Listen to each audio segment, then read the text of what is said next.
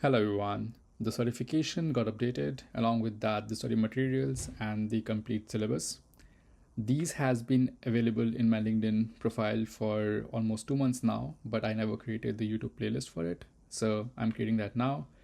For accessing the PDF, feel free to use my LinkedIn profile page. It should be there in the top link. Thank you. Databricks Certified Machine Learning Associate Study Guide Section 1. Databricks Machine Learning identify the best practices of MLOps strategy MLOps, machine learning operations. Best practices ensure that ML models are developed, tested, deployed, and monitored in a reliable and efficient way. Key best practices include establish separate environments. One best practice is to use distinct environments for development, staging, and production. This means developing and experimenting in a dev workspace, testing in the staging environment, and deploying in production. Separating environments helps catch issues early and prevents untested code from directly reaching users. 1, 2.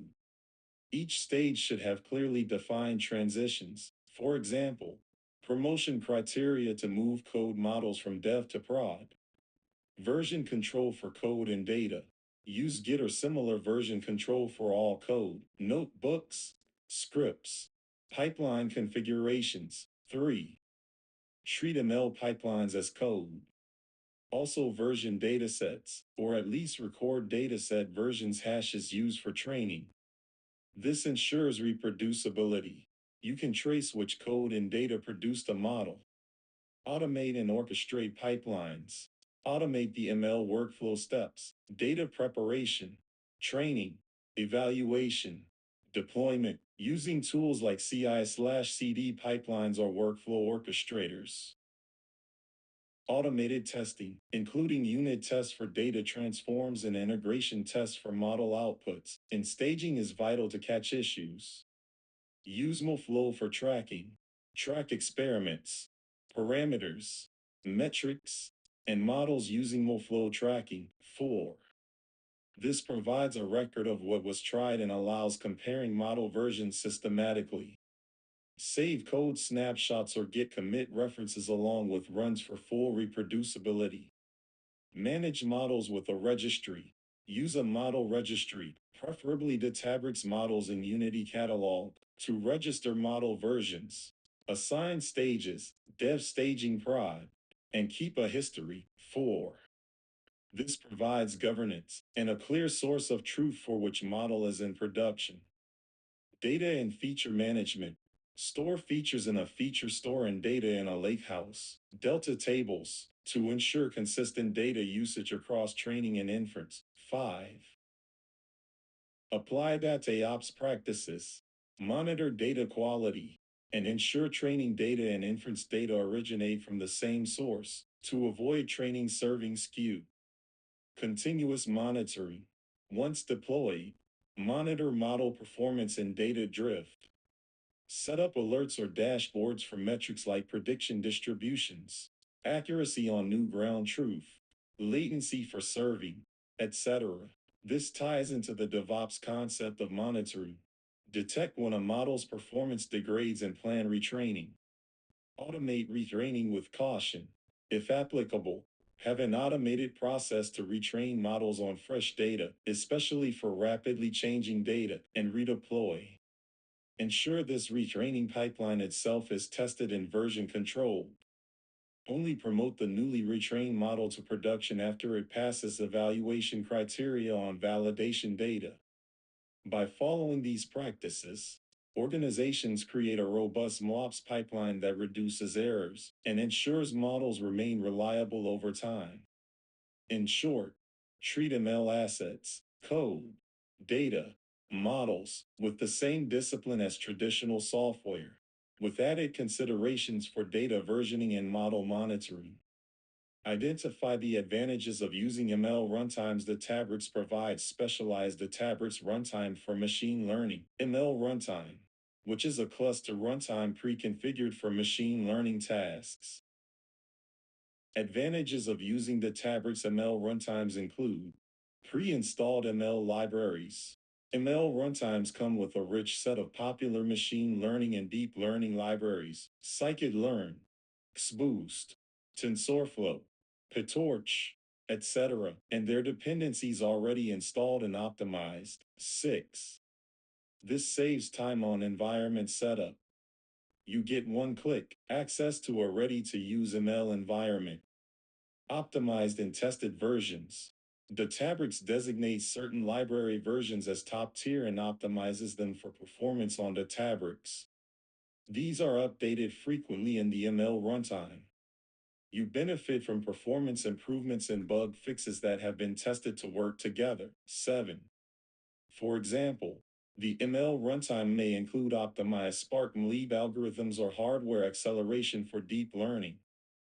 Consistency between training and serving. By using the ML runtime for both interactive development and scheduled jobs, you ensure consistency. The ML runtime also includes MoFlow, enabling you to log models with their dependencies. The resulting MoFlow model will carry an environment spec, so if you deploy it, for example, to model serving, it uses the same library versions. This reduces it worked on my environment issues. GPU support. There are GPU accelerated ML runtimes which include NVIDIA CUDA drivers and libraries. 8. This makes it straightforward to leverage this for deep learning or heavy compute tasks. You can just select the GPU ML runtime and appropriate instance types. The runtime ensures the necessary CUDA and CUDA versions are in place. Integration with Spark and Photon. The ML runtime integrates well with Spark for big data processing. It even enables Photon acceleration for certain operations. Photon can speed up the DataFrame operations and MLeab algorithms on CPU. 9. This means you can do large-scale feature processing in Spark efficiently and then switch into ML libraries seamlessly. Saves environment setup effort.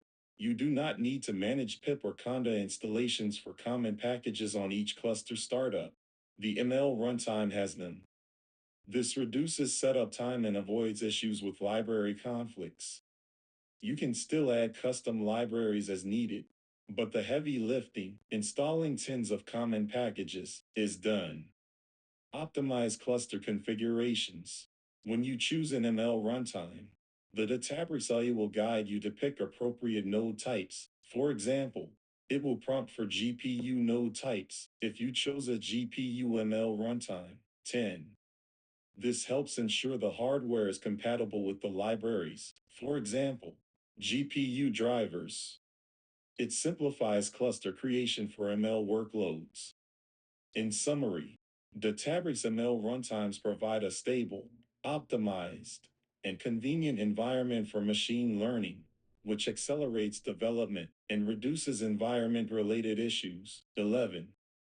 They allow data scientists to focus on modeling rather than dependency management. Identify how Automl facilitates model feature selection. Databricks Automl automates several steps of the model development process, including model selection and feature selection. Automated model selection. Automl automatically tries out multiple algorithms, for example, decision trees, random forests, logistic regression, XBoost, LIGHT-GBM, profit for forecasting, etc. on the given dataset. 12. 13. It orchestrates distributed training and hyperparameter tuning across these algorithms and finds the best model based on a specified metric. This means it essentially performs model selection for you by evaluating many model types and configurations and picking the winner. For example, it might determine that an XBoost model with certain parameters outperforms a random forest or logistic regression for your problem. Hyperparameter tuning, feature of model selection. For each model type, Automl also tunes hyperparameters, using techniques like hyperopt under the hood. By searching the hyperparameter space, it ensures the selected model is close to optimal. This facilitates model selection in that you're not just comparing base models, but each model is reasonably well tuned when compared. Feature selection and engineering. Automl includes an automated data cleansing and pre-processing step. 14. It can detect and handle missing values, encode categorical features, scale features if needed, etc. In doing so, it may drop features that are constant or near constant, and it may one-hot encode or target encode categorical variables. These are forms of automated feature handling. Additionally, Automl outputs Shapley feature importance plots for the best models. 15, 16. By examining SHAP values, Automl helps identify which features are most influential in the model's predictions, and implicitly, features with very low importance could be considered for removal in future refinement. Trial notebooks and feature insights. For each trial model, Automl can generate a notebook with the training code. For classification and regression, these notebooks include code to calculate Shapley values, SHAP, for model explainability. 15. This means Automl not only picks a model, but also helps the user understand which features drove the model's performance. In essence, it highlights an importance ranking of features.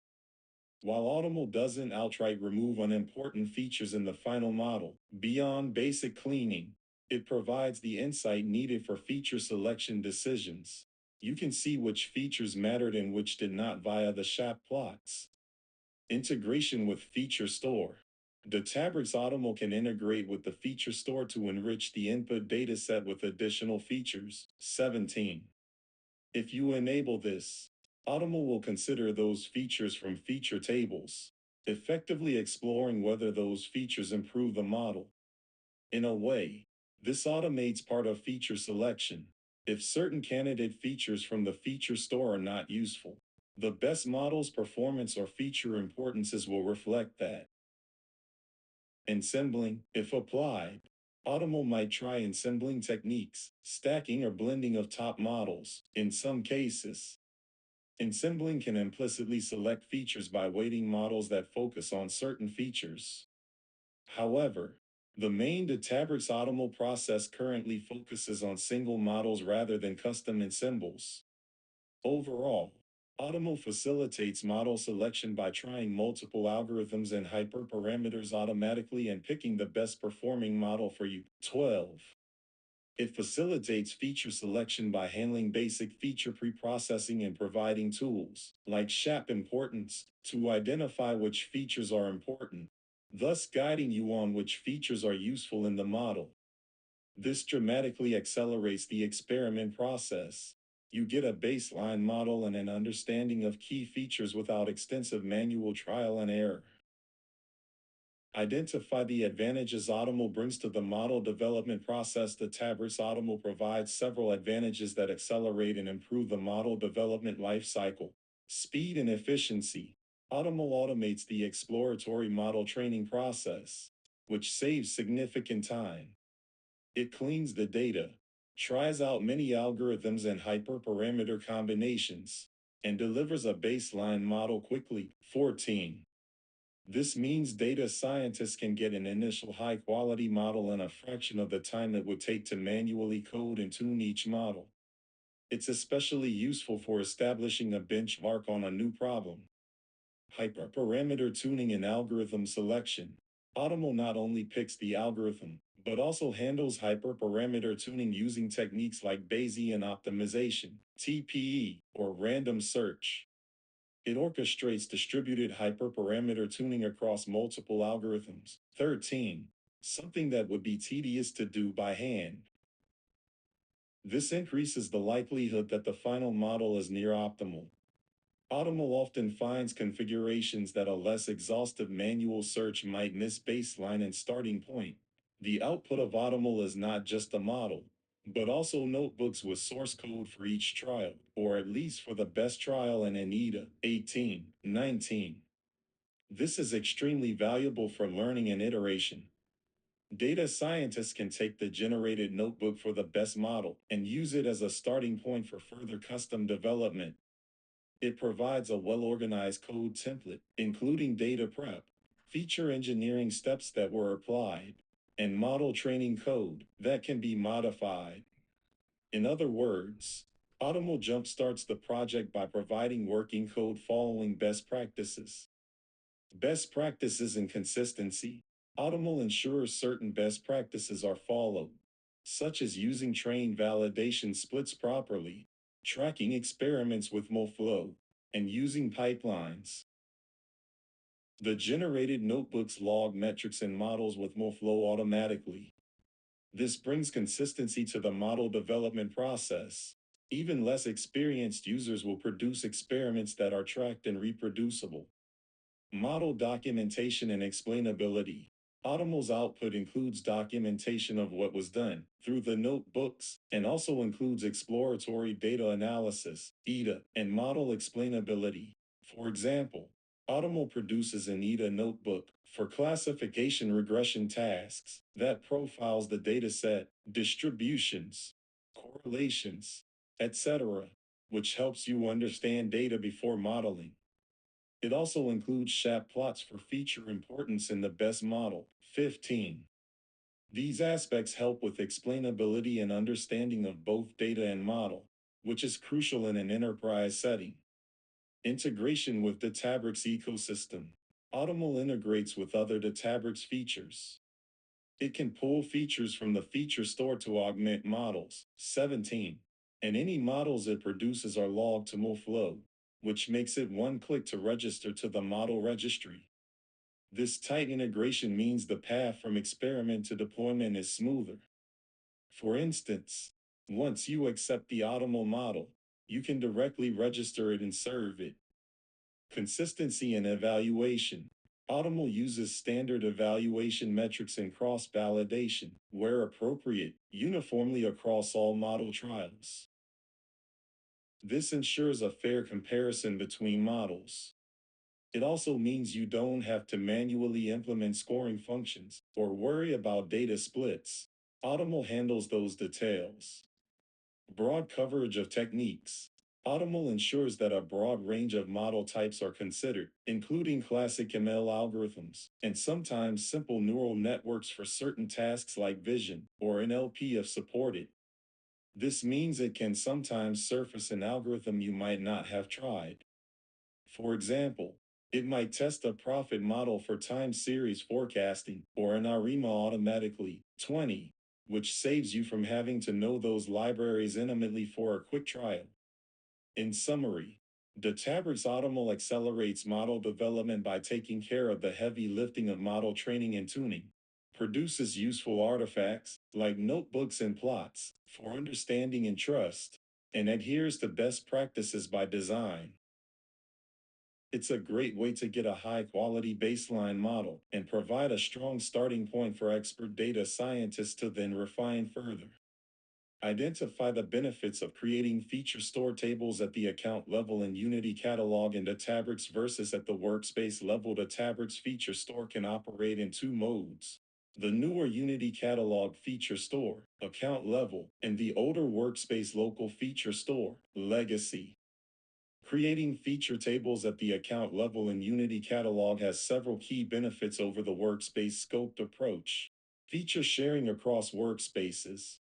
An account level, Unity Catalog. Feature store table is stored in Unity Catalog with a 3-level namespace, catalog.schema.table. This means any Databricks workspace that attaches to that Unity Catalog metastore can access the feature table with proper permissions. 21, 22. In contrast, a workspace level feature table is only visible within the single workspace where it was created. The UC approach enables organization-wide feature sharing. Different teams in different workspaces can discover and reuse existing features instead of rebuilding them. Centralized governance and security. By leveraging Unity Catalog, feature tables benefit from the robust governance features of UC. You can apply fine-grained access control, ACLs, on catalogs, schemas, and tables to control who can read or write each feature table. 23, 24. Unity Catalog provides audit logs and lineage tracking for data assets, including feature tables. This central governance model is more secure and auditable than separate workspace local feature stores. Essentially, features become first class, governable data assets in your lakehouse, avoiding duplication and consistency in a workspace local feature store. If two workspaces need the same feature table, you'd end up duplicating data and computation by creating it in each workspace. With Unity Catalog feature tables, you create the table once in a shared meta store. This avoids divergence. Everyone uses the exact same feature definitions and values. It also reduces storage and maintenance overhead. Lineage and metadata. Unity Catalog integration means feature tables carry rich metadata and lineage information. You can see upstream data sources and downstream model usage.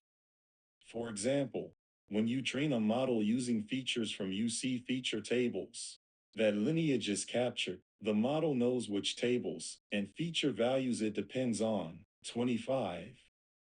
This is extremely useful for compliance and troubleshooting. In a workspace local scenario, lineage might be siloed or harder to track across systems. Time series and primary key constraints. Unity Catalog Feature Store supports primary key constraints and time series feature tables with point in time correctness using delta constraints 26, 27. While the legacy feature store also required primary keys. Managing these constraints in Unity Catalog ensures integrity at the storage layer, delta. In a UC feature table, the primary key definition is part of the table schema in the meta store, making it transparent and enforceable across all usage. Simplified collaboration.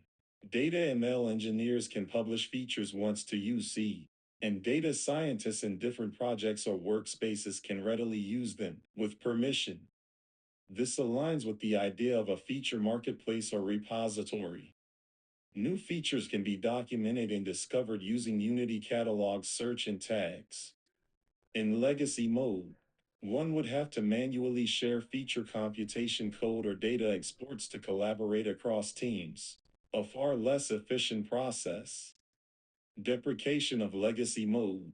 The workspace, legacy, feature store is being phased out in favor of the Unity Catalog Enable feature store. By using account-level feature tables, you're aligning with the latest architecture that will get improvements. Legacy Workspace Feature Store lacks some newer capabilities, and not having to migrate later is an advantage. In summary, account-level, Unity Catalog, feature store tables provide enterprise-grade sharing and governance, ensuring that features are consistent, accessible, and secure across an organization, whereas workspace-level tables are siloed and harder to manage at scale. The UC approach turns your features into a managed, shareable asset similar to how a data warehouse or lakehouse manages tables in one place.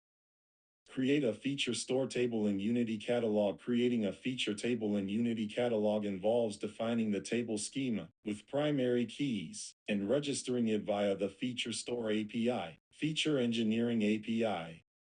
Here are the typical steps in an example. 1. Prepare the data frame of features. First, compute the feature data frame using your transformations. Ensure this data frame contains a primary key column or columns that uniquely identify each row. For example, a customer underscore id. It may also include a timestamp for time series features. In code, you might have # example. Compute features for customers def compute underscore customer underscore features raw underscore df #. Compute features. Return features underscore df # with column customer underscore it as primary key features underscore df equals compute underscore customer underscore features raw underscore df 1. Instantiate the feature engineering client. This client is used to create and manage feature tables in Unity Catalog. From the Databricks.feature underscore engineering import feature engineering client fe equals feature engineering client 2. Create the feature table with create underscore table. Use feature engineering client dot create underscore table to register a new feature table in Unity Catalog. You must provide 3. Name the full UC name in catalog.schema.table format. 4. Primary underscore keys. The primary key columns. 5. Schema. The schema for the table. You can take it from the data frame schema for convenience. 6. Optional. Description. A text description of the table. Customer underscore feature underscore table equals fe dot create underscore table. Name equals apostrophe ml underscore feature underscore catalog dot user underscore features dot customer underscore features. Primary underscore keys equals apostrophe customer underscore id. Schema equals features underscore df dot schema. Description equals apostrophe customer aggregated features. This call creates a delta table in Unity Catalog under ml underscore feature underscore catalog dot user underscore features schema call customer underscore features with customer underscore it as primary key. 28. If that table name already exists, the call would error to update an existing table. You'd use a different approach. Under the hood, it's creating a delta table with a primary key constraint. Alternative. You can also pass the data frame directly with df equals features underscore df to create underscore table, which will create the table and write the data in one step. 29. In batch use cases. This is convenient. It auto saves the data frame to the delta table. 1. Verify the table. The returned object, feature table, contains metadata. You can also use the I in the Databricks data or feature I. Navigate to the catalog and schema to see the new feature table. It will list the schema, primary key, etc. under the hood. The feature table is stored as a delta table in Unity Catalog. The primary key constraint ensures uniqueness and helps the feature store to do merges on that key for updates. If you wanted to create a time series feature table, you would specify time series underscore columns when creating the table or include primary key, :1, typical time series in SQL DDL 3031. SQL alternative. You could also create the feature table via SQL. Create table ml underscore feature underscore catalog dot user underscore features dot customer underscore features. Customer underscore id bigent not null. Feet 1 double. Feet 2 string. Constrain customer underscore features underscore park primary key. Customer underscore id. This would create an empty delta table with a primary key. You would then need to populate it via Python or SQL inserts. The Python API create underscore table essentially does this and also registers the table with feature store. In summary, creating a Unity Catalog feature table involves defining a primary key back delta table, either through the feature store Python API or SQL DDL, and making sure it's known to the feature store. Once created, you can use feature store piece to write data to it and retrieve features from it. Write data to a feature store table after creating a feature table. You'll want to ingest or update data, feature values, in it. Databricks feature store provides the write underscore table function to insert or merge feature data. Here's how to use it. 1. Computer prepare the feature data frame. Ensure you have a data frame containing the latest feature values in the primary key. For example, new underscore features underscore df equals compute underscore customer underscore features, new underscore raw underscore data, # has customer underscore it in feature columns 2. Use write underscore table to upsert data. The feature engineering client .write underscore table method writes the data to the feature store table. You typically use mode equals merge for upserts, update if key exists, insert if new 32, 33. For example, fe equals feature engineering client fe.write underscore table, name equals apostrophe ml underscore feature underscore catalog dot user underscore features dot customer underscore features. df equals new underscore features underscore df. Mode equals merge. This call will match on the primary key, customer underscore id, and update existing rows, or insert new rows accordingly, 34, 35. Using mode equals merge is the common way to periodically refresh feature tables. If a row with a given primary key is in new underscore features underscore df, its feature values will replace the old values for that key.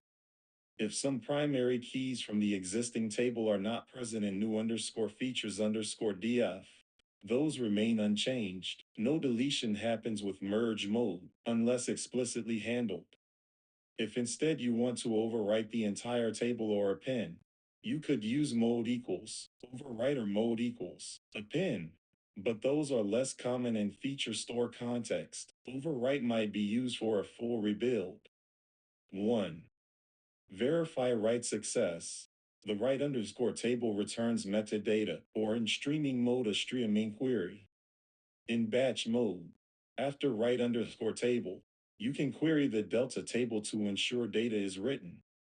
For example, feth underscore df equals fe dot read underscore table, name equals apostrophe ml underscore feature underscore catalog dot user underscore features dot customer underscore f features, feth underscore df dot filter, customer underscore it equals 123.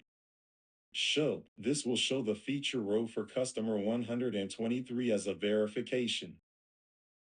Handling new feature columns. If you need to add new feature columns to an existing table, you can update the table schema by providing a data frame with new columns to write underscore table. The write underscore table will detect new columns and add them to the table when using the Feature Store API in Unity Catalog. The documentation suggests updating the feature computation function and then calling write underscore table, which will merge new columns. Under the hood, it performs an alter table to add the column 36, 37. Example: suppose you want to periodically update features daily. You schedule a job that reads yesterday's transactions and computes new features. That job calls fe.write underscore table. Mode equals merge to merge those new feature values into the main feature table. The feature store ensures only the feature columns are updated. Primary keys not in the batch remain as is. The feature store handles a lot of complexity, especially with merging on primary key. Underneath, the merge is basically a delta merge operation on the primary key for batch writes. This makes sure feature updates happen atomically and correctly. In summary, to write data to a feature store table, use feature engineering client.write underscore table with the target table name and a data frame of feature data. In most cases, use merge mode to upsert based on the primary key, 38, 33. This will insert new entities and update existing ones' feature values, keeping your feature store up to date. Train a model with features from a feature store table. Training a model using feature store features involves joining feature tables to your training data so that your model has all the feature columns it needs.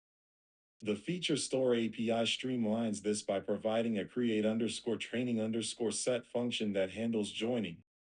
Here's how you do it. 1. Prepare the base training data frame.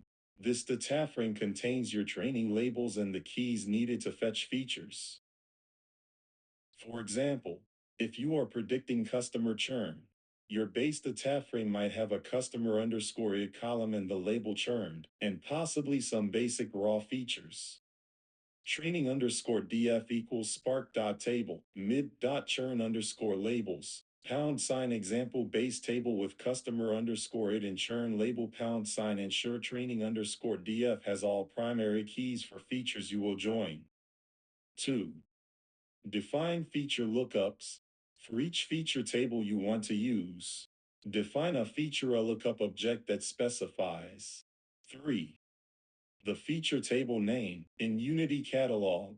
Use the full catalog.schema.table. 4. Which feature columns to retrieve, or none empty to get all features. 5. The lookup key.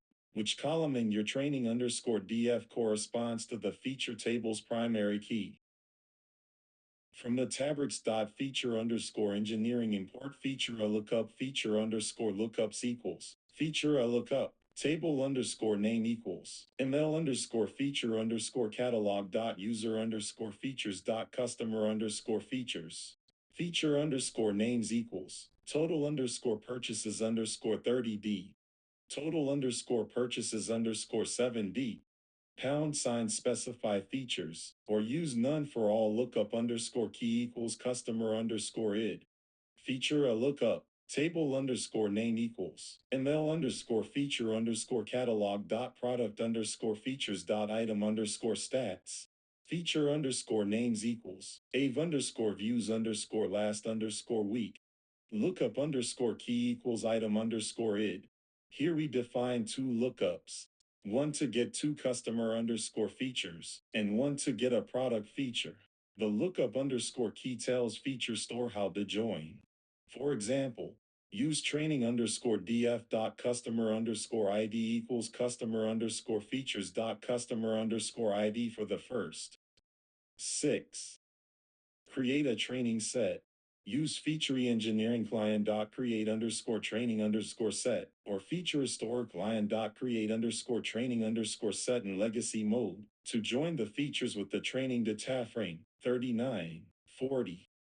You also specify the label column and any columns to exclude, like keys or raw columns that you don't want duplicated in the final set.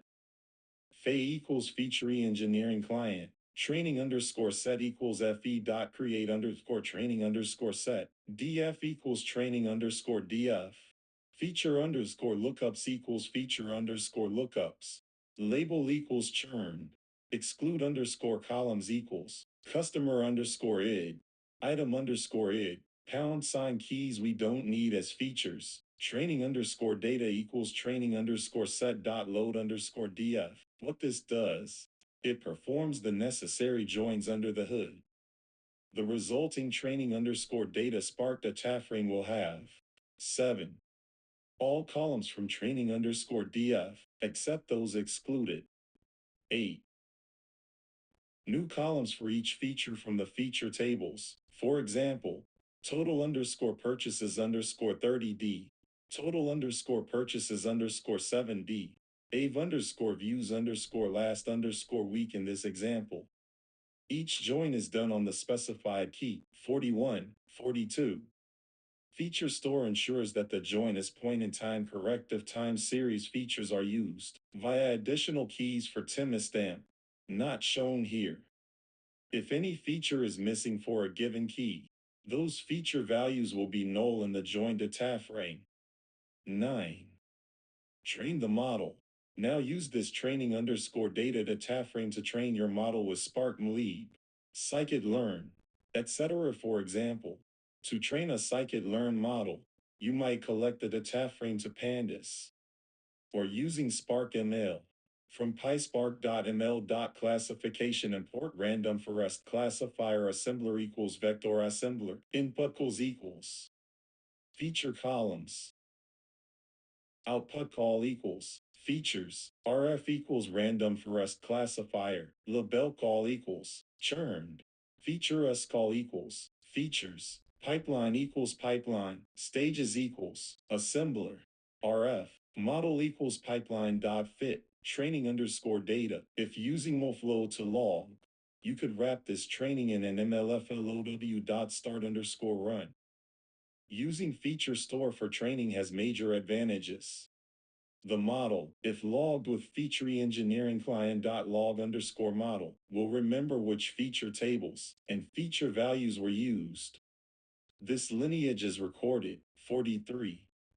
For example, the model knows it depends on customer underscore features dot total underscore purchases underscore 30D etc.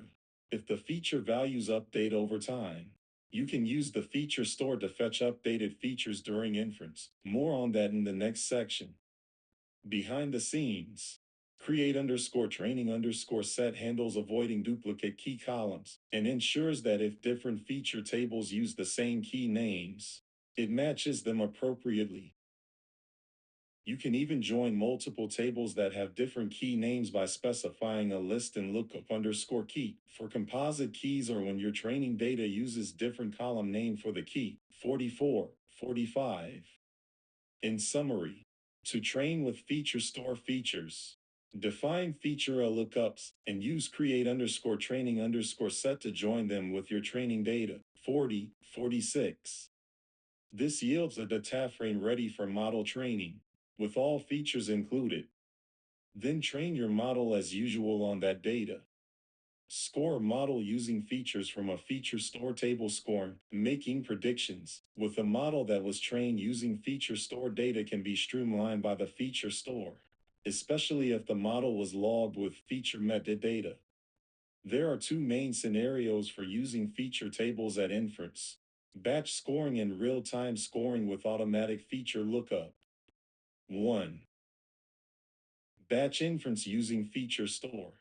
If you have a batch of new data with primary keys and want to score using the latest feature values, prepare a Spark data frame with the primary key column for which you need predictions, plus any additional contextual columns that your model might require at prediction time. For example, if your model needs some real-time data that isn't in feature store, include it. Use the feature store score underscore batch API to fetch features and score the model in one step. For example, from the Databricks.feature underscore engineering import feature engineering client fe equals feature engineering client, predictions underscore df equals fe dot score underscore batch, model underscore URI equals models slash churn underscore model production, df equals batch underscore keys underscore df. Here, batch underscore keys underscore df is a data frame containing columns like customer underscore id and any other keys needed. Score underscore batch will look up the feature values for each customer underscore id from the feature store. It knows which features to fetch because the model has feature metadata. Load the model and apply it to produce predictions.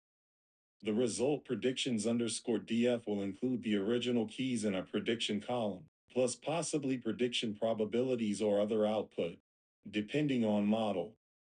Under the hood, if the model was logged with the feature store, using log underscore model via feature engineering client, it carries the necessary reference to feature tables and the join logic. The score underscore batch method retrieves those features and joins them, similar to how create underscore training underscore set worked, 47, 48. This saves you from manually joining tables for inference. Alternate approach. If you did not log the model with feature store metadata, you can manually replicate what we did in training. Join the necessary feature tables to your inference data frame of keys. Then apply the model. For example, # manual join approach, if not using score underscore batch. Inference underscore set equals fe dot create underscore training underscore set. Df equals batch underscore keys underscore df. Feature underscore lookups equals. Same as used in training.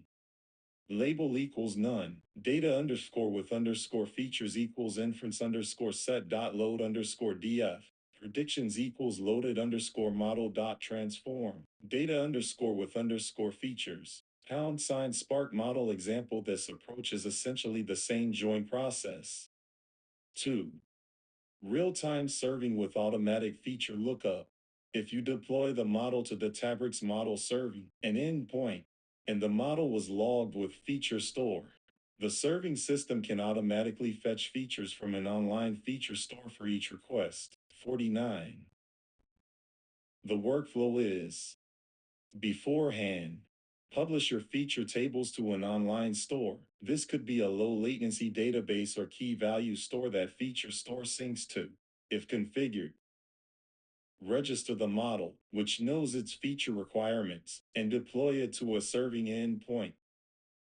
When a request comes in with a primary key, the serving endpoint will automatically retrieve the latest feature values for that key from the online store and feed them to the model, returning the prediction. This happens behind the scenes if the model has feature lookup information. For example, if your model requires customer underscore features dot total underscore purchases underscore 30D, you ensure that table is configured with an online store and updated. When you call the REST API for the model serving endpoint with customer underscore id 123 as input, it will attach the needed features for customer 123 before scoring. Key point: to use these conveniences, the model must be logged with the feature store. Typically, you would train using create underscore training underscore set and then log the model with feature engineering client.log underscore model. This attaches the feature spec, table names, keys, etc. to the MoFlow model. The system then knows how to fetch features for both batch and online scoring. 51. Manual batch scoring example. Suppose we have a scikit-learn model stored at model underscore Yuri, and we want to do batch scoring for a list of customer underscore IDs. # batch underscore keys underscore DF. Spark the taffering with customer underscore id for all customers to score predictions underscore DF equals FE dot score underscore batch. Model underscore Yuri equals models / churn underscore model production. DF equals batch underscore keys underscore DF. Display predictions underscore DF dot limit 5. This will yield a data frame with customer underscore id in the prediction. For example, churn probability or label. If needed, score underscore batch can accept a pandas data frame as well and return a pandas data frame in local mode. But using Spark allows distributed scoring without feature store. For contrast, if not using feature store score underscore batch, you would have to load the model, load or compute the feature data, joining possibly multiple tables. Ensure the feature names and types match what the model expects. Then feed it to the model. Feature store automates much of this. In summary, scoring a model with feature store features is easiest via score underscore batch for batch predictions. 47. It will automatically join the necessary features using the model's recorded feature metadata and output predictions. For real-time, deploying the model with its feature metadata enables automatic online feature lookup during serving. This ensures your model always gets the correct, updated feature values at inference time without custom join code.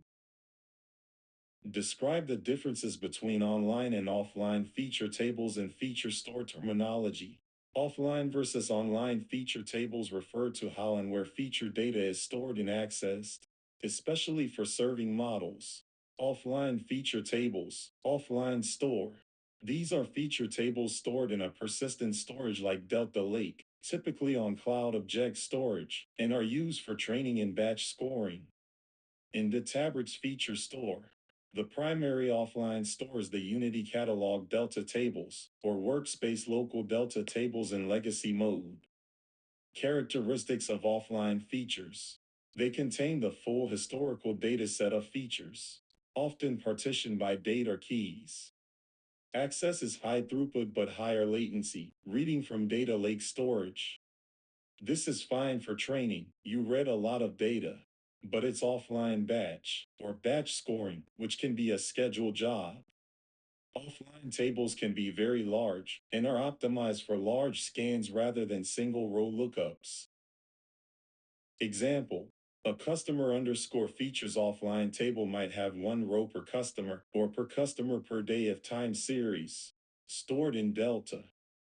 You use it to build training sets and to do weekly batch score of all customers. Updates to offline tables might be done in batches. For example, daily idle jobs writing new partitions or merging updates. They are not usually updated in real time for every event. Online feature tables, online store.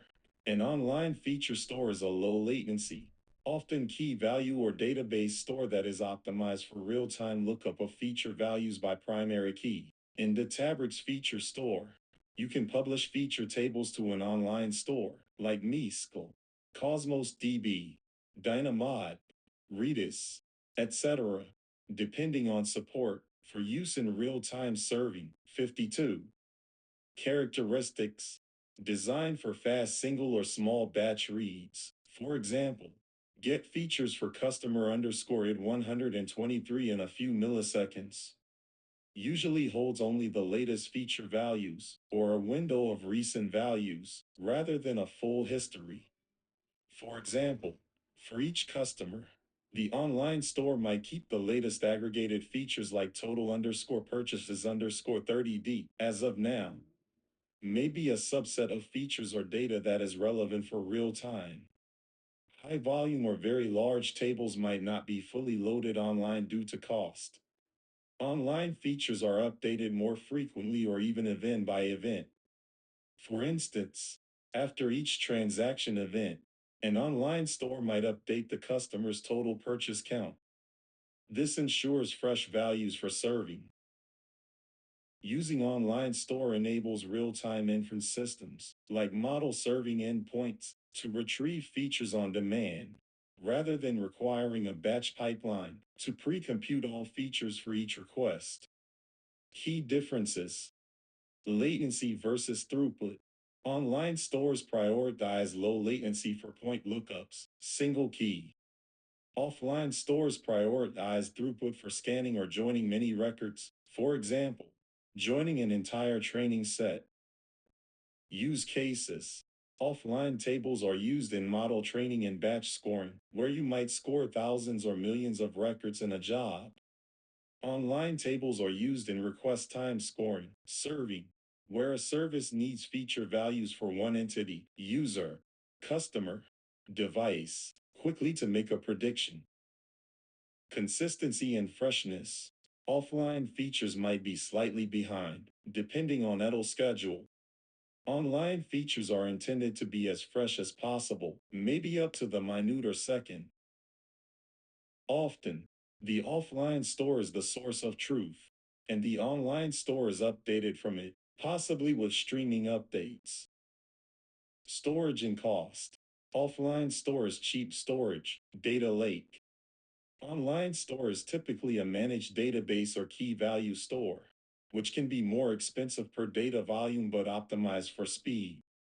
Thus, you might not want to put terabytes of historical feature data in an online store. Access patterns. Offline store allows complex slicing. For example, give me all features for all customers in California for last month. A large analytical query. Online store typically only allows access by primary key. Give me features for customer underscore it 123. Implementation in the Databricks feature store. When you create feature tables in Unity Catalog offline, you have the option to publish them to an online store. The feature store will handle sensing new data to the online store. For instance, if using AWS, the online store might be a MySQL database, where each feature table becomes a table key by primary key. The feature lookup and model serving knows whether a feature table has an online store available and will query it if so. 49. Example: consider a fraud detection model. Offline, you have a feature table of aggregated transaction stats per user per day for training. It's huge, months of data. Online, for serving, you only need the latest day's aggregates for a user at the moment of a transaction. These are kept in an online store that gets updated as transactions happen. The model serving endpoint, on receiving a new transaction for user X, queries the online store for user X's latest features and scores the model. Meanwhile, the offline store logs everything historically and is used to retrain the model nightly. In summary, Offline feature tables are the source for model development and large-scale batch scoring, stored in the lakehouse, whereas online feature tables are fast-access versions of features for real-time inference needs, stored in a specialized store. Both contain the same logical features, but serve different stages of the ML lifecycle, training batch versus serving. Typically, you maintain an offline feature store as the system of record and use an online store to serve a subset of those features with low latency. 52. Identify the best run using the MLflow client API. When you perform multiple model training runs in MLflow, you often want to find the best run. For example, the run with the highest accuracy or lowest error. Using the MLflow client API, you can query runs and sort or filter them to identify the top performer. Here's how you can do it. Approach. Use MLflow client.search underscore runs or the Fluent MLFLOW.search underscore runs with an appropriate order underscore by clause. 1. Initialize MLflow client. From MLFLOW.tracking import MLflow client equals MLflow client. Optionally, set the tracking area or workspace, if not in the Databricks notebook context. 2. Determine experiment scope. You need to know which MLflow experiments to search. Typically, runs are grouped in an experiment. You can get an experiment ID or name. In Databricks, an experiment is usually linked to a notebook or a path. For example, experiment equals client.get underscore experiment underscore by underscore name slash users u experiments churn underscore experiment exp underscore it equals experiment dot experiment underscore ID, or if you have the experiment ID directly. 3. Search for runs with sorting. Use client.search underscore runs. Runs equals client.search underscore runs. Experiment underscore ids equals exp underscore id. Filter underscore string equals # optional filter like params.model equals xboost. Order underscore by equals metrics.accuracy desk. Max underscore results equals 1. Best underscore run equals runs 0. If runs else none. In this example, we are searching the given experiment for all runs and ordering by the metric accuracy in descending order, so highest accuracy first. 54. We set max underscore results equals 1 to only fetch the top run. For efficiency, the result is a list of run objects. The first one is the best by accuracy.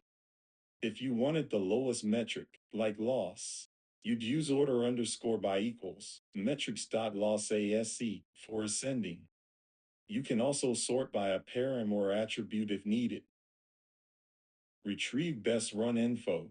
The best underscore run object has data like best underscore run dot data dot metrics, best underscore run dot data dot params, best underscore run dot info dot run underscore ID. This allows you to see what parameters the best run had and what its metrics were. For example, print best run ID, best underscore run dot info dot run underscore ID, print accuracy, best underscore run dot data dot metrics, accuracy, print parameters, best underscore run dot data dot params. Alternative using MLFLOW dot search underscore runs. If you're in a Databricks notebook or have MLflow set up, you can do import MLflow df equals MLFLOW dot search underscore runs exp underscore id. Order underscore by equals metrics dot accuracy desk. Max underscore results equals 1. Best underscore run underscore id equals df dot alloc 0. Run underscore id. Best underscore ac equals df dot alloc 0. Metrics dot accuracy. This returns a pandas data frame of runs. The Fluent API is convenient in notebooks. Filter example. Often you might only consider runs from a certain set, for example, a specific model type. You can use filter underscore string in search. Runs equals client.search underscore runs, exp underscore id. Filter underscore string equals Params.model underscore class equals random forest. Order underscore by equals. Metrics.roc underscore AUC desk. Max underscore results equals 1. Best underscore RF underscore run equals runs 0. This finds the best run among those where the param model underscore class was random forest. Sorted by op. Using the MoFlow AI. Without code. You could also open the MoFlow experiment AI in Databricks, sort the runs by the metric column, and identify the top run. But via API. The above method is how to do it programmatically. In summary, to get the best run via MoFlow client, use MoFlow client.search underscore runs on the experiment. Sort by the desired metric in the appropriate order. Take the first result as the best run. This approach gives you the run ID and details of the top performer, which you can then use. For example, load the model associated with that run, etc. Manually log metrics, artifacts, and models in MoFlow. Run MoFlow allows you to log various components of your machine learning runs. When doing this manually, as opposed to using MoFlow's autolog, you need to use MoFlow tracking a piece within a run context. The typical workflow is 1. Start a run. Use mlflow.start underscore run, often as a context manager, to initialize a MoFlow run. This will tie together the metrics, params, etc. that you log until the run is ended. Import MoFlow mlflow.set underscore experiment, me experiment, # optional.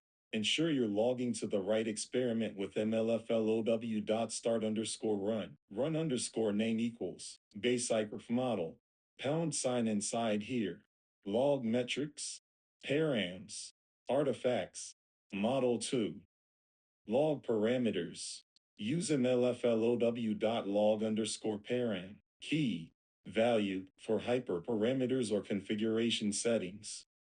mlflow.log underscore param, max underscore depth. 5. mlflow.log underscore param, model underscore type, random forest. This records parameters under the run. You typically log anything that might affect the model's behavior, hyperparams, data source identifiers, feature count, etc. 3. Log metrics. Use mlflow.log underscore metric, key, value, to log performance metrics. You can call this multiple times, for example, in each training epoch or for train and validation sets. If you log the same metric key multiple times, MoFlow records a time series. For final metrics, a single call is sufficient. mlflow.log underscore metric, accuracy, 0.912. mlflow.log underscore metric, awk underscore rock, 0.854. Metrics should be numeric. By default, if using within A with mlflow.start underscore run, block, the run will capture the timestamp for each metric logged. You can also log metrics at different steps. For example, mlflow.log underscore metric, loss, cur underscore loss, step equals epoch, which is helpful for tracking training curves. 4. Log artifacts. Artifacts are output files, plots, data files, model files, etc. associated with the run. Use mlflow.log underscore artifact, local underscore path, artifact underscore path equals none, to upload a file, or mlflow.log underscore artifacts, local underscore dir, artifact underscore path equals none, to upload all files in a directory. Example, # suppose we generated a plot and saved to roc underscore curve.png, mlflow.log underscore artifact, roc underscore curve.png, artifact underscore path equals, plots, # also log a sample of the test data mlflow.log_artifact, sample underscore predictions.csv, artifact underscore path equals predictions. After this, in the mlflow for the run, you would see an artifacts section with plots/roc underscore curve.png and predictions/sample underscore predictions.csv files. Artifacts can be anything: model explainability charts, serialized objects, etc. 5. Log models. To log a model so that it can be later easily loaded or registered, use one of mlflow's model logging functions. There are a few ways. 6. Use a built-in flavor logger like mlflow.sclearn.log_model. Model. Artifact underscore path equals model if it's a scikit-learn model, or mlflow.spark.log_model for Spark models, etc. 7. Or use the generic mlflow.log_model if you have a saved model file. Example for scikit-learn. From sclearn.ensemble import random forest classifier rf equals random forest classifier max underscore depth equals 5 rf.fit x underscore train y underscore train mlflow.sclearn.log underscore model rf artifact underscore path equals model. This will save the random forest model as an mlflow model artifact under the model directory for this run. It includes the pickle of the model, conda environment, etc. once logged. You can later do mlflow.sclearn.load underscore model runs / less than run underscore it greater than / model to retrieve it. If using PySpark, mlflow.spark.log underscore model, spark underscore model, artifact underscore path equals spark underscore model. And for other frameworks, mlflow has flavors, TensorFlow, PyTorch, XBoost, etc. If none fits, you can use mlflow.python.log underscore model to wrap a custom model. In the run, exiting the with mlflow.start underscore run block automatically ends the run. If you didn't use a context manager, you'd call mlflow.end underscore run explicitly. Ending the run finalizes it so it's queryable and visible. Complete example. Import mlflow with mlflow.start underscore run underscore name equals rf underscore classifier #log parameters mlflow.log underscore paran max underscore depth 5 mlflow.log underscore paran n underscore estimators 100 mlflow.log underscore feature underscore count x underscore train.shape 1 #train model rf equals random forest classifier max underscore depth equals 5 n underscore estimators equals 100 random underscore state equals 42 rf.fit x underscore train y underscore train #evaluate ac equals rf.score x underscore test y underscore test mlflow.log underscore metric accuracy ac #log and artifact confusion matrix plot import matplotlib.pyplot splt from sclearn.metrics import confusion matrix display from underscore estimator rf x underscore test y underscore test figure underscore dot savefig conf underscore mat.png mlflow.log underscore artifact conf underscore mat.png #log model mlflow.sclearn.log underscore model rf artifact underscore path equals model. During or after this run, in the mlflow you would see params max underscore depth n underscore estimators feature underscore count metrics accuracy artifacts conf underscore mat.png under root or unspecified folder artifacts Model, a folder containing the saved random forest and environment files. By logging these manually, you ensure all relevant info about the run is captured. Later, you or colleagues can compare runs by metrics and see which parameters led to better results. The saved model artifact can be easily loaded or moved to production. For example, register to model registry. Note, logging too many metrics or artifacts can slow down the run. So typically log key metrics and maybe one artifact per type like a plot. MoFlow has limits, like artifact max size configurable, and too frequent metric logging might be throttled. But for most use cases, it's quite flexible. Identify information available in the MoFlow AI. The MoFlow AI, either in Databricks or the open source MoFlow AI, provides a dashboard of information for experiments and runs. Key pieces of information you can find in the MoFlow AI include experiment page. This is the top level page for an experiment. It shows a table of runs. Each run is typically a row with columns for run name ID, an identifier or user provided name. Source, Databricks. If the run is from a notebook job, it might show the notebook path. Parameters. Each parameter log becomes a column. For example, max underscore depth, in underscore estimators. The cell shows the value of that param for the run. Metrics. Each metric, latest value, becomes a column as well. For example, accuracy, AUC. The cell shows the last log value, or last logged at step if time series. Tags.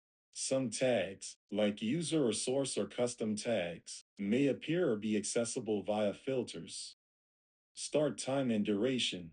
Typically, there's a column for when the run started and how long it ran. User, which user initiated the run, useful in multi-user setups. You can sort this table by any column to easily find the best run for a metric. For example, you can also filter runs by parameter or metric values using the search bar. For example, metrics.accuracy greater than 0.9 and params.model underscore type equals xboost. Run detail page. Clicking a run or its name takes you to the run's detail page. This includes run metadata, such as run ID, start and end time, user, source, like notebook or script path, and the experiment it belongs to.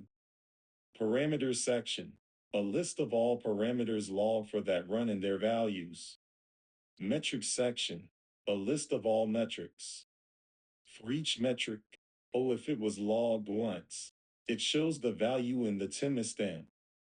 If it was logged multiple times, time series, the AI will often show a small line chart icon.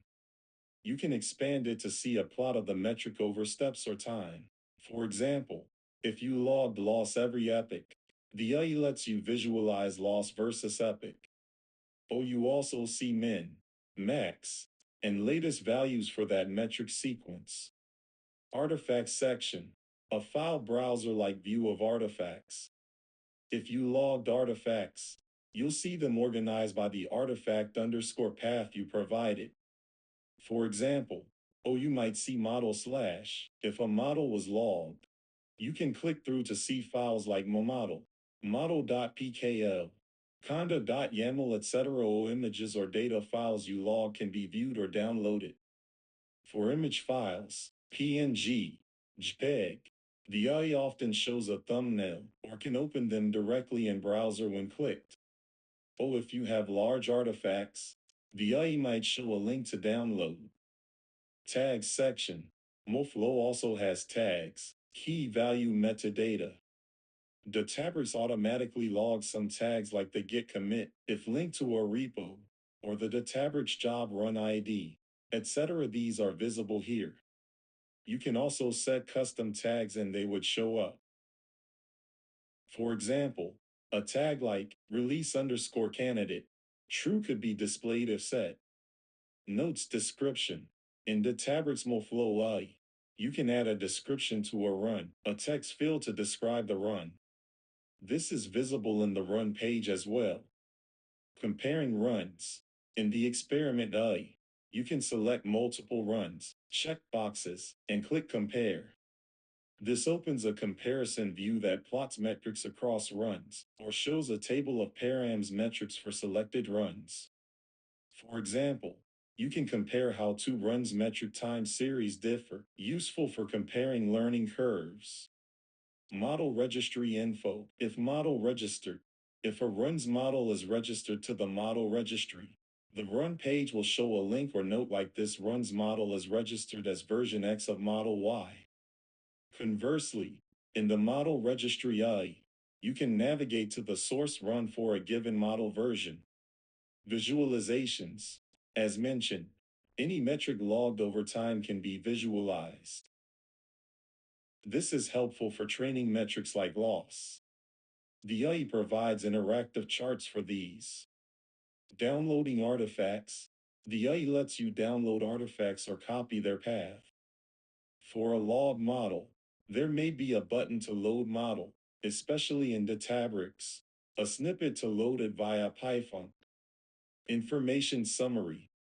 Who ran the experiment, user, when, and where, which notebook or script. Parameters used for the run. Metrics outcomes, with history if applicable. Artifacts outputs, models, files, etc. Lineage. It's not explicit in AI, but run tags might include parent run IDs or job IDs if it was part of a workflow. Comparison of runs across these dimensions. All this info helps in analyzing experiments. For example, you might open the best run and see what parameters it used in its evaluation metrics.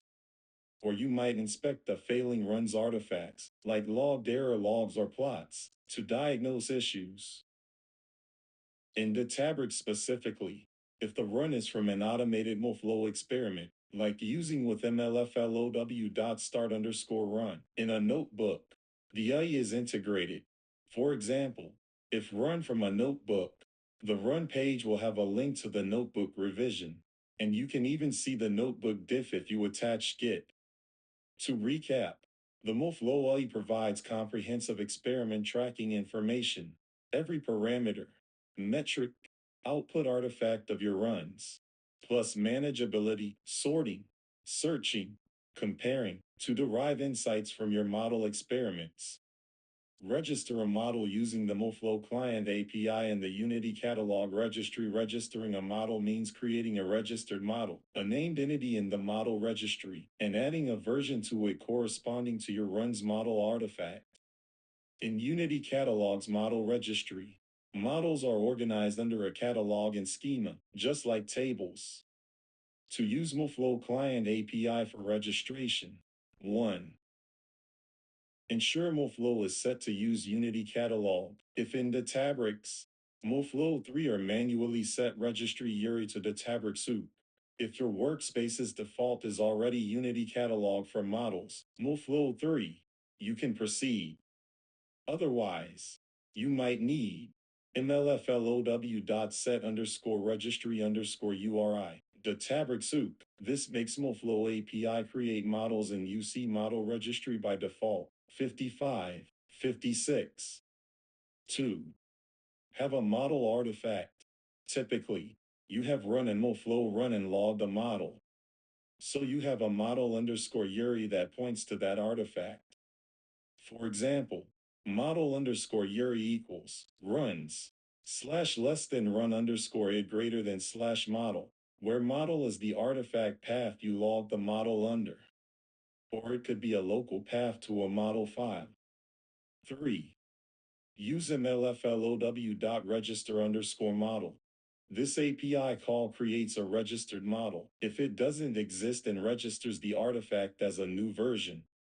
Import MoFlow result equals mlflow.register_model. Model_URI equals runs /1234 apt 5678 if model. # source of model, run ID and artifact path. Name equals milliliters underscore prod underscore catalog. Milliliters underscore models. Churn model, # Unity catalog 3-level name. Important. In Unity catalog, model names are 3-level. Less than catalog greater than. Less than schema greater than. Less than modem greater than. 57, 58. For example, if your Metastore catalog is milliliters underscore prod underscore catalog and you have a schema milliliters underscore models, you might name the model churn model in that schema. The example above registers the runs model as churn model in UC.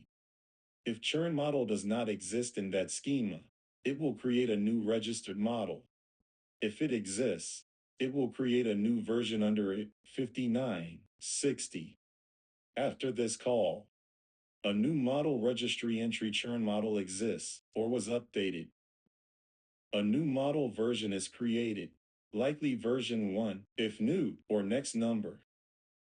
The result object contains info like the registered model name and version number. For example, result.version might be 1. You can print f, registered model, result.name, print f, new version, result.version, verify an I.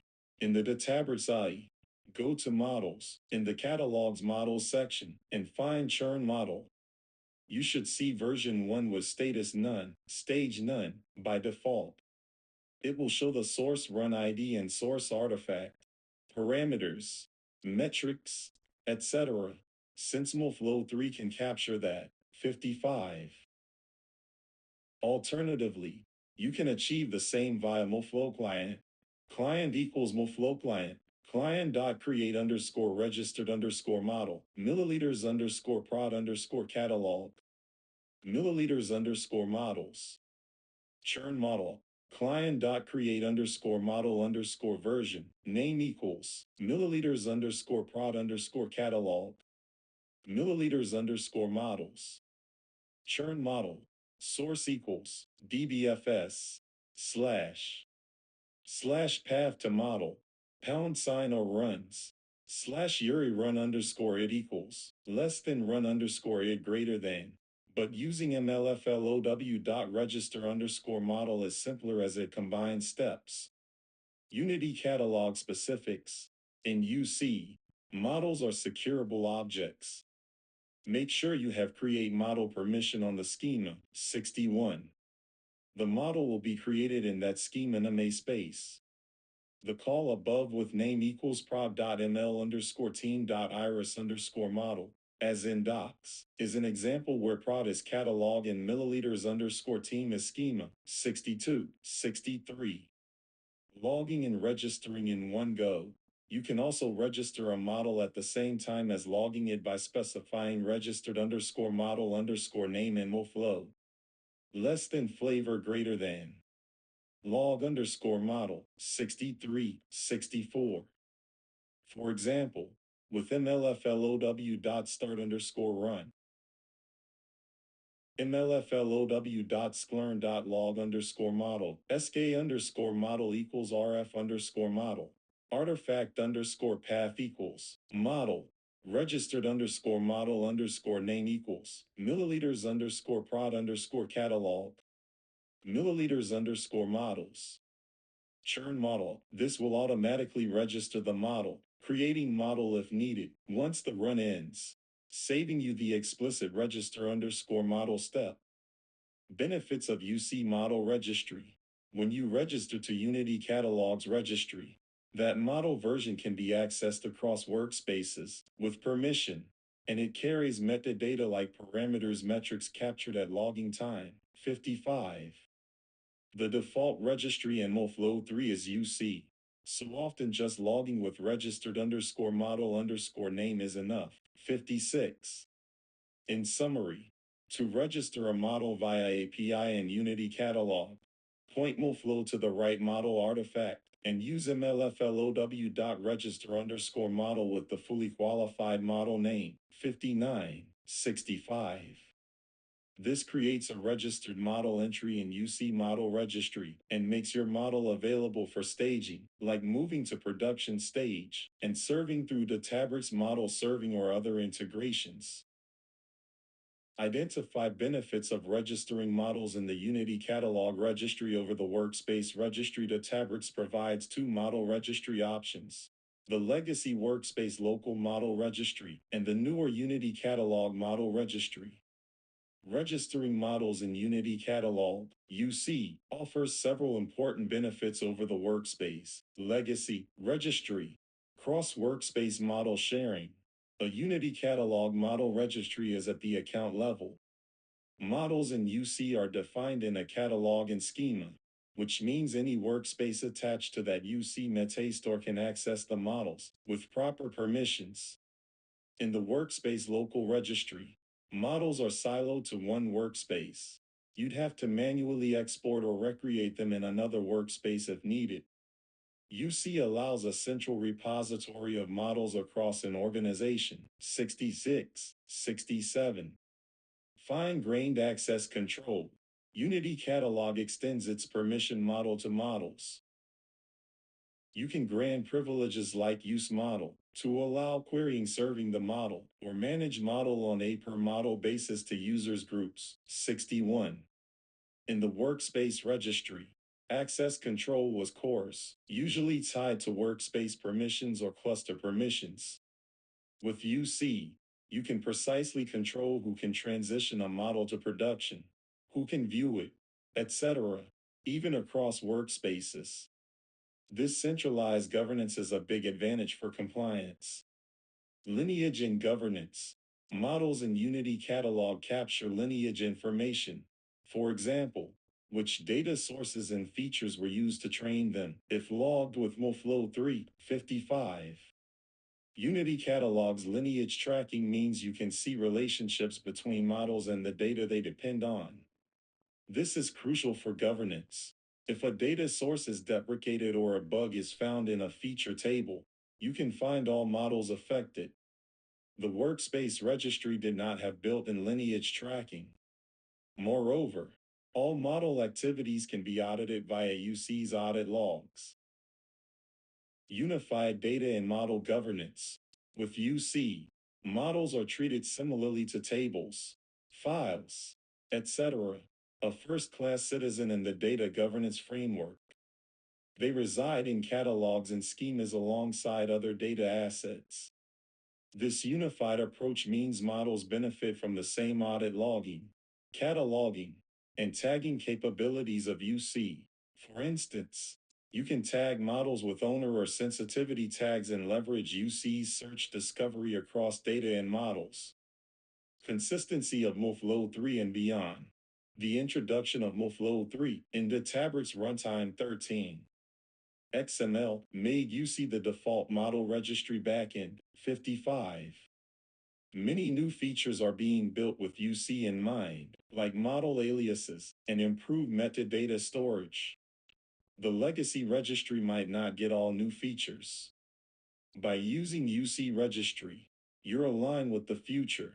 For example, model aliases like champion slash challenger tags for versions are supported in UC Registry, helping manage staging and production assignments more flexibly. 68, 69.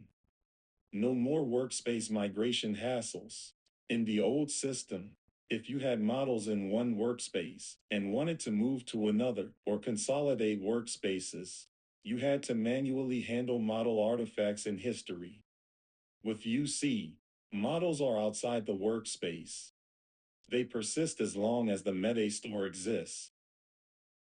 Workspaces become essentially clients to the central registry. This decoupling makes organizational changes easier. Enterprise-grade scalability. UC's backing store for models is designed to scale with many models and versions across many teams. The Workspace Registry, backed by the Workspace's DBFS and Databricks control plane metadata, might become cluttered or harder to manage at enterprise scale. UC also allows organizing models into catalog schemas.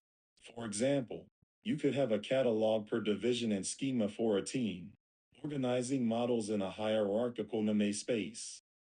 The workspace registry was flat, just model names per workspace. Feature store and experiment integration. Newer integration, such as capturing training parameters metrics automatically in model version when using MoFlow 3 and linking to feature store lineage, are enhanced in UC. For instance, when you register a model in UC, it directly stores training metrics params with the model version 55, making the registry entry richer. No need to go back to the experiment run for basic info. The workspace registry largely just pointed to an MoFlow run ID for details. Future support and investment. Databricks has indicated Unity Catalog Model Registry is the way forward. The workspace registry is effectively legacy. So, using UC Registry ensures continued support and new features, whereas Workspace Registry may not receive significant updates. To illustrate, consider governance. In UC, if a model is sensitive, you could limit access such that only certain groups can use model, which would restrict loading serving it. 61. You could enforce that production models are only updated via a governed process by restricting who can write new versions. In the workspace registry, you relied on workspace permissions, which could be all or nothing. Either user can see all models in that workspace or none. Generally, in summary, registering models in Unity Catalog gives you centralized, shareable, and governable model management, aligning with data governance and multi-workspace collaboration. 71. It overcomes the silos of the workspace registry and is essential for organizations that treat models as important assets similar to data. Identify scenarios where promoting code is preferred over promoting models and vice versa in MLOps. Promoting code versus promoting models refers to two patterns for moving from development to production. Promoting code, retrain in prod. You move the training code through environments and retrain the model from scratch in production, using production data. Promoting model artifacts. You train a model in development and then move the saved model artifact, binary, through environments into production without retraining. When to promote code, preferred in most situations. Promoting code means the exact same training pipeline code that was validated in dev is run on production data to produce the model that goes to production. Scenarios favoring this approach. Access to production data is needed. If production data, full data set, is only accessible or securely accessible in the prod environment, you should retrain there so the model sees that data. 72, 73. For example, customer data might not leave the production environment for compliance, so you must train your model in prod with that data. Consistent deployment process. By promoting code, you ensure all code, feature engineering, model training goes through the normal software testing and CI/CD process. The model in prod is generated by code that has been code reviewed, tested, and is version controlled in the release branch. 74, 75. This reduces the chance of a discrepancy between dev and prod. The model is a result of prod code, not a foreign artifact. Automated retraining pipelines.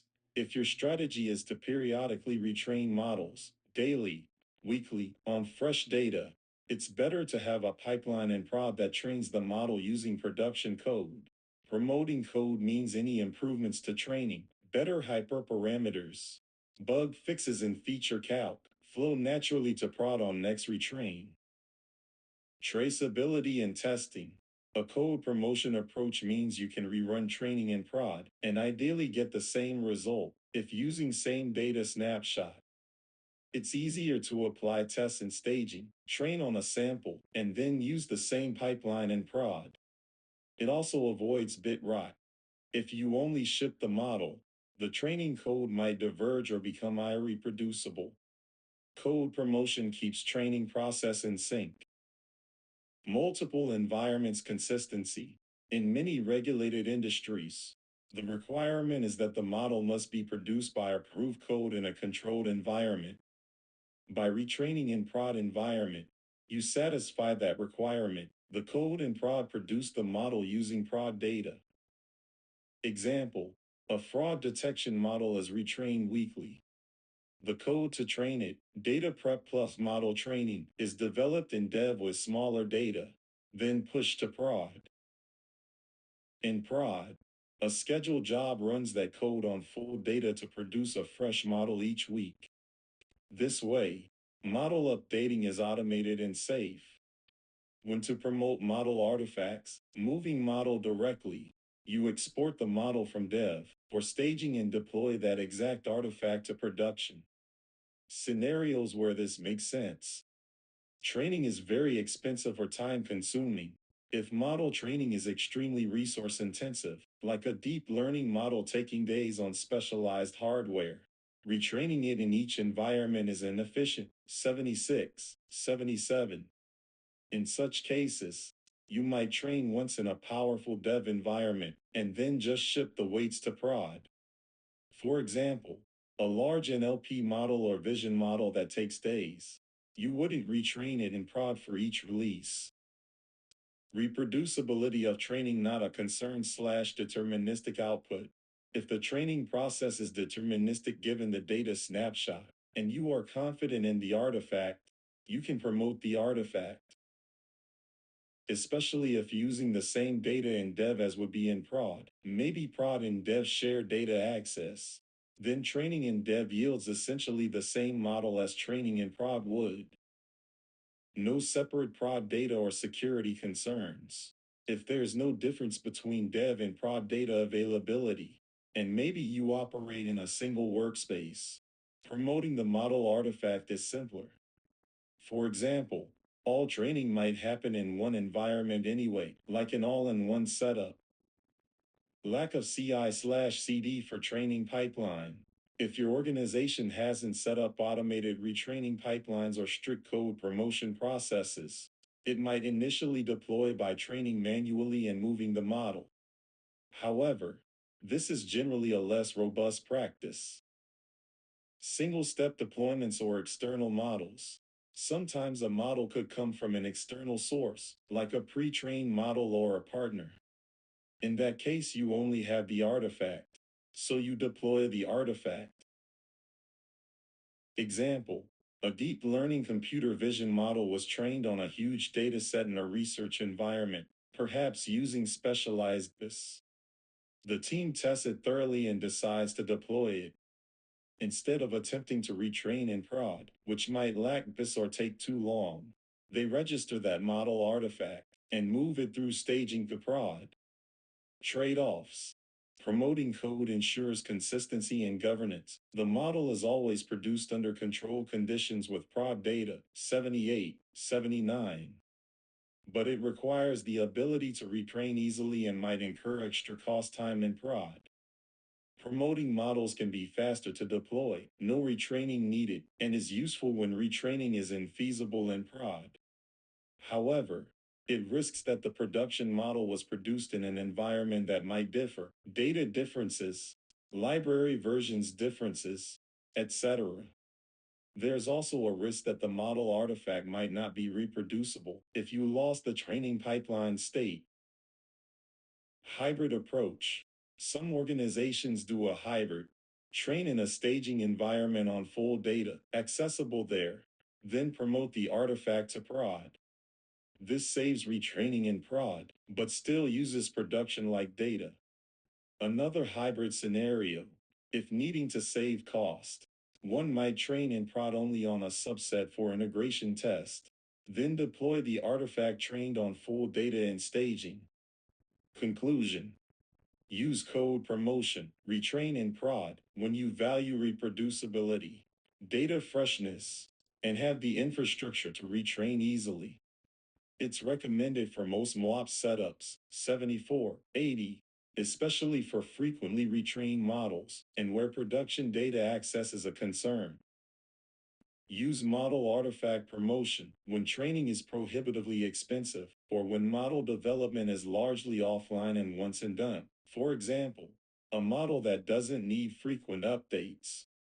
Also, in early stages of MLOps maturity, teams might do this as a simpler deployment. Always weigh regulatory compliance needs. Some industries won't allow a model in prod that wasn't generated under a controlled process.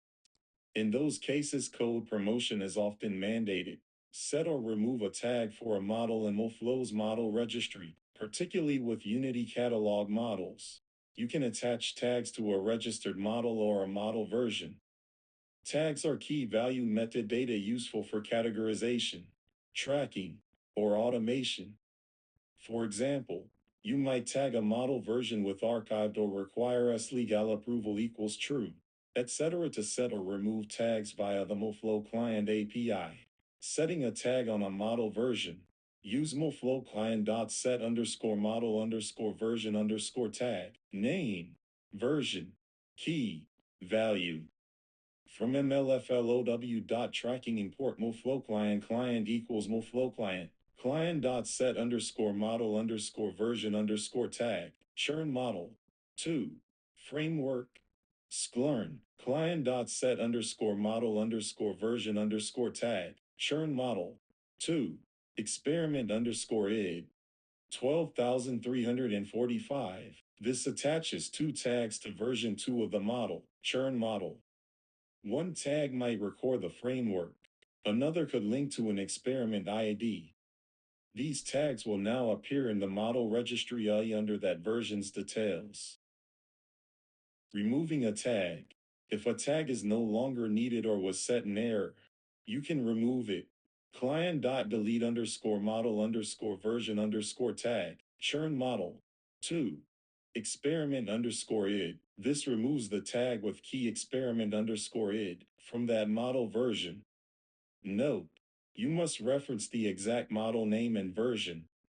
Setting a tag on the registered model, all versions. There are also tags at the registered model level, not tied to a specific version. Use client.set underscore registered underscore model underscore tag, model underscore name, key, value. Client.set underscore registered underscore model underscore tag, churn model, prod underscore ready. Yes, this tag prod underscore ready might mark the model concept as ready for production use. Remove with client.delete underscore registered underscore model underscore tag, churn model, prod underscore ready if needed. Use cases for tags. You might tag a model version with metadata like data underscore version, August 1st, 2025, to indicate which data was used. Tag versions that have passed certain tests. For example, passed underscore stress underscore test, true. Automation. An upstream CI/CD tool might set a tag to underscore be underscore deployed, true, on a version, which a deployment pipeline reads to actually deploy the model. Tagging the champion or challenger model, though MoFlow now has aliases for that. Tags were a way to do it. Mark a model with business context. For example, use underscore case, churn prediction, verifying tags. In the UI or via client.get underscore model underscore version, you can see the tags on a model version. For example, model underscore version equals client.get underscore model underscore version, churn model. 2. Print, model underscore version dot tags, # a dictionary of tag key values permission. Adjusting tags requires proper permissions on the model. You need to be owner or have permissions to modify model metadata, which typically is granted to those who can transition stages, etc. Note on Databricks AI. In the Databricks model registry AI, tags on a model version appear in the details pane for that version. You can also add edit tags in the AI. There's often an edit button for tags. The API calls we discussed do that programmatically. In summary, To set a tag on a model or model version, you use MoFlow's client.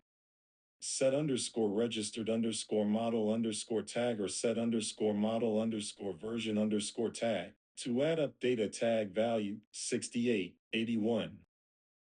Delete underscore registered underscore model underscore tag or delete underscore model underscore version underscore tag to remove it.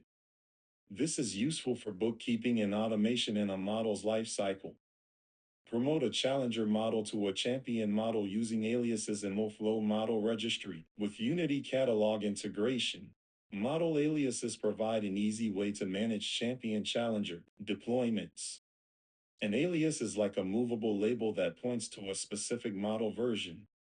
For example, you might have an alias, champion referring to the current production model version, and challenger referring to an upcoming candidate. Promoting a challenger to champion is then as simple as reassigning these aliases. Setup. Suppose champion alias currently points to version 5 of churn model, the model that's live in production. A new version 6 was trained as a challenger and perhaps tested. Promote challenger to champion. Using MoFlow client. Client equals MoFlow client. # current champion dash greater than alias champion dash greater than v5. For context, # challenger dash greater than alias challenger dash greater than v6 # promote challenger to champion. Client.set underscore registered underscore model underscore alias churn model champion 6. This call reassigns the alias champion to point to version 6 of churn model 69. Now version 6 is effectively the champion. What about the old champion, v5? You could decide to give it another alias like champion underscore prev, or simply rely on stage labels. Maybe v5 is in production stage 2 until v6 fully takes over. Often one would also update the alias of the previous champion. Client.set underscore registered underscore model underscore alias, churn model, challenger, 5. So now, champion dash greater than v6, challenger dash greater than v5. Perhaps the old champion becomes the fallback or just for record. Why use aliases? Because your scoring pipelines or serving endpoints can reference the alias instead of a specific version. For instance, if you deploy with the Databricks model serving, you could configure it to always serve the champion version. When you flip the alias, the serving endpoint automatically starts serving the new champion model, v6, without redeploying the endpoint. It's a seamless switch. Example sequence 1. Train version 6. Assign alias challenger to v6. Client.set underscore registered underscore model underscore alias. Churn model. Challenger. 6. Now you have champion greater than 5. Challenger greater than 6. 2. Evaluate challenger offline or in shadow mode. Once satisfied. 3. Promote alias. Client.set underscore registered underscore model underscore alias. Churn model. Champion. 6. Optionally, update challenger alias to point to maybe the next candidate or to the old champion. Client.set underscore registered underscore model underscore alias. Churn model. Challenger. 7. # if v7 is new candidate 4. Remove alias from old versions if desired.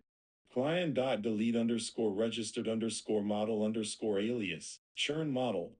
Champion. Version equals 5. Actually, in MoFlow API, reassigning an alias automatically removes it from the old version. Alternatively, MoFlow provides client.get underscore model underscore version underscore by underscore alias, churn model, champion, to verify which version is champion, 82. Important, aliases are mutable references. They are a separate concept from stages, staging production. You can use them alongside stages or instead. For example, you might keep using stages, v6 equals production, V7 equals staging, etc., and use aliases to mark champion challenger across models, or to handle a/B testing traffic splits. Summary. To promote a challenger to champion using aliases, simply reassign the champion alias to the challenger model version using the MoFlow API 69. This provides an instantaneous switch of designation. The scenario implies the challenger was pre-labeled, or at least identified, and once it passes criteria, you flip the alias. This approach minimizes deployment downtime and errors, since you aren't unregistering or moving models, just updating a pointer. Databricks documentation provides examples. Setting alias. Client.set underscore registered underscore model underscore alias, modelnum. Champion. 2. Client.set underscore registered underscore model underscore alias, modelnum. Challenger. 3. Getting by alias. Client.get underscore model underscore version underscore by underscore alias, modelnum. Champion. This returns the model version object for the current champion, 81. Using aliases thus makes champion challenger management cleaner and less error-prone than manually tracking versions.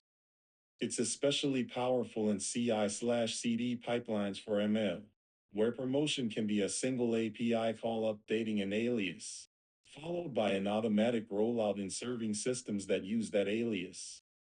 Section 2. Data processing computes summary statistics on a Spark data frame using summary or Butile's data summaries. When exploring a data set in Spark, it's helpful to get summary statistics for each column using the data frame. Summary or describe. Spark data frames have a built-in method df.summary that computes comment statistics for all numeric and some categorical columns. By default, summary returns count, mean, def, min, and max. If you call df.describe, it returns count, mean, def, min, max, similar to summary without quartiles. If you call df.summary, count, mean, min, max, 25%, 50%, 75%, you can get specific metrics including quartiles. df equals spark.read.csv/path/to/data.csv. Header equals true. Info_shim equals true. df.summary. Show. This might output a table. Summary pipe col 1 pipe col 2 pipe col 3 count pipe 100,000 pipe 100,000 pipe 100,000 mean pipe 5.37 pipe 12.8 pipe null # mean for numeric null for non-numeric def pipe 1.23 pipe 7.89 pipe null min pipe 1.0 pipe 0.5 pipe a # min for numeric or lexicographically smallest string max pipe 9.0 pipe 99.0 pipe z # max value. Summary is useful in code when you quickly want these stats. Note: for very large data, computing exact def and quartiles can be expensive. Spark might approximate some with describe, no quartiles. Summary with quartiles computes approximate percentiles by default. Using Butiles.data.summarize. In Databricks notebooks, there is a utility to interactively summarize data frames. Butiles.data.summarize. df. This is a notebook-only command in Python Scala R context that produces a visual and tabular summary of the data frame 8384. It provides, for numeric columns, count, mean, def, min, max, approximate distinct count, and a histogram distribution. For categorical columns, distinct count, top values frequency, etc., and a bar chart of value frequencies. It might also identify data types and any anomalies, like how many missing values. The summarize function is super handy for quick EDA and notebooks because it gives visual histograms and percentile estimates without writing separate code for each column. By default, precise equals false, so it may use approximate algorithms for distinct count or histogram, with slight error, to be faster, 85, 86. You can set precise equals true to force exact, but that might be slow on large data. Example usage: butiles.data.summarize, df. This will output, in the notebook, a rich profile. Each column is listed with stats. Numeric columns show a mini histogram and stats like mean, standard deviation, categorical, string. Columns show the top and frequent values in their counts. It might reveal outliers or skew via histograms. Note that butiles.data.summarize doesn't return an object. It directly renders the output. It's intended for interactive use. When to use which: use df.summary or df.describe in code or production pipelines when you need to programmatically get stats, like to check data quality or for logging. It's also accessible via PySpark in any environment, not just notebooks. Use butiles.data.summarize during interactive analysis in Databricks notebooks to get a quick understanding of the dataset with visual support. 83, 84. Example scenario: you have a Spark dataframe cells underscore df with columns like price, quantity, category. To ensure data looks okay, cells underscore df dot summary, count, mean, min, max, 25%, 50%, 75%. Show. This might show quartiles for price, etc. if you see a weird mean or min. For example, negative price. That flags data issues. Then in notebook, butiles.data.summarize, cells underscore df. Visually, you spot category has, say, 50 distinct values, and one dominates 80% of rows. The summarize output will show a bar chart for categories. It also shows if any column has missing values by showing count versus count of non-nils. If any discrepancy, missing values exist. Performance considerations. Both methods will trigger Spark jobs to compute stats. Butiles.data.summarize for large data uses approximate by default, like distinct counts with tilde 5% error, 85, which is usually fine for EDA. df.describe uses exact for count min max, but no distinct count or median. If data set is huge, consider sampling before summarizing. For example, df.sample 0.1. Summary. Show. In summary. Summary / describe. Give numeric summaries in text form. While butiles.data.summarize provides an interactive, richer summary including distributions, which is extremely useful in Databricks notebooks for initial data exploration. 84. Both help you quickly understand central tendencies, spread, and potential data issues. Remove outliers from a Spark dataframe based on standard deviation, or ICR. Outliers are extreme values that differ significantly from others. Two common methods to filter outliers are using the standard deviation method and the interquartile range ICR method.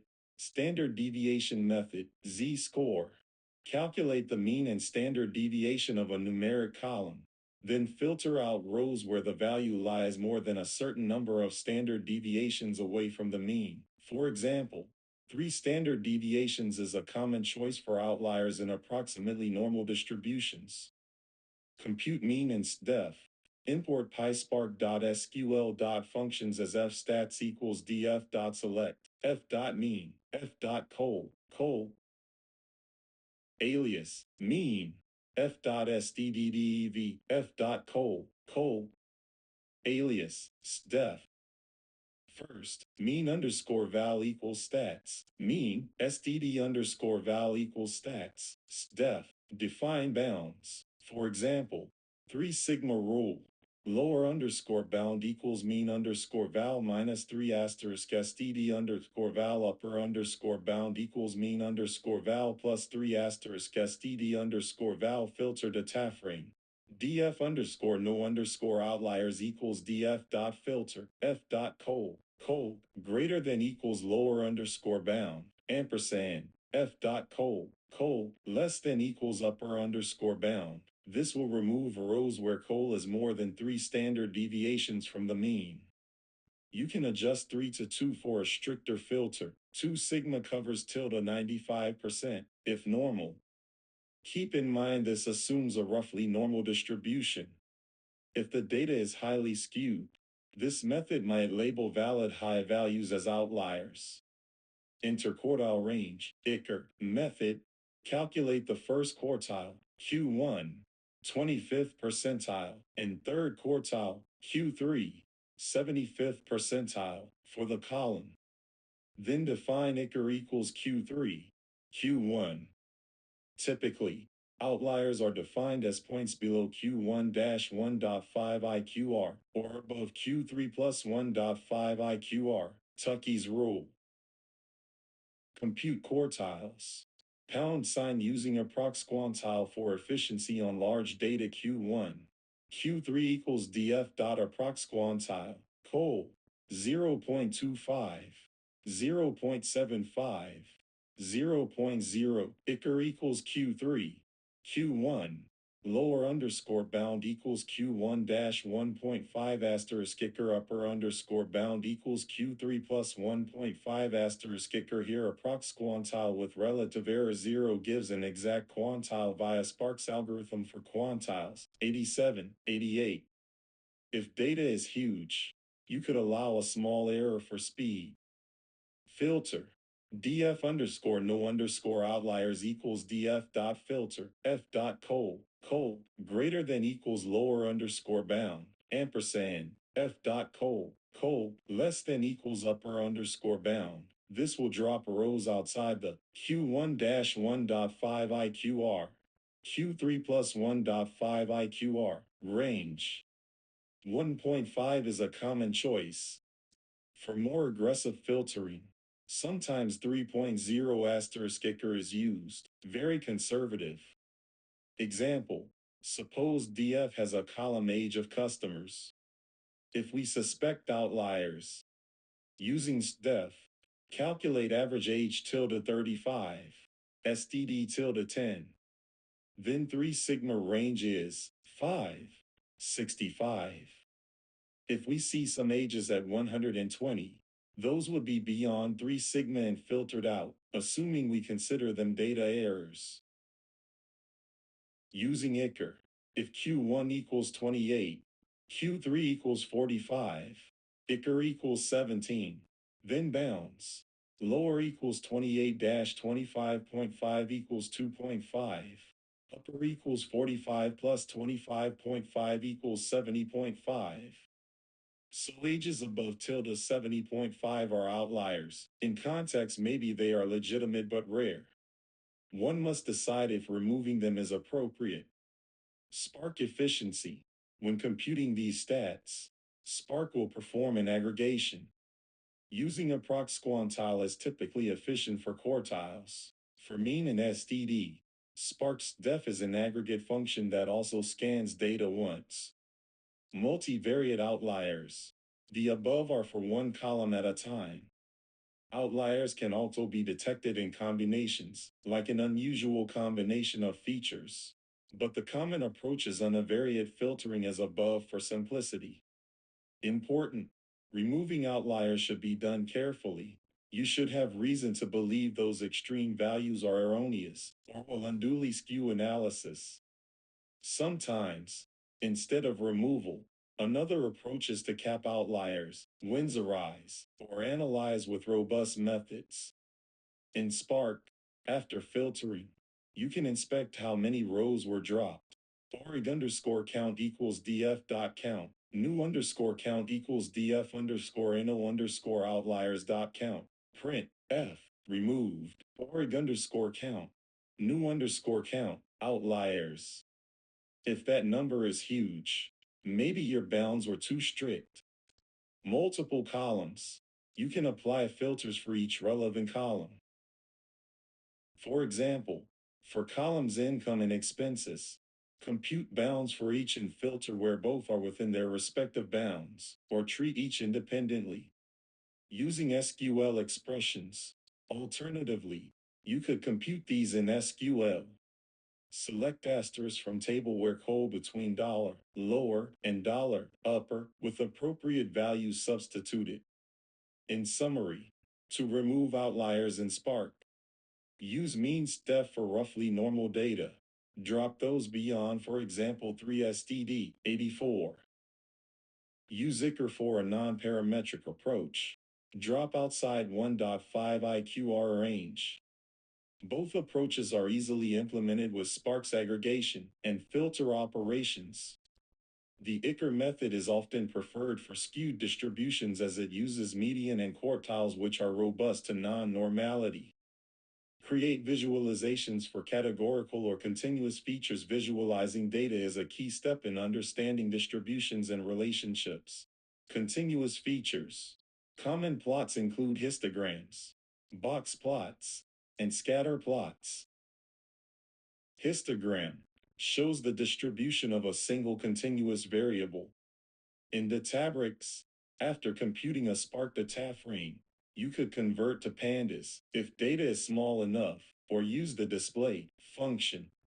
For example, import matplotlib.pyplot spltpd underscore df equals df.select age. Sample fraction equals 0.1 to pandas pd underscore df age. Hist bins equals 30 plt.slabel age plt.illabel frequency. This histogram will show how ages are distributed, whether it's normal, skewed, etc. Display df in Databricks notebooks also allows selecting a histogram plot for a column. Box plot useful to show median, quartiles, and outliers for a continuous feature and compare across categories. For a single variable, pd underscore df.boxplot, column equals age. This will highlight the median age and any outliers beyond whiskers, commonly 1.5 ICR rule. If you want to compare distributions of a continuous feature by category, a box plot per category is useful. For example, age distribution by gender. Scatter plot. For relationship between two continuous features, use scatter. For example, if you have height and weight columns, pd underscore df equals df.select height, weight. Sample 0.1 to pandas, pd underscore df.plot.scatter x equals height, y equals weight. This might show a positive correlation or any anomalies. If one feature is time, for example, date, a line plot, time series, might be better to see trends over time.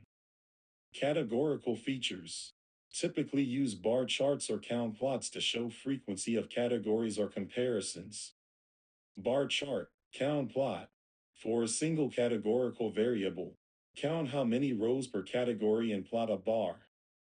Fric equals df.group b, category. Count.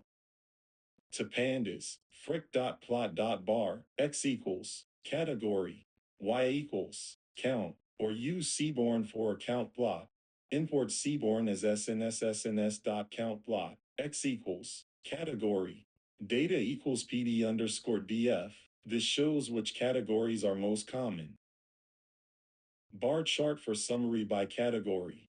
If you want to visualize a statistic of a continuous variable per category, for example, average income per country, AV underscore income equals df.group b, country. Ag, f.avg, income. Alias, AV underscore income. To pandas, avg underscore income dot plot dot bar, x equals, country, y equals, av underscore income. This will show bars for each country's average income. Stack bar or group bar. To compare two categorical variables. For example, breakdown of product preferences by gender. You can use group bar charts or stack bars showing one categorical on x-axis and different colored segments for the other category's distribution. Example, pd.crossstab, df underscore pandas.gender, df underscore pandas.product to get a contingency table and then plot as a group bar chart. Using the Databricks built-in visualization.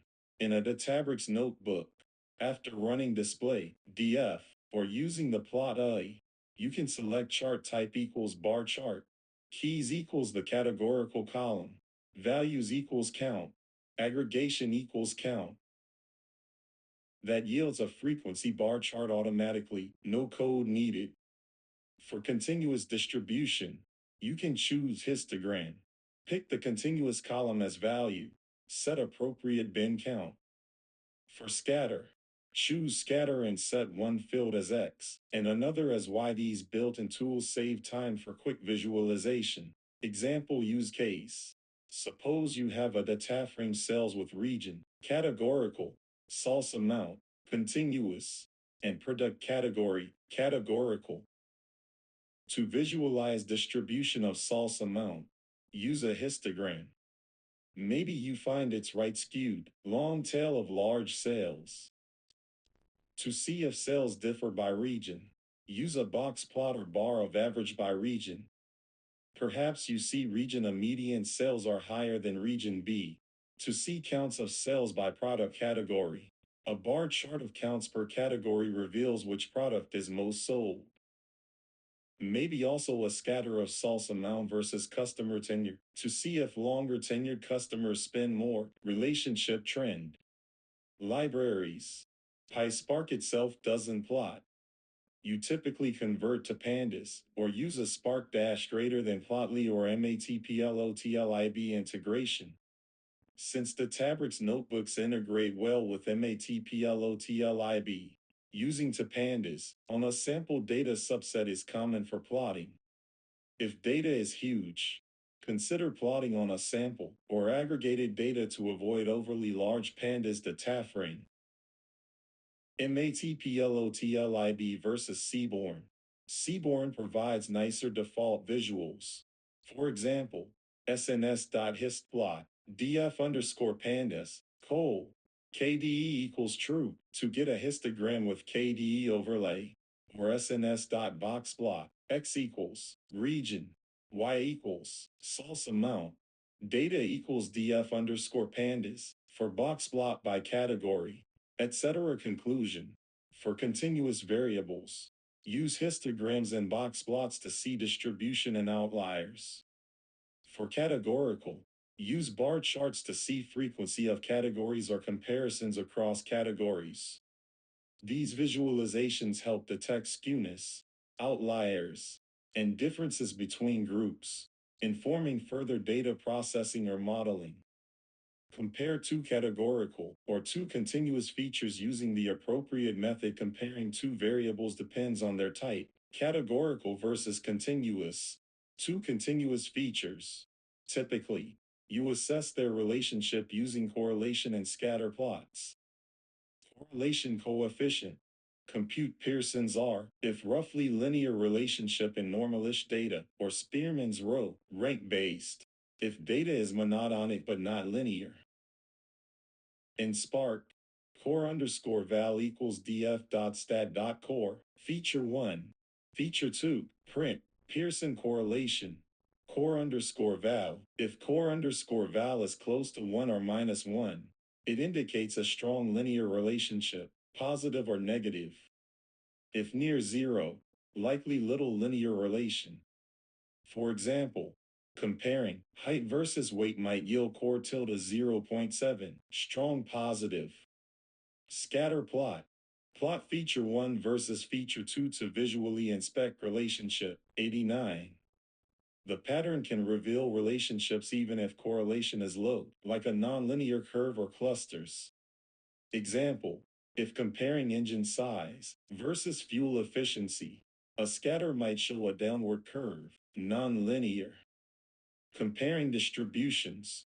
If the task is to compare their distributions, not their relationship, you could plot histograms of each on the same chart or compare summary stats.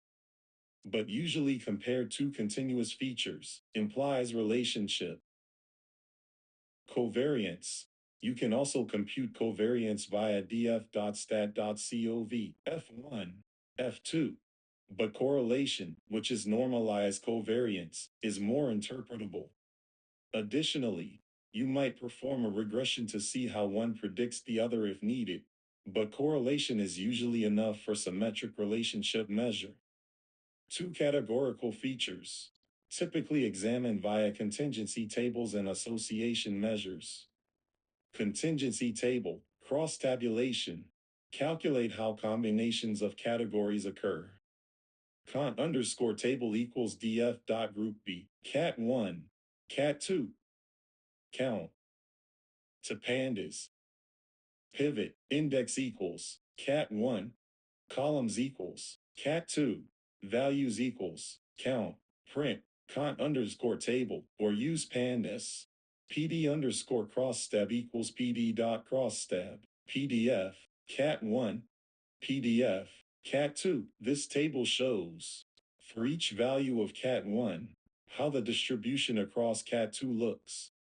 For example, if cat 1 equals gender, male, female, and cat 2 equals purchase, yes, no, you might get purchase no purchase size female 40, 60 male 50, 50 which indicates females had a higher proportion of yes.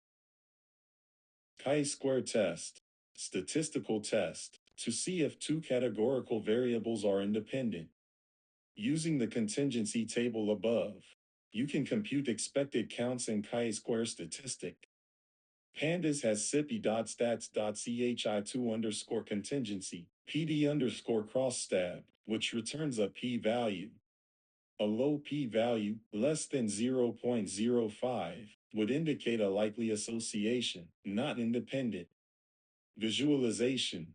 A mosaic plot or stack bar chart can visualize the relationship. O stack bar chart.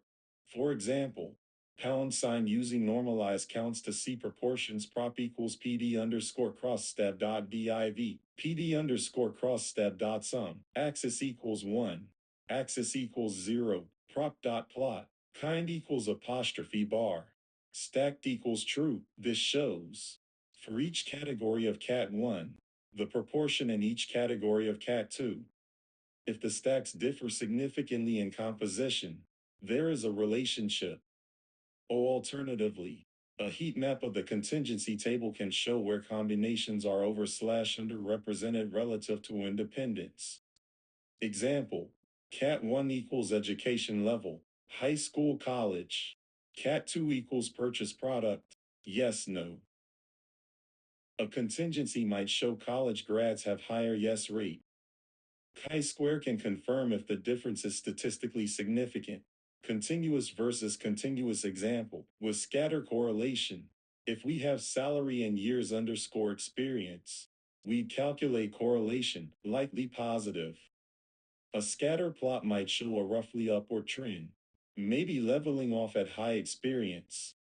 If correlation is 0.9, that's strong. If it's 0.2, they're weakly related. Categorical versus categorical example.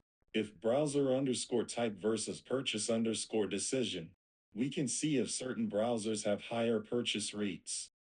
A chi-square test might show p less than 0.01 equals greater than there is dependency. A stack bar might show, for example, users on Chrome have 70% purchase rate versus IE have 50%, just hypothetical. Continuous versus continuous additional. If relationship isn't linear, correlation might be low, but there might be a pattern, like a curve. One could compute Spearman rank correlation as well. From sipi.stats import Spearman or Spearman underscore core. P underscore val equals Spearmanner, PDF, feature 1, PDF, feature 2. This measures monotonic relationship. Two continuous can also be compared via difference in distributions. If they measure same unit, like compare temperature versus pressure distributions. Not typical. Usually you relate them. Categorical association measures. Kramer's V is another measure derived from chi-square, range 0-1 to indicate strength of association for categorical variables. Pound sign example calculation of Kramer's V chi2. P. DOF. Expected equals chi2 underscore contingency, PD underscore cross stab, N equals PD underscore cross stab dot sum. Sum, Kramerv equals chi2 slash, N asterisk, min, PD underscore cross stab dot shape, dash 1, asterisk asterisk 0.5. If Kramer's V is, say, 0.5, that's a moderate association between the categories. Summary. For two continuous, use scatter plot and correlation coefficient as appropriate method, 89. For two categorical, use a contingency table and possibly chi-square test. Visualize with bar charts or heat maps of the contingency table to see patterns. The appropriate method differs because continuous variables use correlation, numerical measure, while categorical pairs use frequency-based association measures. Compare and contrast imputing missing values with the mean or median or mode value. Imputation is the process of filling in missing data with a substitute value. The common strategies. Mean imputation. Replace missing numeric values with the mean of the non-missing values. Median imputation. Replace missing numeric values with the median of the non-missing values. Mode imputation. Replace missing values with the mode, most frequent value. Mode is typically used for categorical features or discrete numeric categories. Comparing mean versus median. The mean is sensitive to outliers. If the distribution is skewed or has extreme values, the mean can be pulled in their direction, which might not be representative of a typical value. Imputing with mean in a skewed distribution could systematically under or overestimate the typical value. The median is more robust to outliers and skew because it's the 50th percentile. For skewed distributions, median often better represents a central value than the mean. For example, in income data, often right skewed, the mean might be much higher than most people's income due to a few very high earners, whereas the median is closer to a typical earner. In such cases, imputation with median is preferable, as it won't be as influenced by those high incomes. If the data is roughly symmetric and has no extreme outliers, mean and median will be similar in either works. Mean retains mathematical properties, good for downstream methods that rely on means, like PCA or some algorithms that assume normality. Variability impact. Mean imputation reduces variance, since missing values get set to mean, eliminating variation those points might have had. Median imputation also reduces variance, but may preserve the notion of a typical value better when distribution is skewed. Computation. Both are easy to compute. In large data, median might be slightly more computationally intensive, need sorting or a selection algorithm, versus mean, one-pass summation. Comparing either with mode. Mode is used for categorical data or discrete numeric data. For example, if city is missing for some records, you might impute with the most common city in the dataset. Or for a binary variable, yes, no. Using the mode means fill with whichever is majority, essentially majority vote, imputation. Mode imputation for numeric data, if data is truly continuous, is not common, because the mode, most frequent exact value, might not be meaningful in continuous context, unless values repeat often. For example, a discrete distribution or bind data. For categorical variables, mean median don't apply. So mode is the straightforward strategy, unless you use more complex methods like filling with unknown category or predictive imputation. Bias introduction. Mode imputation can bias the distribution by artificially boosting the count of the most frequent category.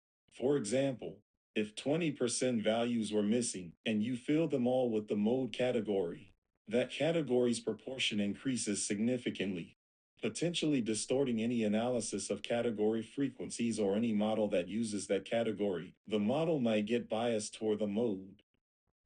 Mean median imputation for numeric features can also bias distributions.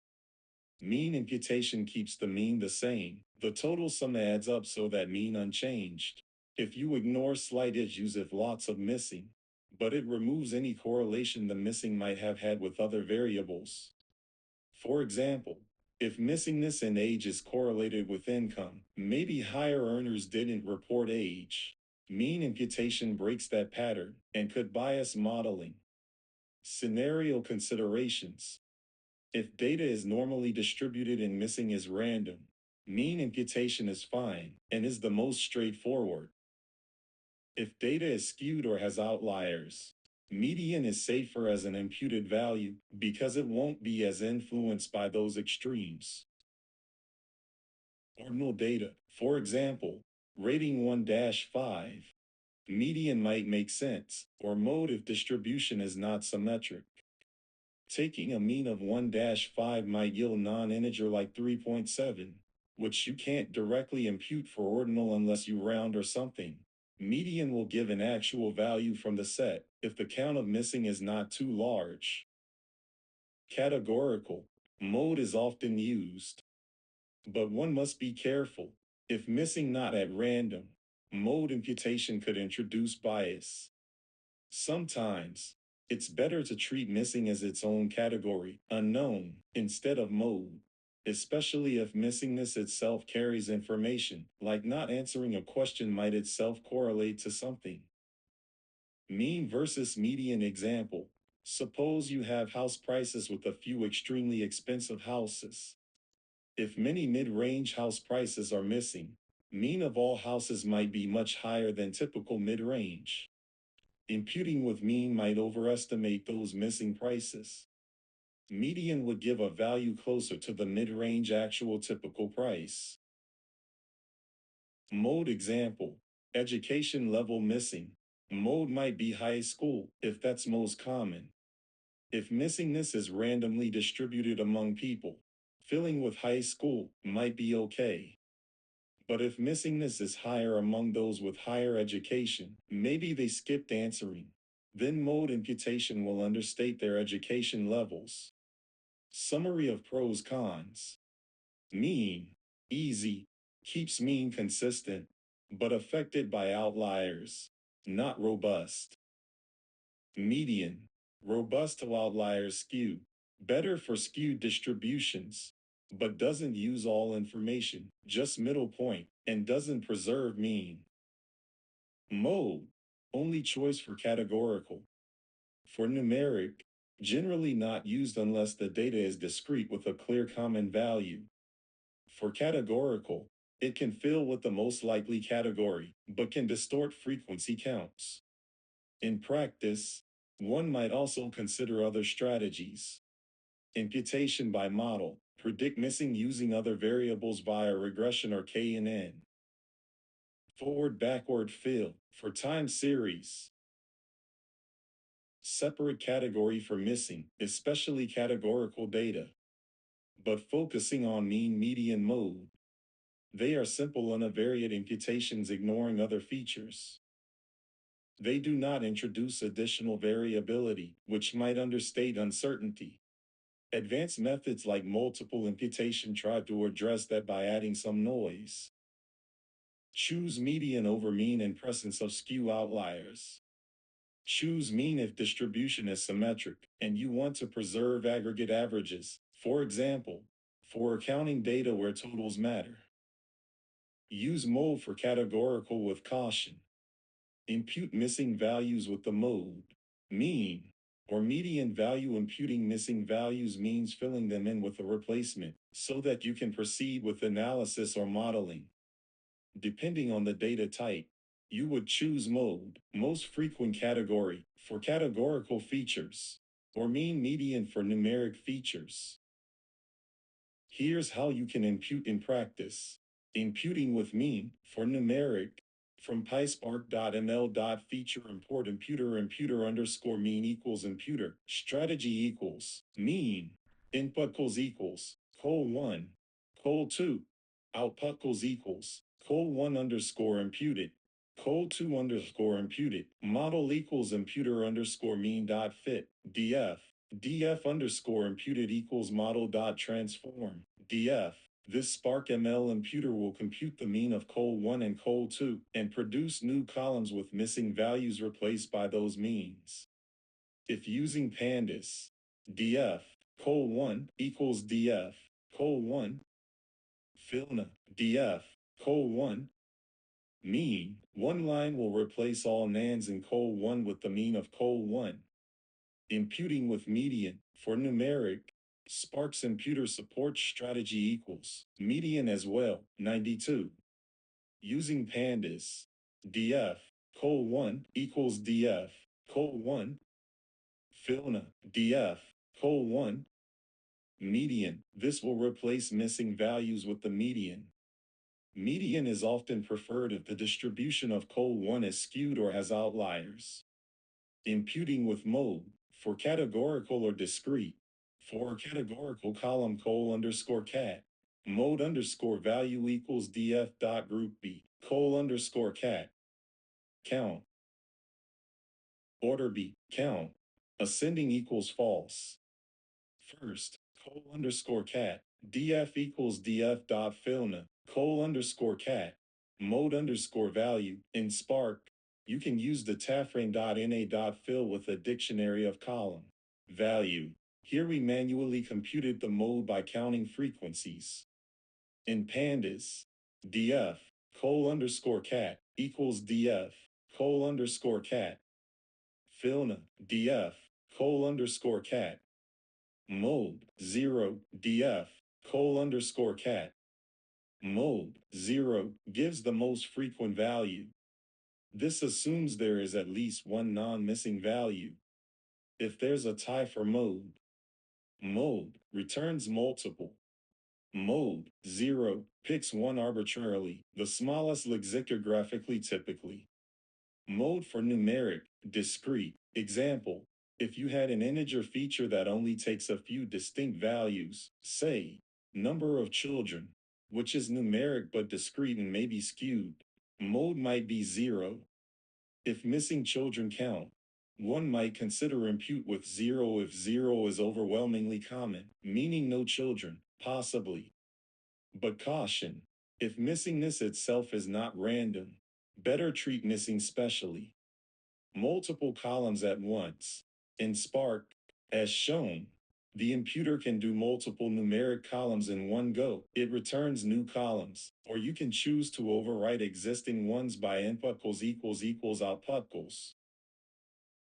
For different strategies on different columns, call imputer separately or use filna for easier cases. Ensuring no new biases.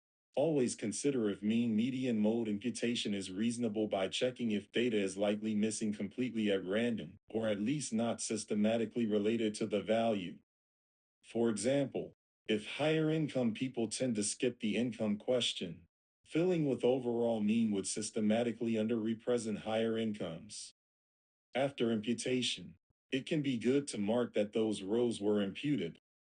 You might add a Boolean flag column like col1 underscore was underscore missing equals col1 dot is null before imputation if you want your model to potentially use the fact that a value was imputed. Sometimes missingness carries info. Concrete example. Imagine a data set of patients with weight, some weights missing, and blood type, some missing. For weight, numeric, if distribution is fairly normal and missing fairly random, you can do weight underscore mean equals df.agg, weight, AVE.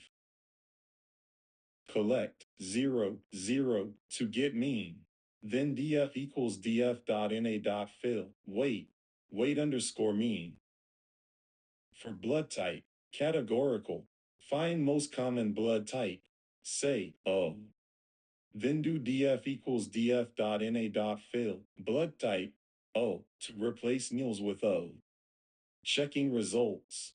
You typically verify that after imputation. There are no nils in those columns. df.select, f.count, f.win, f.col, c. Is null. C. Alias, C plus, underscore nils, for CN, weight, blood type. It should show 0 nils for those columns, if imputation succeeded. Scikit-learn alternative, if using pandas and want a pipeline. From sklearn.impute import simplimputer imp underscore mean equals simplimputer, strategy equals mean, df, weight, equals imp underscore mean dot fit underscore transform, df, weight, imp underscore mode equals simplimputer, strategy equals apostrophe most underscore frequent, df, blood type, equals imp underscore mode dot fit underscore transform, df, blood type, but in Spark, the approach described above is typical, or using the leading imputer as given. Edge cases. If an entire column is missing all values, mean median mode imputation would have no data to compute. Spark's imputer might then just leave it or require you to specify a fill value. Typically, if all values are missing, you drop that feature or decide a fill value based on domain knowledge. In summary, to impute missing, use mean for numerical when distribution is symmetric, no heavy outliers. Use median for numerical if distribution skewed or outliers present. It's often safer in general. Use mode for categorical or any discrete feature where a most common value is sensible. The code implementations are straightforward using Spark's Filna, Spark ML Imputer, or Pandas Filna. Use one-hot encoding for categorical features. One-hot encoding is a technique to convert categorical features into a numeric format that machine learning algorithms can use. Each category level is converted into a new binary column, indicator variable, that takes one if the original category is that value, or 0 otherwise. When many ML algorithms, especially linear models, neural networks, cannot directly handle categorical strings or ordinal codes meaningfully. One-hot encoding represents categorical variables without implying an ordinal relationship. For example, color equals red, green, blue becomes 3 columns. Color underscore red, color underscore green, color underscore blue. If an instance is red, color underscore red equals 1, color underscore green equals 0, color underscore blue equals 0. How? In Databricks Spark, use PySpark. Milliliters. Feature. Hot encoder or hot encoder estimator in older Spark versions. But first, you often need to convert string categories to numerical indices using string indexer. From pyspark.ml.feature import string indexer. Hot encoder indexer equals string indexer. Input call equals color. Output call equals color underscore index. df underscore indexed equals indexer dot fit. df. Transform. df. Encoder equals hot encoder. Input equals color underscore index. Output equals color underscore vic. df underscore encoded equals encoder dot fit. df underscore indexed. Transform. df underscore indexed. Now color underscore vic is a vector column, sparse vector, where, say, red equals 1.0, 0.0, 0.0, green equals 0.0, 1.0, 0.0, blue equals 0.0, 0.0, 1.0. It has as many components as distinct colors. In this example, 3. In Spark, The vector is typically sparse type for efficiency, especially if many categories, and mostly zeros for each row. If drop last is true, default, it will drop one dummy column to avoid linear dependence. So red, green yields a two-length vector. Red equals 0, 0, green equals 1, 0, blue equals 0, 1, assuming blue is represented by all zeros if drop last. Using pandas. Import pandas as pd equals pd.get underscore dummies, df. Columns equals color. This will produce new columns color underscore red, color underscore green, color underscore blue with 1/0. Pandas by default doesn't drop 1. You can specify drop underscore first equals true to drop one dummy. Or using Sklern. From Sklern.preprocessing import onihat encoder enc equals onihat encoder. Drop equals first, # drop first to avoid dummy trap. Optional encoded underscore matrix equals enc.fit underscore transform. Df.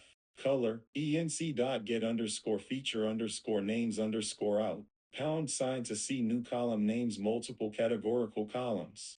In Spark, you can index in one hot encode multiple at once by providing lists to string indexer via multiple indexers, and only hot encoder, which can take multiple input-output calls arrays.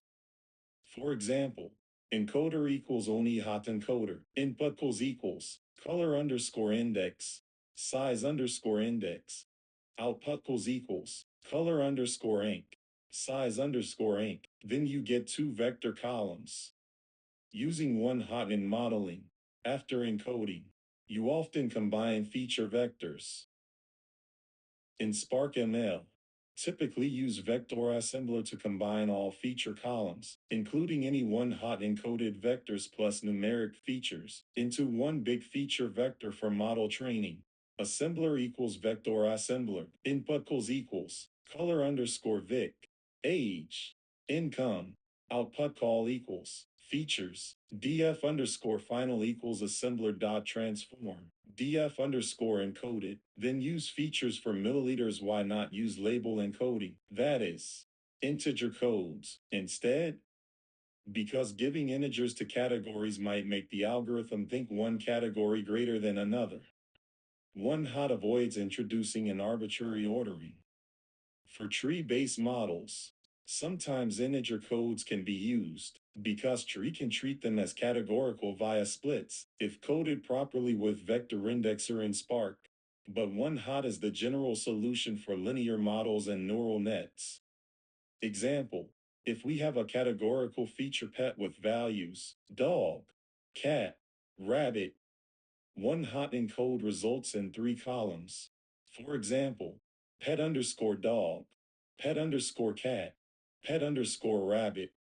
A dog observation becomes 1, 0, 0, cat, 0, 1, 0, rabbit, 0, 0, 1. If we drop first dummy, we might drop rabbit column and represent rabbit as 0, 0 implicitly. A linear regression or logistic regression can then assign separate weights to these dummy variables. High cardinality caution. One hot encoding can blow up feature space if a categorical variable has many levels, like thousands. This can increase model complexity and memory usage. In such cases, alternatives might be feature hashing/hashing, hash categories into a fixed number of columns, embeddings for neural nets, or leave as category for algorithms that handle it, like tree-based models in some frameworks, or specialized categorical handling. Using one-hot in Databricks notebooks visualizations. The one-hot columns are usually not directly human-readable vectors. If needed, you can explode them into separate scalar columns, though Spark will keep as vector unless you manually extract. One hot on multi-class labels versus features. One hot is usually for features. If you have a multi-class target, You typically encode it as label indices for training in many frameworks. One hot target is needed in some neural network frameworks, one hot encoding the label for softmax output. But for scikit-learn or Spark ML, label is usually just index encoded because they handle multi-class internally.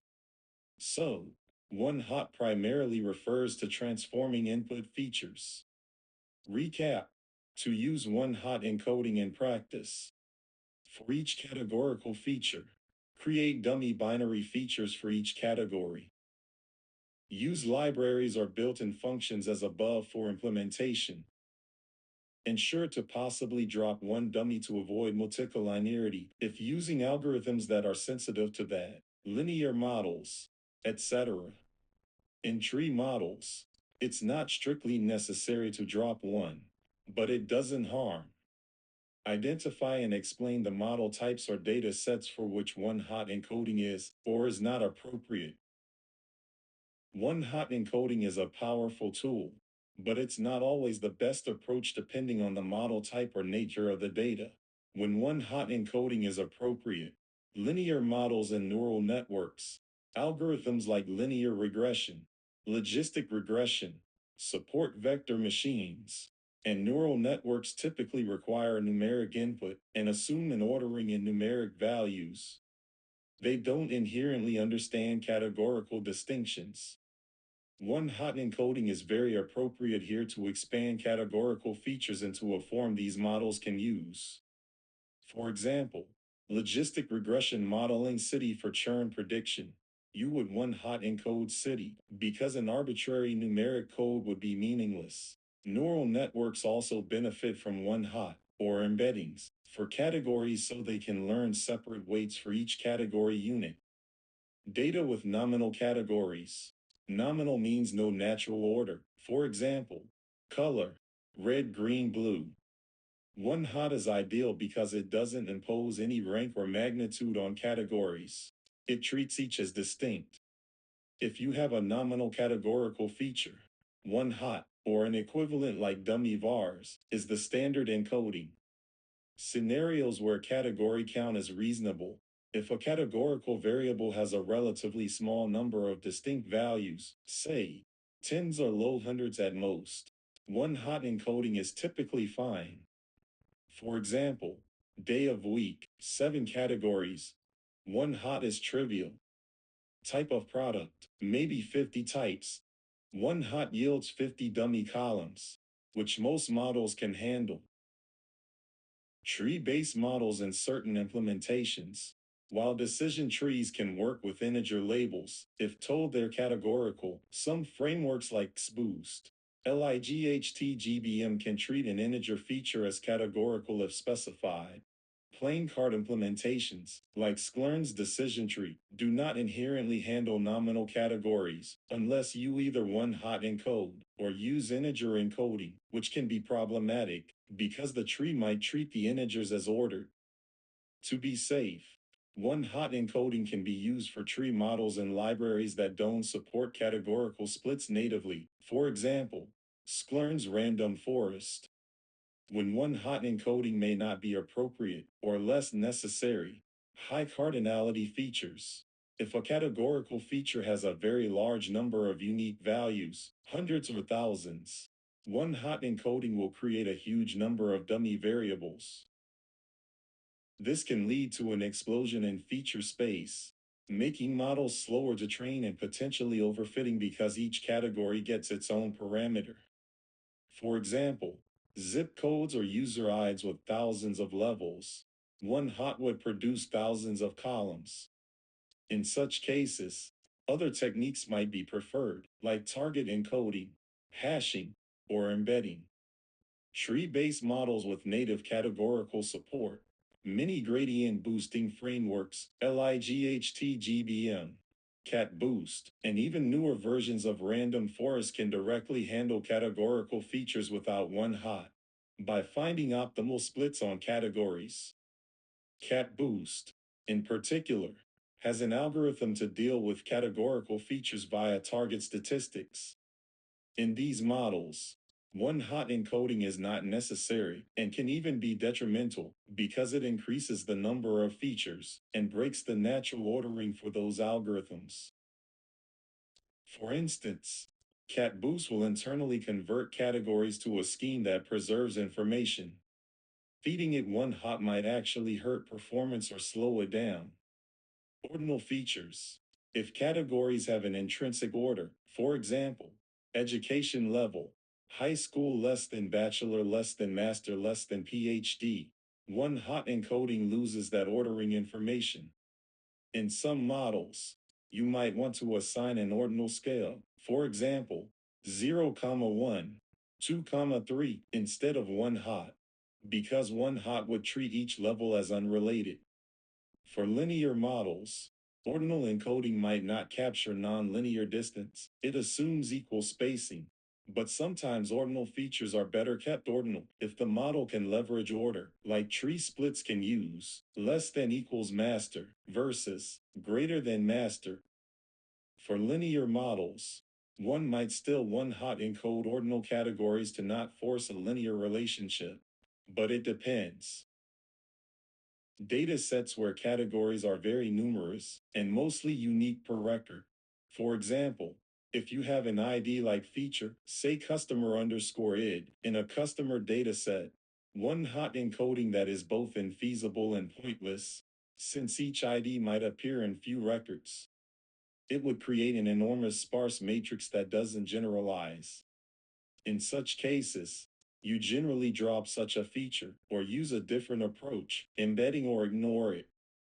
When using regularization and dummy trap concerns, if you one hot encode and use linear regression, the dummy variable trap, multicollinearity, because sum of dummies equals 1 if you include all categories, can be an issue.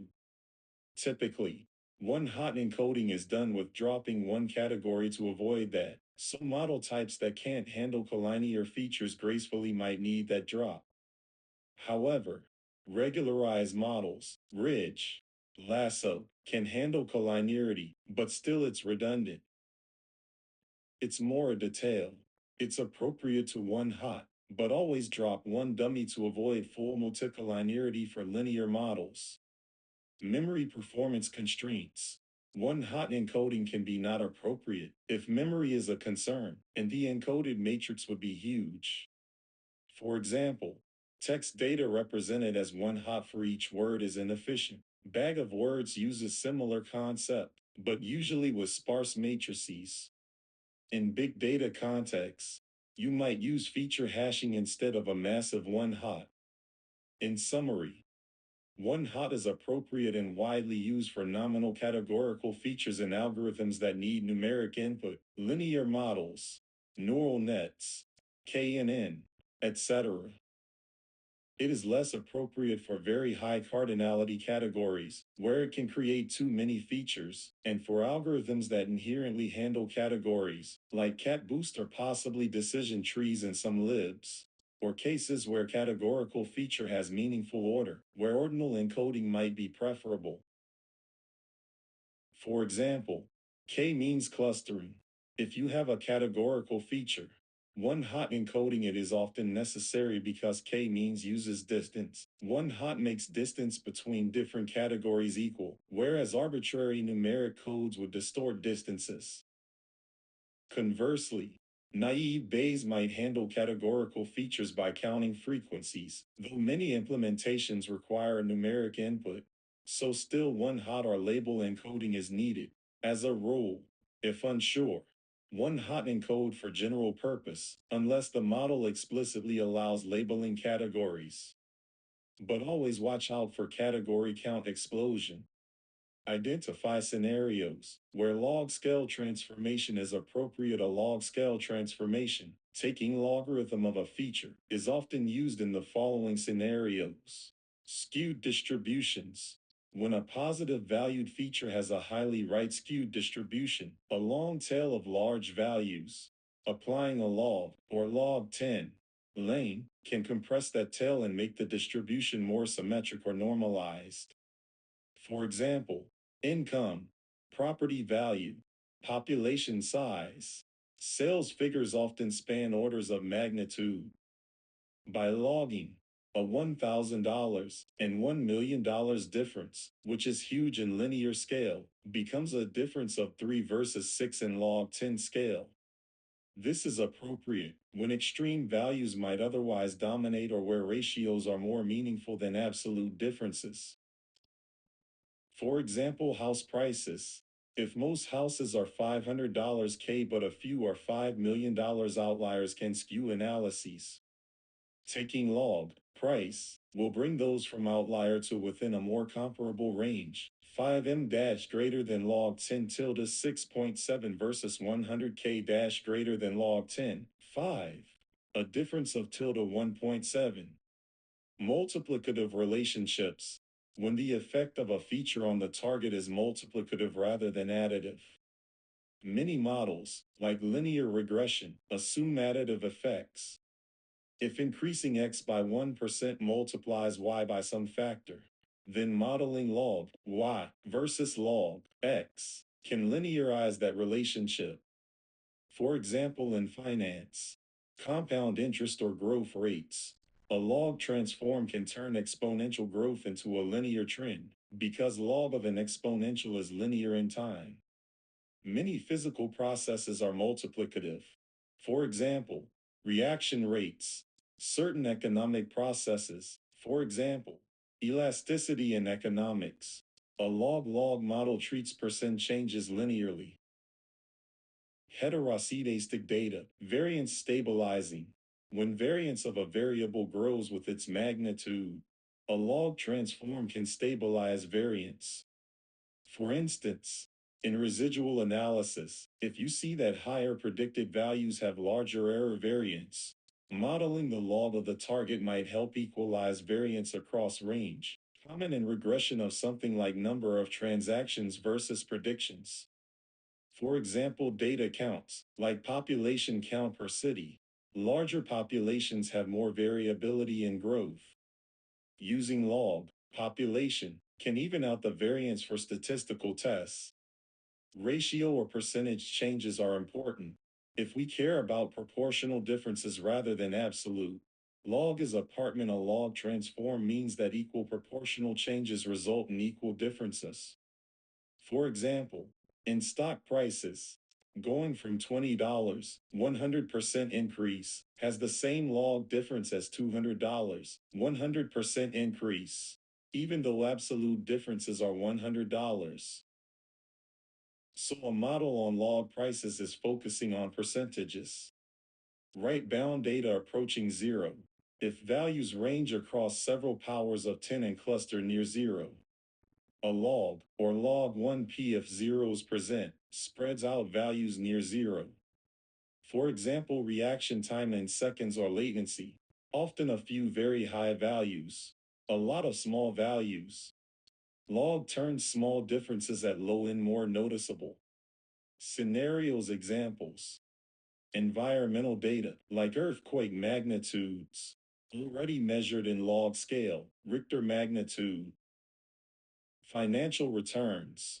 People use log returns in finance because they make compounding additive. Log returns can be summed over time. Image pixel intensities. In some image processing, if intensity values have a big range and human vision perceives brightness on a log scale, they transform via log for processing. Decision trees are non-parametric. Actually, tree models are scale invariant for splits. So log transform isn't needed for the model to make splits, but it might be needed for interpretability or to satisfy assumptions for something like linear models or to reduce outlier influence for K and N, etc. Not appropriate when data has zeros or negatives, log undefined for non-positive values. If zeros, consider log 1p, log 1 plus x, to handle zero gracefully. The relationship is already linear, or there's no multiplicative aspect. If distribution is symmetric and no outliers, no need to log. If the model can inherently handle skew, like tree-based models often handle skewed data fine. though sometimes log helps reduce outlier leverage even for trees. Take caution. If you log transform the target in regression, remember to convert predictions back via X and adjust for bias if evaluating error in original scale. The appropriate scenarios specifically likely refers to features extremely skewed positive or processes better model multiplicatively. Check scenario. Suppose analyzing rainfall distribution in millimeters.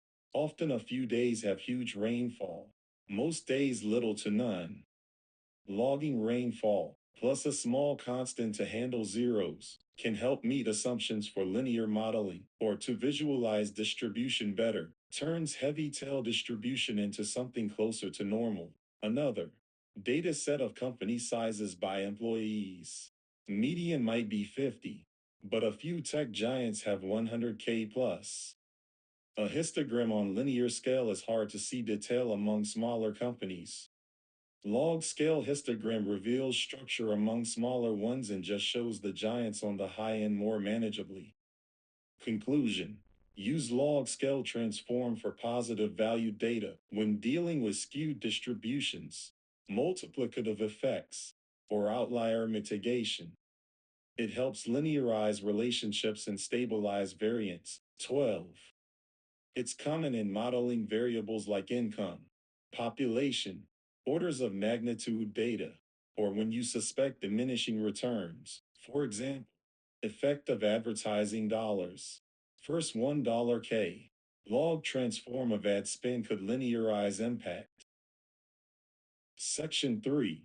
Model development. Use ML foundations to select the appropriate algorithm for a given model scenario. Selecting the right machine learning algorithm depends on the problem type, the data characteristics, and practical considerations. Problem type: regression, predicting continuous values. Algorithms like linear regression, decision tree random forest regressor, gradient boosting regressors, XBoost LIGHT or neural networks, if lots of data and nonlinear patterns, are candidates. For example, predicting house prices. One might choose linear regression if the relationship seems roughly linear and data isn't too complex, or random forest gradient boosting if there are complex nonlinear interactions. Classification, predicting categories.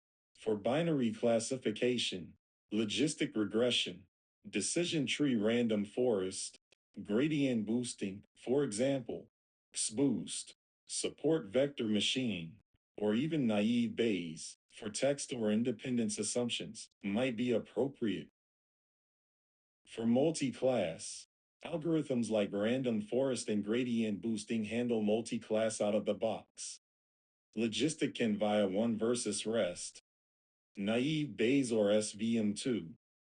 For example, classifying images might suggest convolutional neural networks, deep learning, whereas classifying customer churn might use logistic regression or gradient boosting. Clustering, unsupervised grouping. K-means is a common choice for spherical clusters. Hierarchical clustering for small data, or when a hierarchy is needed. DBSCAN if clusters are arbitrarily shaped and you want to detect outliers. For example, clustering customers by behavior. K-means is often tried first. Dimensionality reduction. PCA for linear dimensionality reduction. TSNE or YMAP for nonlinear embedding, like for visualization. Time series forecasting. ARIMA/SARIMA for classical time series. Profit from Meta for easier user-friendly forecasting. Or recurrent neural networks profit for complex or long sequences. Also, if using ML, maybe random forest with lag features for time series. Data characteristics, number of features versus observations. If you have far more features, P, than observations, N, P greater than N. Algorithms like linear or logistic regression with regularization, lasso ridge, or tree-based methods might be better than something like a plain SVM, which can overfit in high dimensions without proper kernel choice and regularization. High-dimensional data often calls for feature selection or dimensionality reduction first. Linearity of relationships. If you suspect a mostly linear relationship and want interpretability, linear regression or logistic regression is appropriate. 78. If data is highly nonlinear, tree-based models or kernel SVM or neural networks are more suitable. Presence of interactions or complex patterns. Tree-based models, random forest, gradient boosting automatically capture interactions and nonlinearities. For example, if predicting whether a loan defaults, interactions between income and debt might be important. A tree can capture that automatically, whereas a linear model would need you to manually add interaction terms. Noise and overfitting risk. If data set is small or noisy, simpler models with fewer parameters, like linear models or naive Bayes, might generalize better than a complex model like a deep neural network, which could overfit. Regularization and cross-validation become important.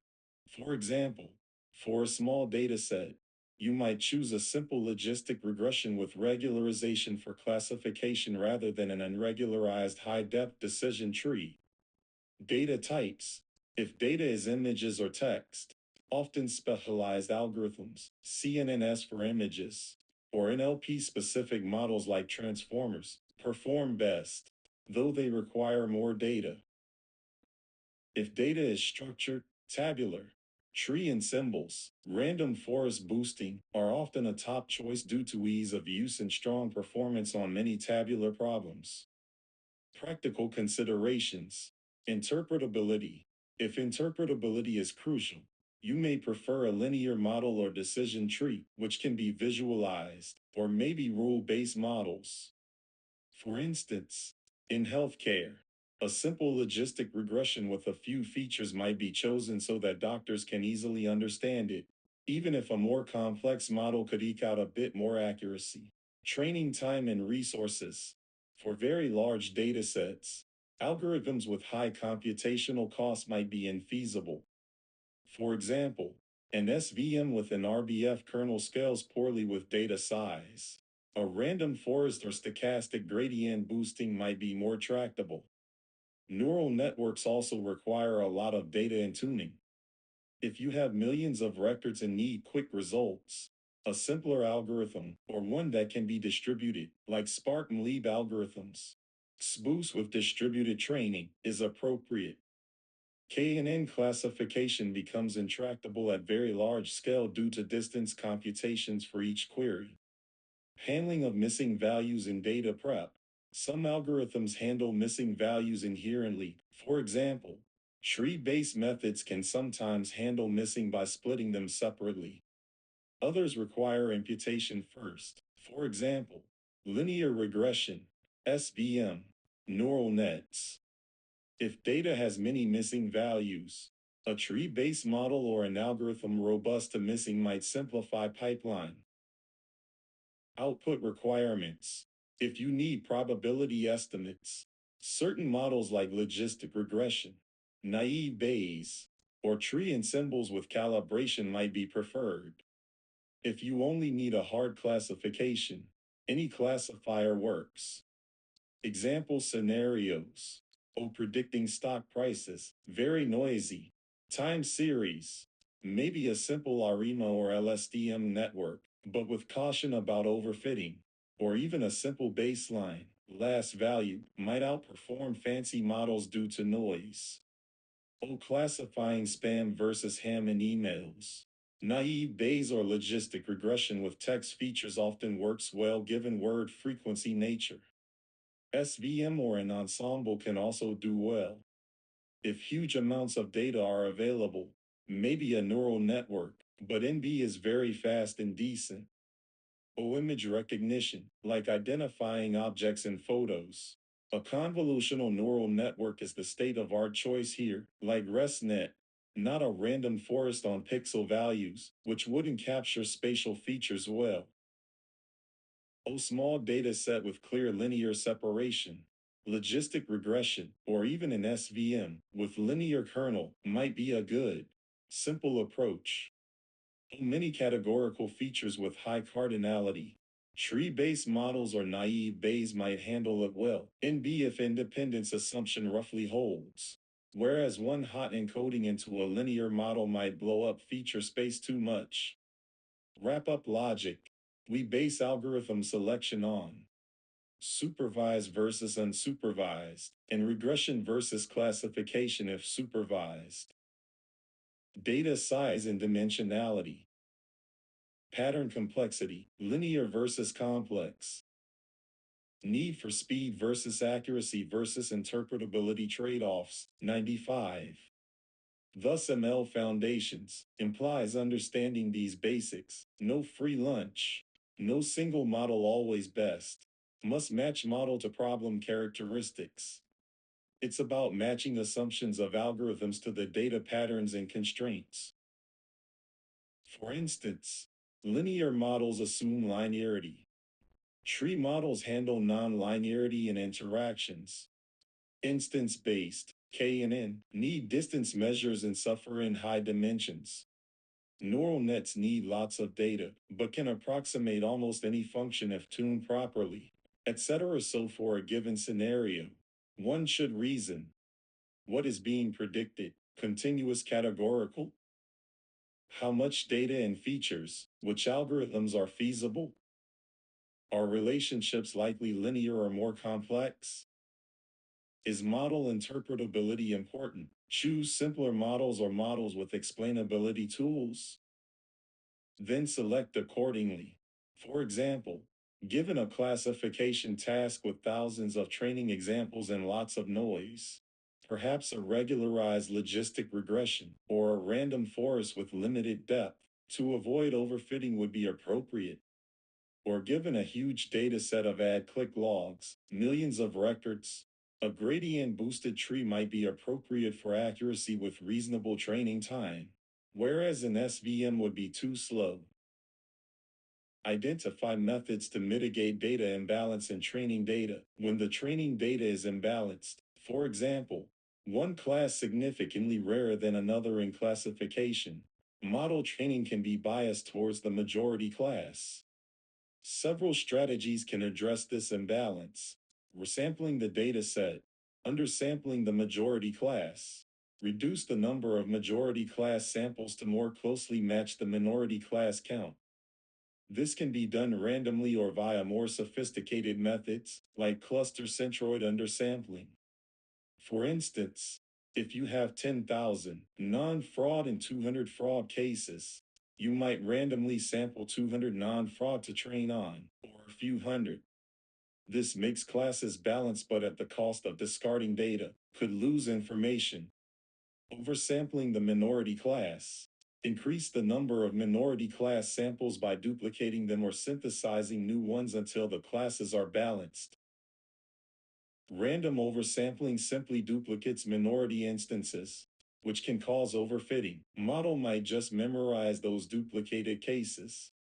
A more advanced approach is SMOKE, synthetic minority oversampling technique, which creates new minority class examples by interpolating between existing ones. Another is Addison, a SMOKE variant. Oversampling effectively gives more weight to minority instances. In the fraud example, you could duplicate or smoke the 200 fraud cases to make, say, 1,000 synthetic fraud cases. This provides the model more minority samples to learn from.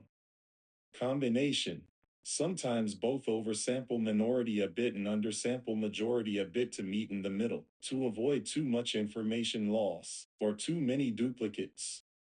Use of different evaluation metrics/algorithms adjusted for imbalance.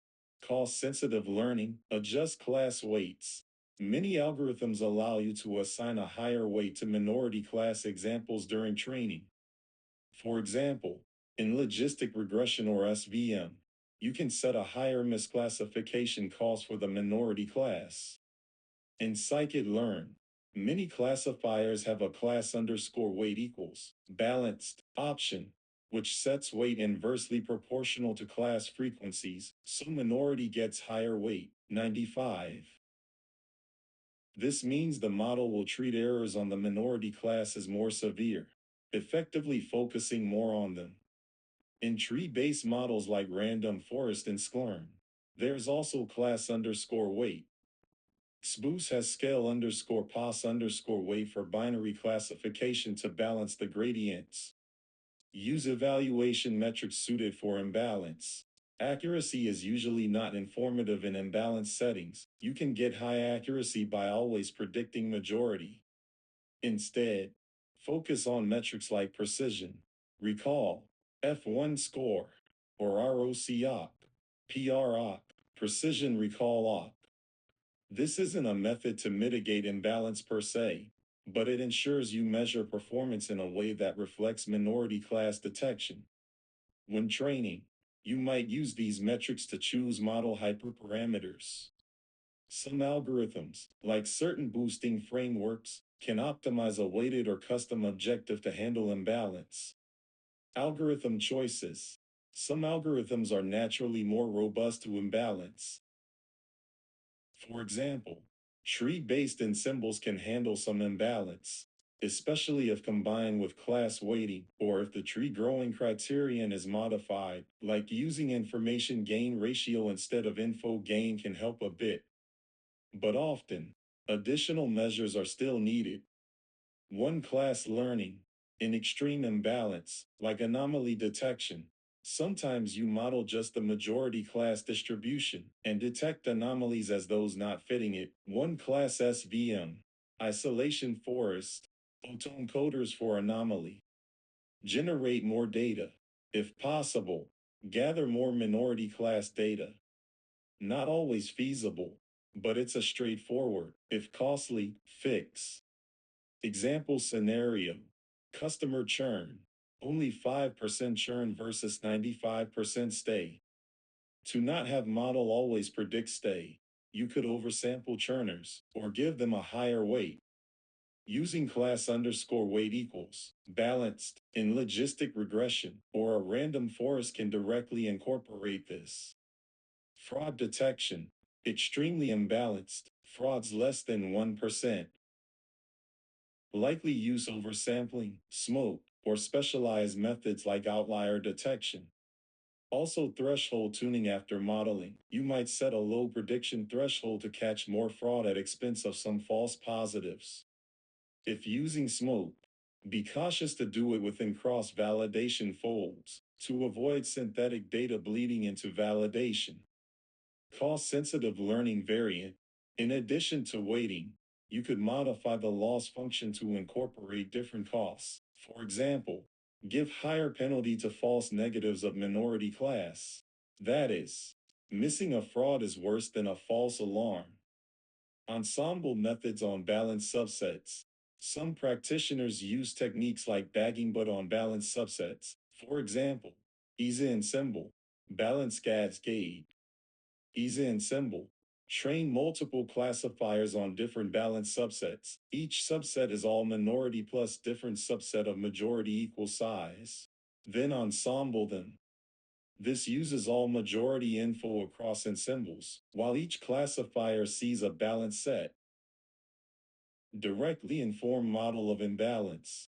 Some models like LIGHTGBM have parameter is underscore imbalance, or XBoost scale underscore pos underscore weight. These effectively do class weighting internally. Mitigate bias in evaluation. In interviews or discussions, mention avoiding accuracy and focusing on precision recall helps emphasize you're treating imbalance properly. Conclusion. The most common correct answers. Resample the training set, oversample minority or undersample majority. Use class weighting or cost-sensitive algorithms. Possibly generate synthetic examples, smoke. By mitigating class imbalance, the model can pay attention to minority class patterns and not be overwhelmed by the majority class prevalence. Compare estimators and transformers in the context of machine learning libraries like Spark-MLE, and even scikit-learn conceptually. Estimators and transformers have distinct roles. Estimator. An estimator is any algorithm or pipeline stage that learns from data and produces a model, which is a transformer. It has a fit method. Examples. In Spark, linear regression is an estimator. Calling linear regression.fit, training underscore data, produces a linear regression model, which is a transformer. String indexer is an estimator. It learns an index mapping from string values to numeric indices by reading the data to see what categories exist, and produces a string indexer model, transformer with the mapping. Essentially, an estimator takes the taf frame in and outputs a transformer after fitting. 99. The output transformer contains the learned parameters, coefficients for a regression, or means variances for a standard scalar, etc. Transformer. A transformer is an object that applies a transformation to a data frame. It has a transform method and does not learn any new parameters in that step. It uses parameters learned, or set, to convert input to output. In Spark, once you have a linear regression model with fixed weights, you can call model.transform new underscore data to get predictions. Spark will add a prediction column for each input row. A vector assembler is a transformer. It just combines columns. No learning needed. You call transform to get the assembled vector. Standard scalar model from a fitted standard scalar is a transformer. It has the means in SDDDEDS and will scale features of new data accordingly. Transformers can also be as simple as adding or converting columns. For example, SQLTRANSFORMER applies an SQL expression to data. It's stateless, so it's essentially a transformer. Key differences. Estimators implement fit, which typically returns a transformer, the fitted model or pipeline. Transformers implement transform, which takes a data frame and returns a new data frame with one or more additional columns or altered columns. 99. Estimators are trainable.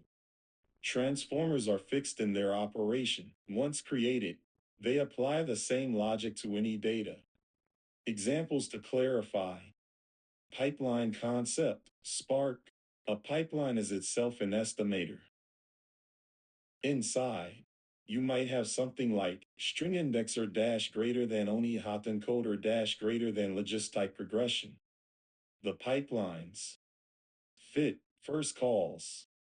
Fit on string indexer, estimator, to produce a string indexer model, transformer. Then calls. Fit on only hot encoder estimator, which was an estimator in older Spark versions. In Spark 3, only hot encoder is a transformer that internally fit is a bit different, but conceptually skip that detail. Producing only hot encoder model, then calls logistic regressor. Fit to get logistic regression model.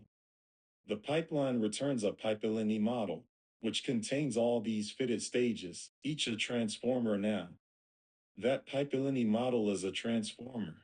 You can transform, test underscore data through the whole sequence. In scikit-learn, estimator versus transformer notion is similar. For example, standard scalar in sklearn has a fit method that learns mean STD and a transform method to scale data. It acts as both. Sklearn estimators often implement both fit and transform if they can be used in pipelines. But conceptually, after scalar.fit x underscore train, you have a fitted scalar that you then call scalar.transform x underscore test. Memory. A transformer often contains the data or parameters learned by estimator. For example, a fitted Kmience model will contain cluster centers, so it's a transformer that can assign cluster labels to new points using those centers. Estimator does not, before fitting, have those parameters. It defines how to learn them. Analogies. Think estimator equals algorithm. Transformer equals trained model. Estimator is like a class with a trained method. Transformer is like a function applying a trained transformation. Why separation? It's a design pattern to separate training from application in pipelines. It aligns with how one would fit on training set, and then transform both training and test sets or deploy the transformer on production data. Edge cases.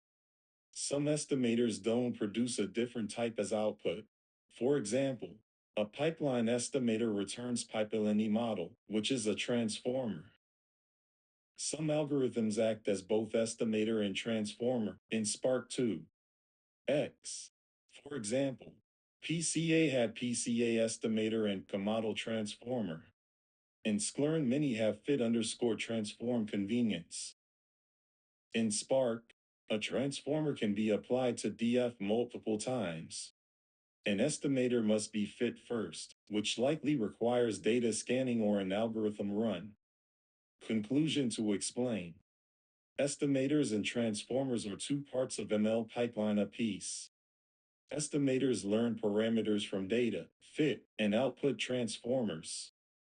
Transformers use those parameters to transform data. Transform 99. Estimator example.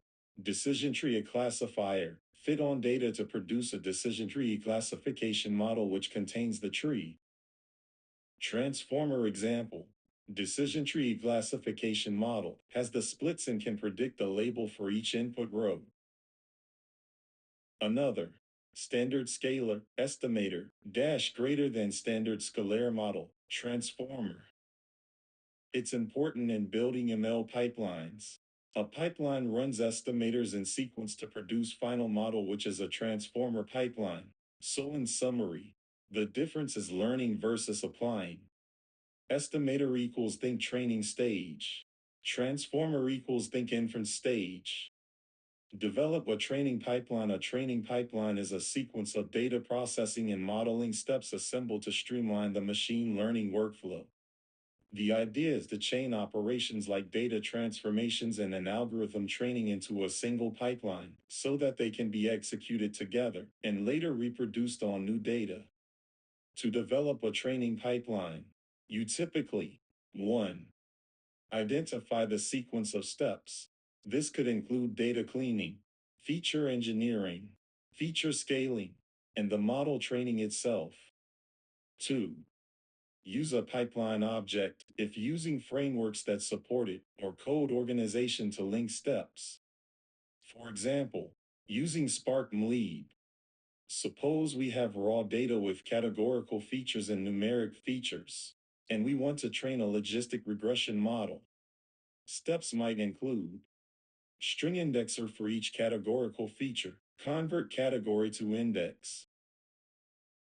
Only hot encoder for each index categorical, convert index to one hot vector. Vector assembler to assemble all feature columns, one hot vectors and numeric columns, into a single feature vector. Standard scalar to scale the numeric features, if needed, though tree-based models might skip scaling. For linear models, it's often beneficial. The estimator model, for example, logistic regression. We can create a pipeline. From PySpark.ml import pipeline from PySpark.ml.feature import string indexer. Only hot encoder. Vector assembler. Standard scalar from PySpark.ml.classification import logistic regression # example columns categorical _ equals country. Browser numeric _ equals age. Income, # index and encode categoricals indexers equals string indexer, input call equals col, output call equals f, col _ix, for col and categorical _ encoders equals only hot encoder, input calls equals f, col _ix, output calls equals f, col _vic, for col and categorical _ #assembler before scaling. We could also scale numerics separately. Assembler equals vector assembler. Input equals f col underscore vic for col and categorical underscore cols plus numeric underscore cols. Output call equals features underscore assemble optional scalar equals standard scalar. Input call equals features underscore assemble. Output call equals features with equals true, with mean equals false. estimator LR equals logistic regression. Feature call equals features. Label call equals label. Pipeline equals pipeline. Stages equals indexers plus encoders plus assembler. Scalar. LR. Now. Training the pipeline. Model underscore pipeline equals pipeline dot fit. Training underscore data. This. Fit will. Fit each string indexer on training underscore data. Learning category index mapping. Transform training underscore data with each indexer, then feed to encoder, etc. As part of pipeline fitting, the pipeline effectively handles all transformations and then fits logistic regression at the end.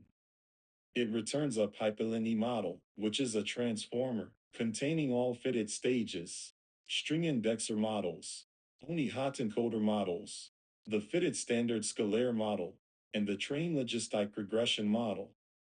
We can then apply this pipeline model to test data.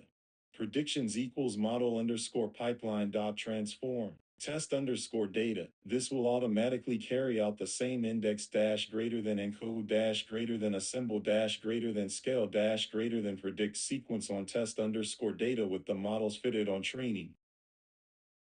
Benefits of a pipeline. Streamlines the workflow. You avoid having to manually apply each step to test data. The pipeline ensures the same transformations with the same parameters, like means for scaling, category indices mapping, etc., are used. Reduces mistakes. You won't forget to do a transformation on new data if it's encapsulated in the pipeline. Easier to cross-validate. In Spark or Splurn, you can plug the pipeline into cross-validation or grid search so that all steps are executed in each fold properly. For example, avoid data leakage by fitting inside each fold. Deployment. You can deploy the whole pipeline model to production and feed raw data to get predictions. In scikit-learn, similar. From sklern.pipeline import pipeline from sklern.preprocessing import only hot encoder. Standard scalar from sklern.compose import column transformer from sklern.linear underscore model import logistic regression #setup column transformer for different types of columns preprocessor equals column transformer. Cat. Uni hot encoder. Handle underscore unknown equals. Ignore. Categorical underscore cols. Num. Standard scalar. Numeric underscore cols. Pipeline equals pipeline. Prep. Preprocessor. Classifier. Logistic regression. Pipeline.fit. X underscore train. Y underscore train. Y underscore perd equals pipeline.predict. X underscore test. This pipeline does one hot and scaling inside. Another angle. A training pipeline might also include hyperparameter tuning as part of it, like a pipeline plus cross-validator. But typically, develop a training pipeline means create a reusable process for training that includes all necessary steps. So summarizing development steps. Identify data preprocessing needed, encoding, missing value imputation, scaling, feature creation. Implement those as pipeline stages, transformers. Add final estimator stage, learning algorithm. Chain them in order.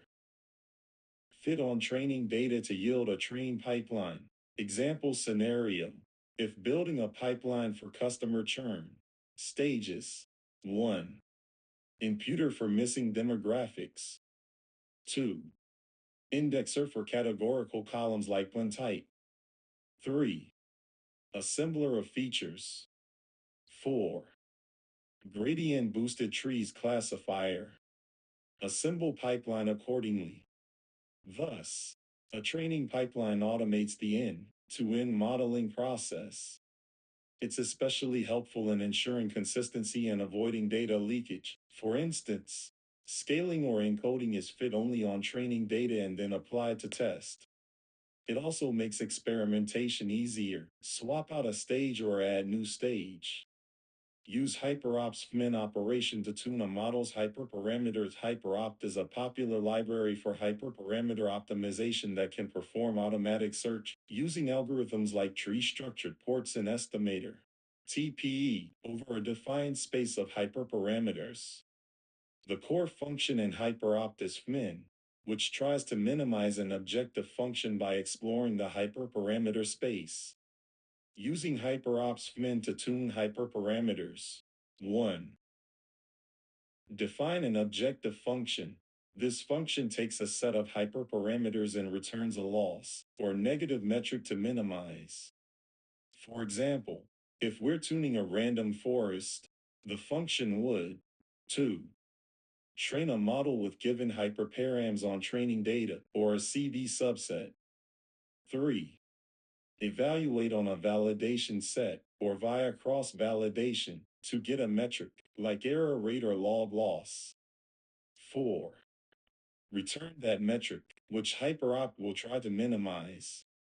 If focusing on accuracy, you'd return accuracy because FMIN minimizes. For example, def objective, params, # params is a dict-like, max underscore depth, 5, LR, 0.1. Model equals random forest classifier, max underscore depth equals int, params, max underscore depth, in underscore estimators equals 100. Model.fit, x underscore train, y underscore train, herd equals model.predict, x underscore val, loss equals 1, accuracy underscore score, y underscore val, herd, # we want to minimize this, error, return, loss, loss, status, status underscore OK. Note, HyperOpt expects objective to return a dictionary with loss and a status. 5. Define the hyperparameter space. Use HyperOpt's HP module to define search space for each hyperparameter. 6. HP.choice, param underscore name, options, for categorical discrete choices. 7. HP.uniform, param underscore name, low, high, for continuous uniform. 8. HP.loguniform for log uniform, when parameter spans orders of magnitude. For example, regularization. 9. HP.cuneiform, param, low, high, Q, for values at fixed intervals, often used to get integer values by setting Q equals 1 and rounding. Example, from HyperOpt import HP space equals, max underscore depth, HP.cuneiform, max underscore depth, 3, 15, 1, learning underscore rate, HP.loguniform, learning underscore rate, NP.log, 0.01, NP.log, 0.2, feature underscore fraction, HP.uniform, feature underscore fraction, 0.5, 1.0. This defines that max underscore depth will be an integer between 3 and 15. Learning underscore rate is log uniform between 0.01 and 0.2, and feature underscore fraction between 0.5 and 1.0 uniformly. 10. Call FMIN to search. From HyperOpt import FMIN, TPE, trials. Status underscore OK trials equals trials. Best equals FMIN. FN equals objective. Space equals space. Algo equals TPE dot suggest. Max underscore evals equals 50. Trials equals trials. Print. Best hyperparameters. Best 11. Algo equals TPE dot suggest uses the tree structured ports and estimator approach. Bayesian optimization. Hyperopt also allows random search by algo equals ran.suggest. 12. Max underscore evols equals 50 means try 50 different parameter sets. 13. Trials tracks results of each iteration. You can inspect it after. 14. Best will be a dictionary of hyperparam values that gave the lowest loss found. Under the hood, FMIN will pick an initial set of hyperparams. Run objective. Then use results to inform next pick. If using TPE, it models the loss as a function of hyperparams and chooses smartly next. It will iterate, keeping track of best seen. 1. Interpret results.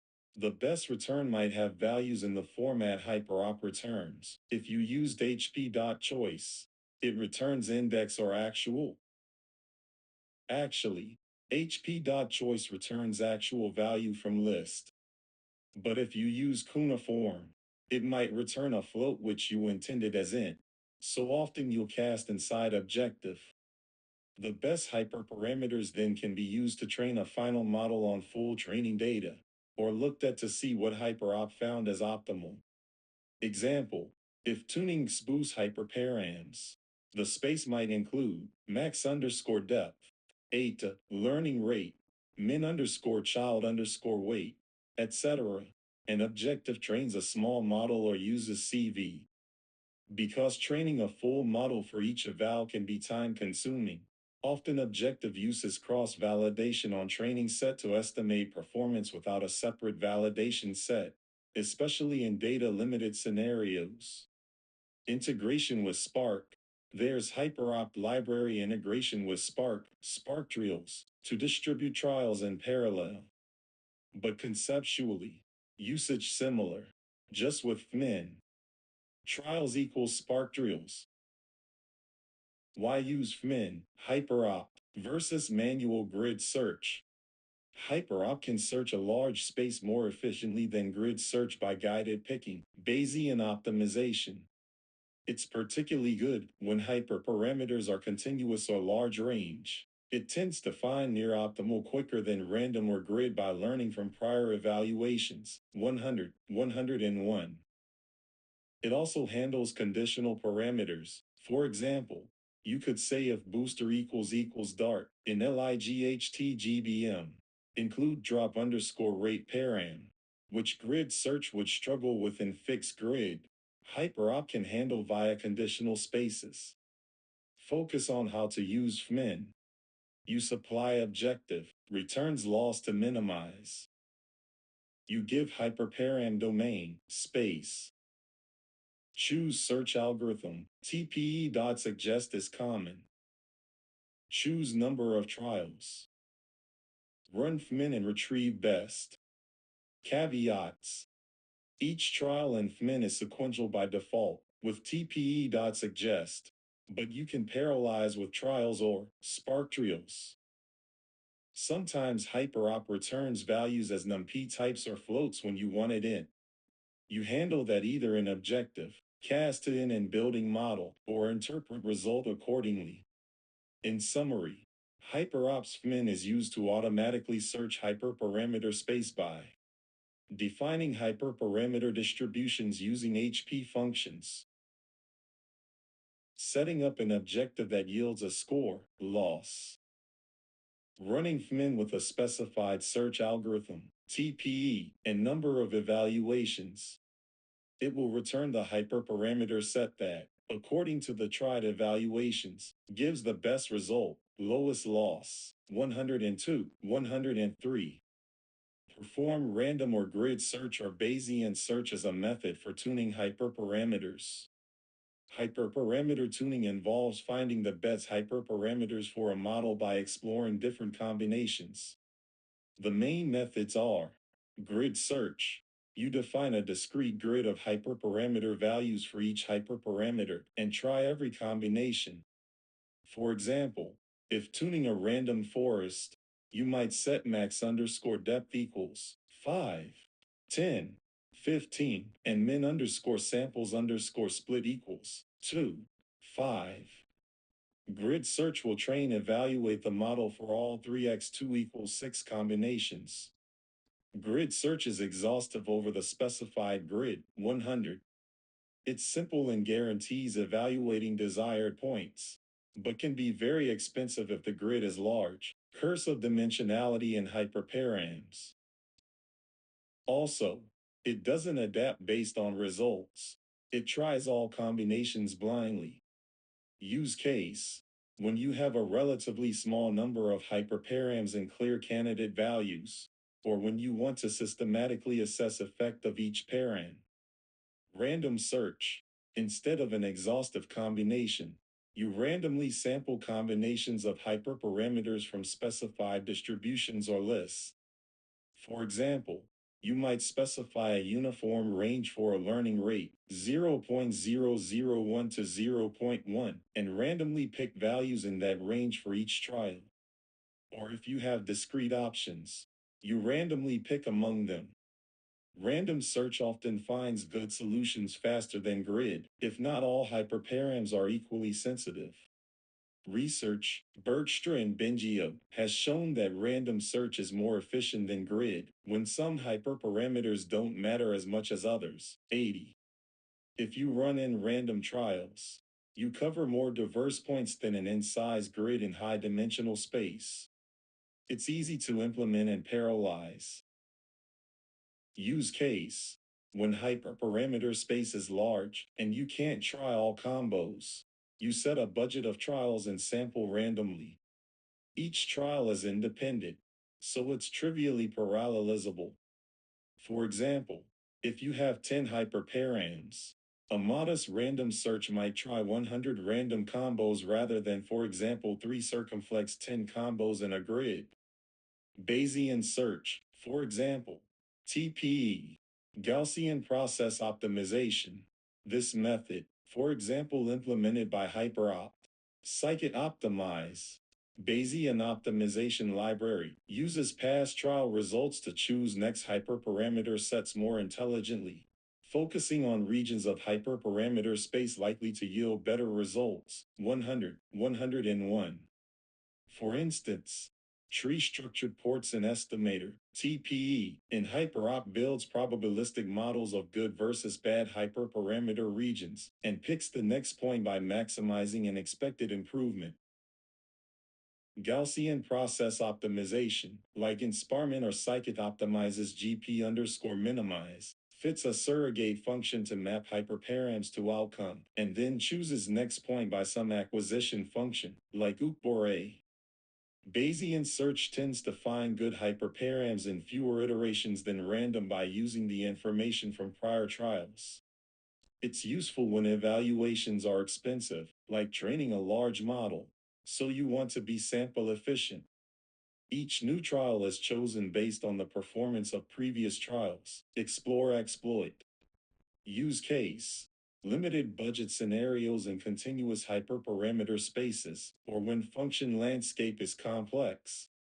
For example, tuning a deep neural net, very expensive to train each model. You'd prefer Bayesian to narrow and unpromising learning rates, or reg param values quickly.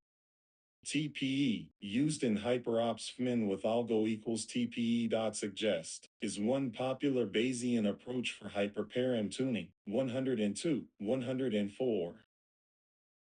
GP base may struggle as number of parameters grows due to the high-dimensional modeling, but TPE handles many parameters better by treating each dimension somewhat independently, hence tree structured. Pros cons.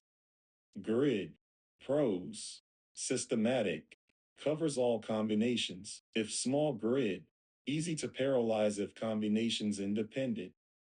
Cons. Inefficient if some parameters are unimportant. Doesn't scale with many hyperparams or many values. Misses values outside the grid. Random. Pros. Easy. Often more effective than grid for same number of tries. Covers broad space. Can uncover surprising combos. Cons. It's still luck of draw. Might need many iterations if space is huge. But you can stop anytime if out of time. Bayesian. Pros. more sample efficient, can reach good region faster, uses prior knowledge from runs, good for expensive evaluations. Cons, more complex to implement, sometimes can get stuck in local optima if not careful. Each iteration might have overhead, computing acquisition function, not as trivial to parallelize, though there are batch Bayesian op methods, but simpler is sequential. Scenario to illustrate. Suppose you're tuning a neural network with learning rate and number of units. Grid might test LR equals 0.01, 0.1, 1, and units equals 50, 100, 150 equals 9 combos.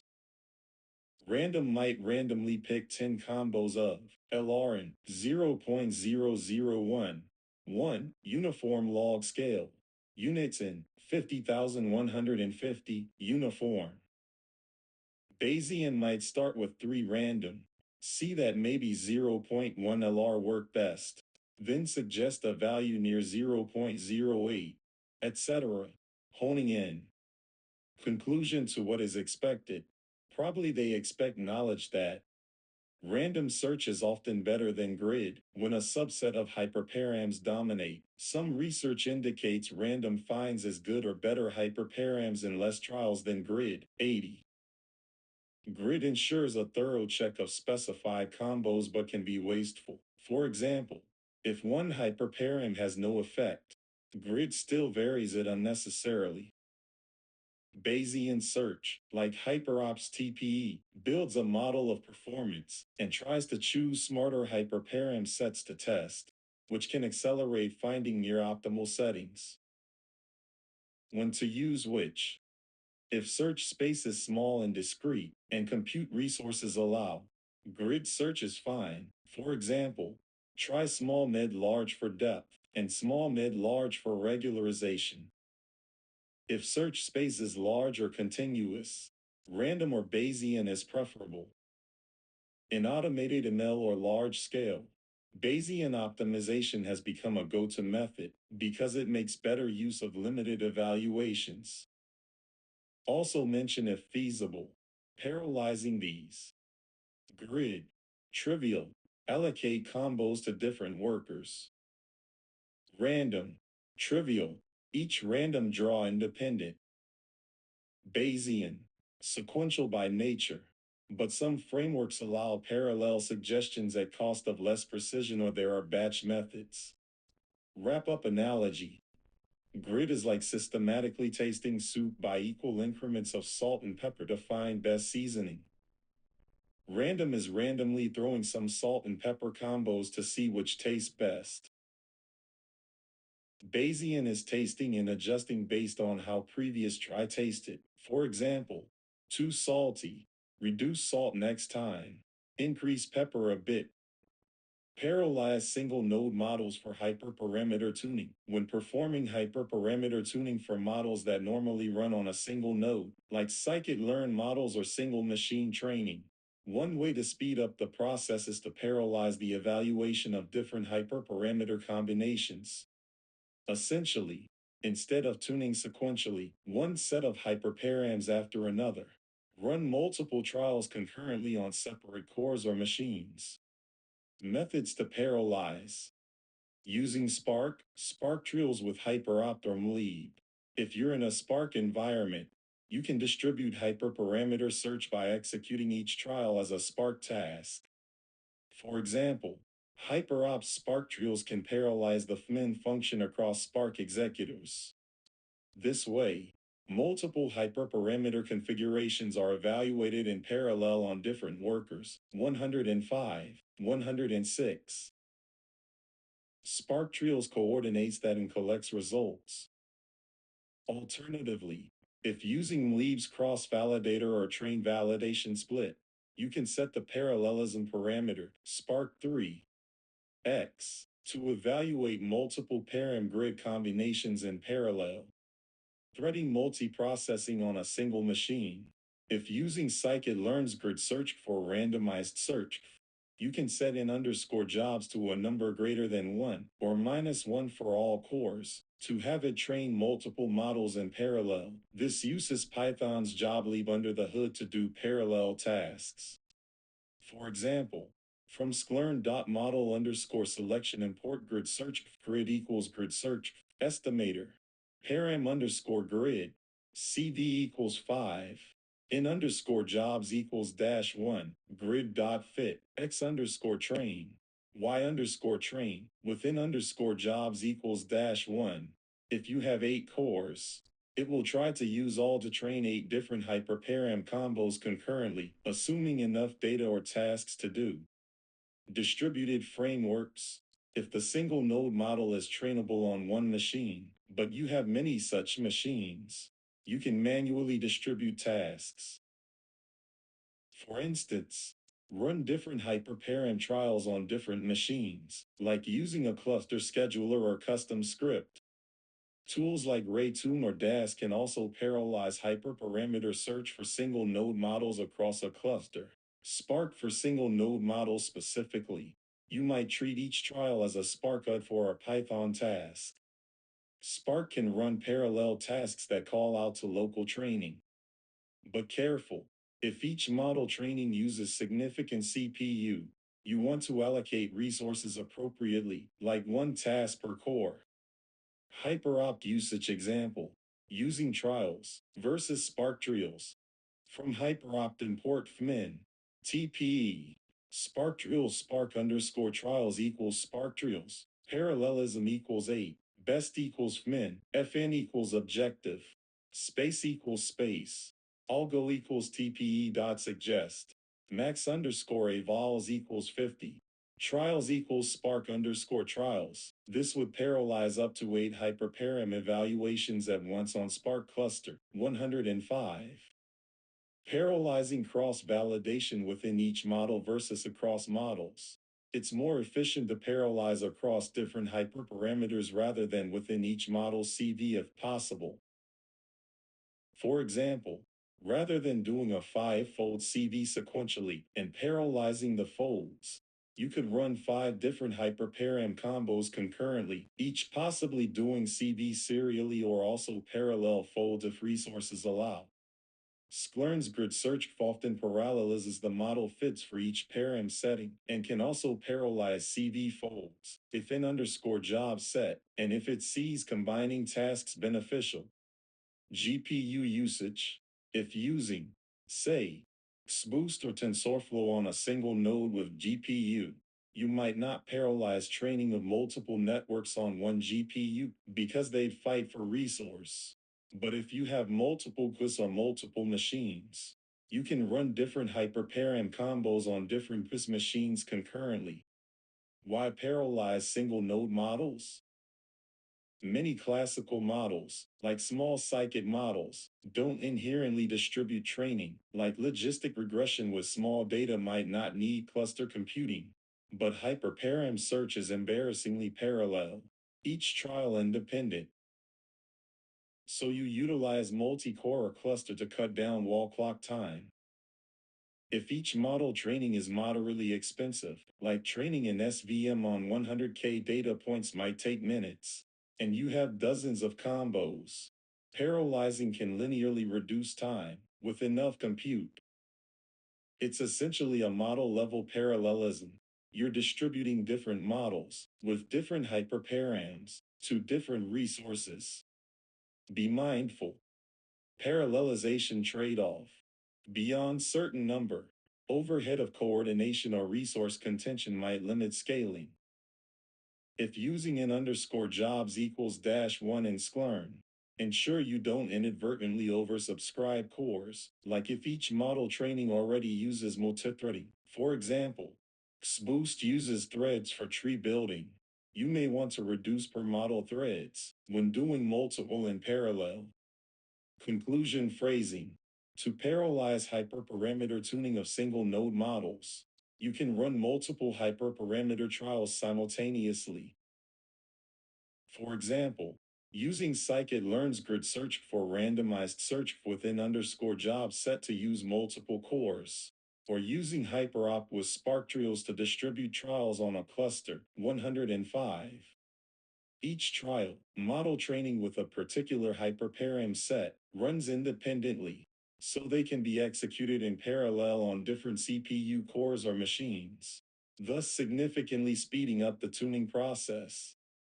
Describe the benefits and downsides of using cross-validation over a train validation split. Cross-validation, CV, and a single train validation split are both ways to estimate a model's performance on unseen data and tune hyperparameters. But they have differences. Benefits of cross-validation over a single train val split. More reliable performance estimate. CV, especially K-fold CV, uses multiple splits of data to train and validate.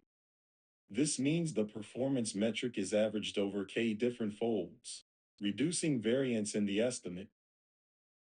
It tends to give a more robust estimate of model generalization than a single split, which might be lucky or unlucky depending on how data was split. 78, 79. Better usage of data. In K-fold CV, every instance ends up being in the validation set exactly once and in the training set K1 times. So, you're effectively using all data for both training and validation across different folds. With a single train val split, some portion, say 20-30%, is reserved solely for validation and not used in training at all. CV avoids wasting data by rotating the validation set. This is beneficial especially when data set is not very large. CV allows the model to train on most of the data at some point. Reduce risk of overfitting to particular validation set. If you tune hyperparameters on one validation set repeatedly, you risk overfitting to that validation set. Hyperparams chosen might do well on that split but not generally. CV mitigates that since hyperparams are evaluated on multiple folds. If a model or hyperparam setting performs well across all folds, it's likely more general than if it just performed well on one particular split. More thorough evaluation. Detect variance. CV can show how performance varies across different subsets of data. For example, you might see that fold 3 has much lower accuracy, maybe indicating a particular subset of data is challenging or model doesn't generalize well for some segment. A single split wouldn't reveal that nuance. Often CV yields a model that can then be retrained on full dataset. Many practitioners use cross-validation to choose hyperparams, and then train a final model on the entire dataset using the chosen hyperparams, which often yields a better final model, since it's used all data for final training. If you only had a fixed train val, you might waste some data as purely validation, unless after tuning you retrain on all data anyway, which you often should, though you then have no unbiased validation left except test. Downsides of cross-validation, compared to a single train val split. Higher computational cost. K-fold CV means training K models, plus hyperparameter tuning can multiply that, which can be K times more expensive than training once. If the data set is large or model training is expensive, CV might be too slow or resource heavy, whereas a single split is just one train and evaluate. For example, training a deep network 5 times for 5-fold CV may be infeasible, so one might do a simpler single split evaluation. Complexity and implementation. It's simpler to do one train val split and train once. CV adds complexity, especially if you have to ensure data splitting is stratified or handle time series appropriately with specialized CV. Also, interpreting CV results, mean and STD, is a bit more effort than a single number from one split. When data is plentiful, if you have a very large data set, a single train val test split might be sufficient to get a reliable estimate, because each set is large enough. In such cases, cross-validation might be overkill and just increase computation for marginal gain and estimate stability. Potential data leakage if not careful. With more complex data situations, time series, group data, doing naive CV can leak info. For example, if not preserving order or groups. A single carefully chosen split, like train on past, validate on more recent, might be safer in certain scenarios. Whereas CV would have to be adapted, like a rolling CV. CV might bias hyperparameter selection to average case. If your domain cares about worst case performance or specific subset performance, CV optimizing average might not highlight that. But that's a minor point. You could adjust scoring metric if needed. Not needed if robust test is available. If you have a completely separate large test set and not doing heavy hyperparam tuning, a single validation may suffice. CV is typically beneficial in hyperparam tuning to make best of limited data. If you can spare data for validation and still have plenty for training, a single split is easier and often fine. Train validation split upsides. Simpler, faster. If data is huge, training even once might be fine, diminishing returns on using all data due to model capacity. If quick iteration is needed, single split gives immediate feedback versus waiting for multiple folds. Numbers example. Imagine 1,000 samples, and you want to evaluate model, minus 5-fold CV. Train on 800, validate on 200, repeated 5 times so each sample validated once. Compute average accuracy. Single split. Train on 800, validate on the same 200. Might by chance get an optimistic or pessimistic result depending on which 200 those were. Conclusion. CV is generally more robust and data efficient, at cost of computation. Single train val is simple and faster but has a higher variance in performance estimate and might waste data for training.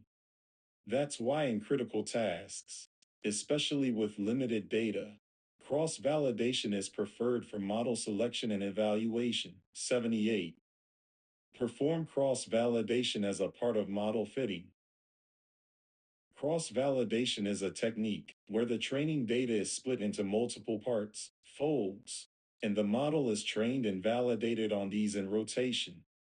To perform cross-validation as part of model fitting for hyperparameter tuning or performance evaluation. Process 1. Choose number of folds, K. Common choices are 5 or 10.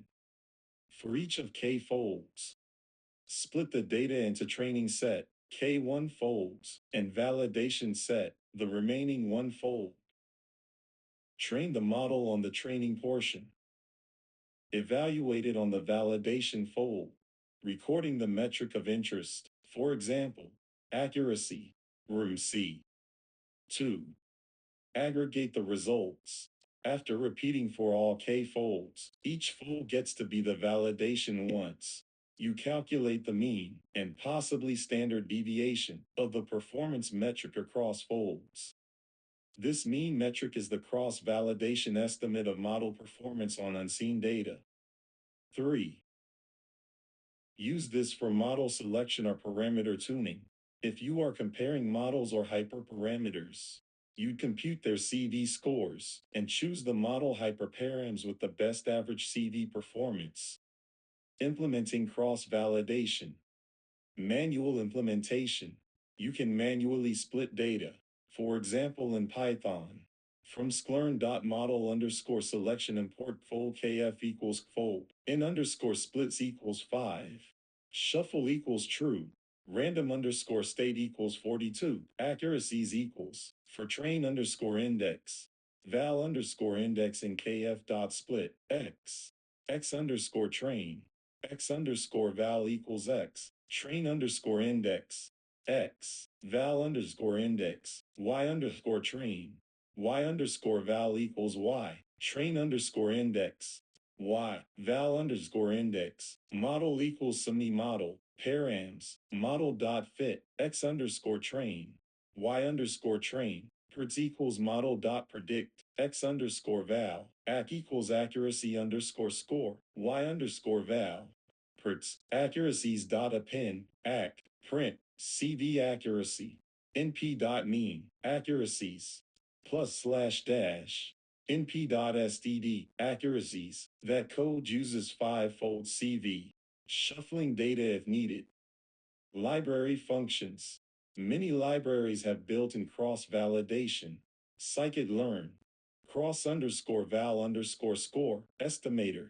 X. Y. CV equals 5. Will perform CV and return array of scores. Or grid search uses CV internally to evaluate each hyperparam combination via CV.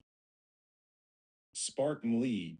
You can use cross-validator object which takes an estimator, an evaluator, and a parent grid, and it will do the CV for you on the dataset. It parallelizes across folds if configured, and pick best model, 108.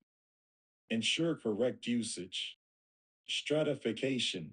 If classification with class imbalance, use stratified CV so each fold has class proportions similar to original. In Sklearn, use stratified fold or cross underscore val underscore score defaults to stratified for classification. No data leakage. Ensure that no information from validation folds is used in training the model or in pre-processing. For example, if you scale features, do scaling fit only on training fold data, then apply to validation fold. Otherwise, info leaks. If using pipeline, like Sklearn pipeline or Spark pipeline, include scaling in pipeline so that the CV routine does that correctly per fold. Time series CV. If data is time series, typical CV might not be appropriate. Can't shuffle. Use forward chaining or rolling origin CV. Train on past. Validate on future for each fold. Model fitting with CV versus final model.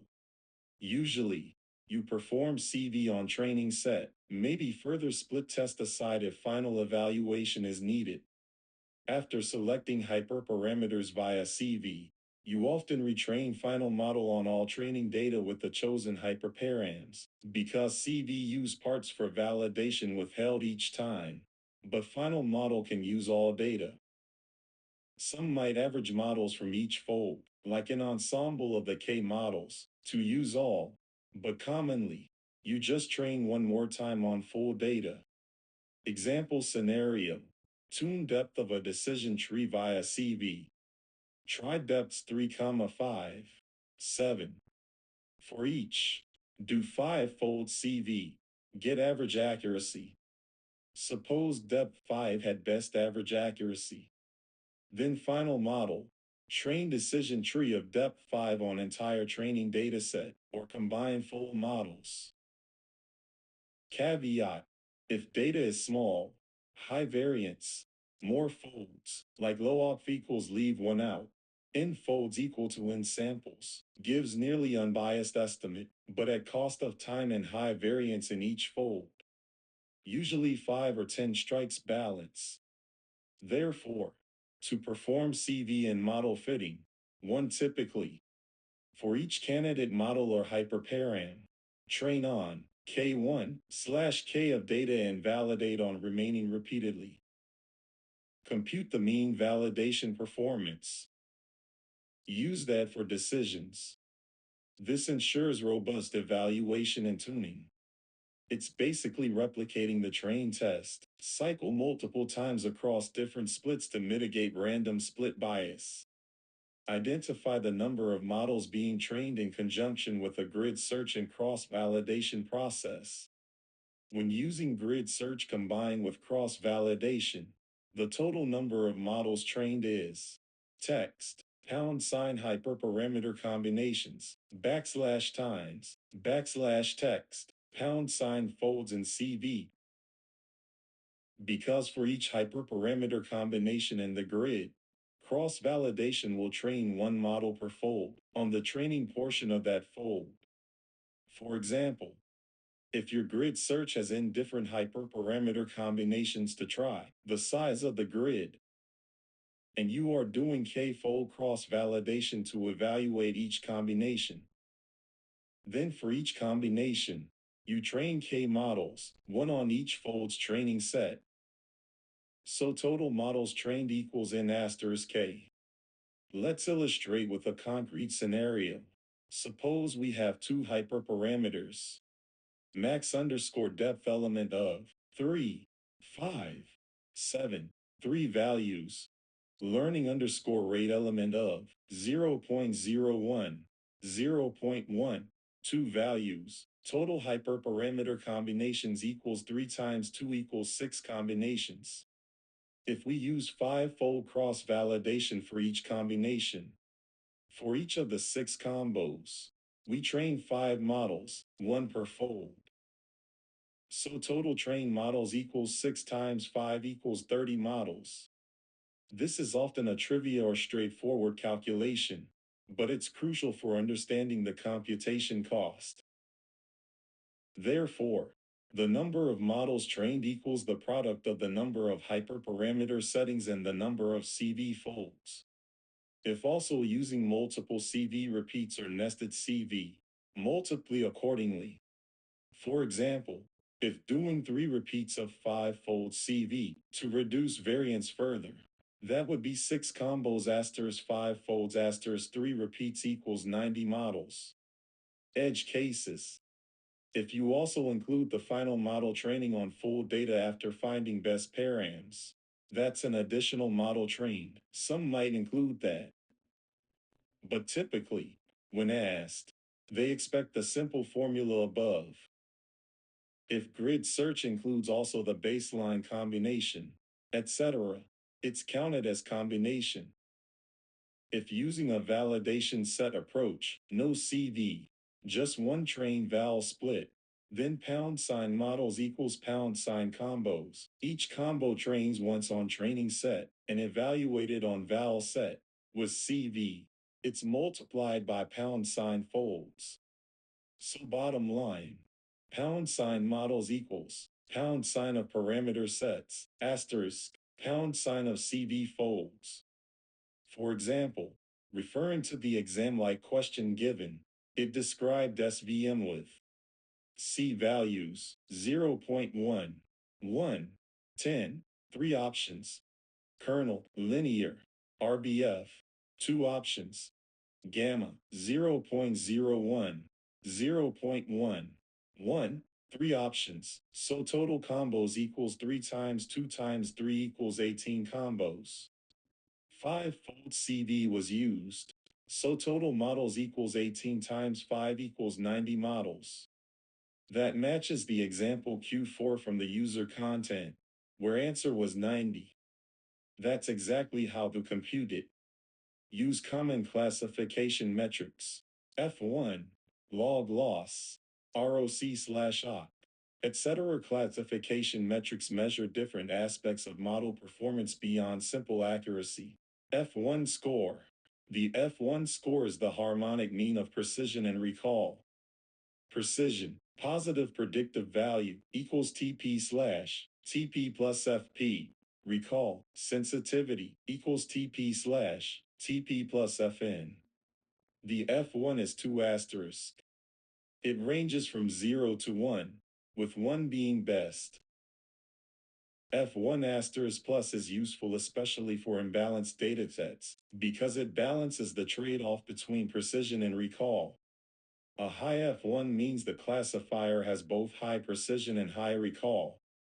For example, in a spam detection setting, precision, proportion of predicted spams that were actually spam.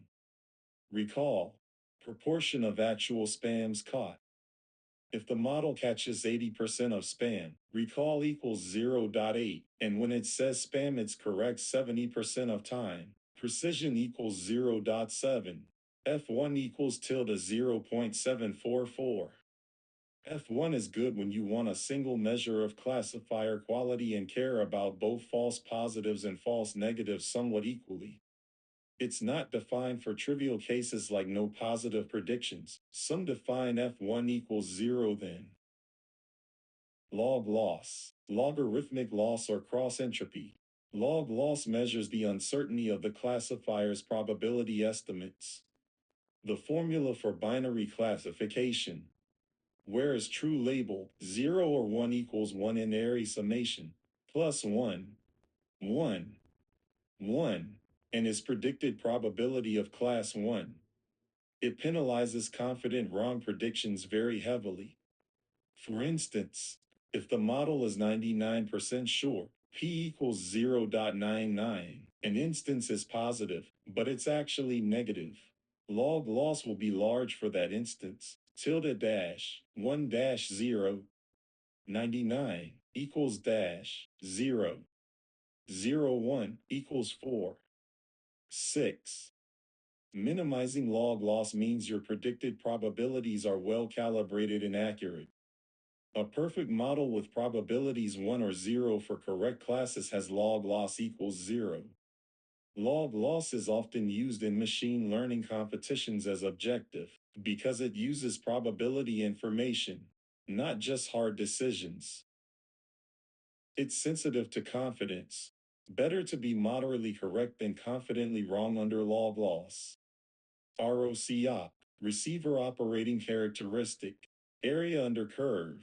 ROCOC is the area under the ROC curve, which plots true positive rate, recall, versus false positive rate for various threshold settings of a probabilistic classifier.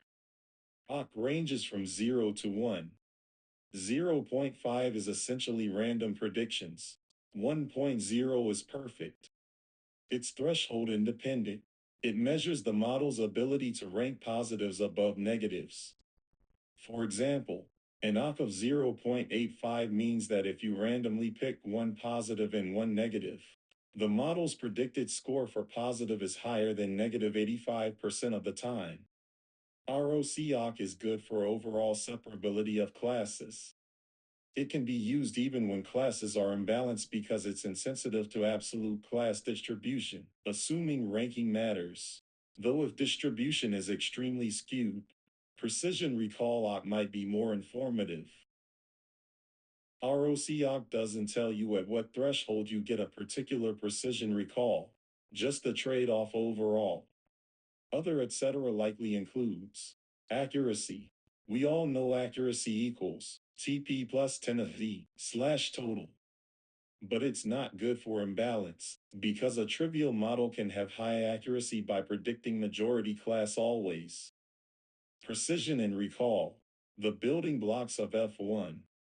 Sometimes you care more about one specifically. For example, precision if false positives are very costly, like diagnosing disease. You don't want false alarms. Recall if false negatives are very costly, like missing a cancer case. Specificity. Tennessee plus FP. Used in medical context with recall. Sensitivity. Possibly PROC. Area under precision recall curve. Particularly useful if classes are very imbalanced, since PR focuses on positive class performance. Matthews correlation coefficient, MCC, could be another comprehensive measure for binary classification. Works well even if class is imbalanced, but probably outside typical, common metrics. When to use which? F1, useful when there's imbalance, and you want a single measure that balances FP and footnote good for say, if positive class is rare, and you want a balance between catching positives and avoiding false alarms.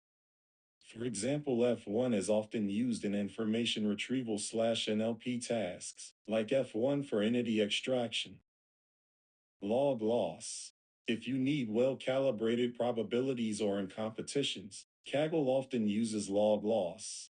Probabilities or in competitions, Kaggle often uses log loss.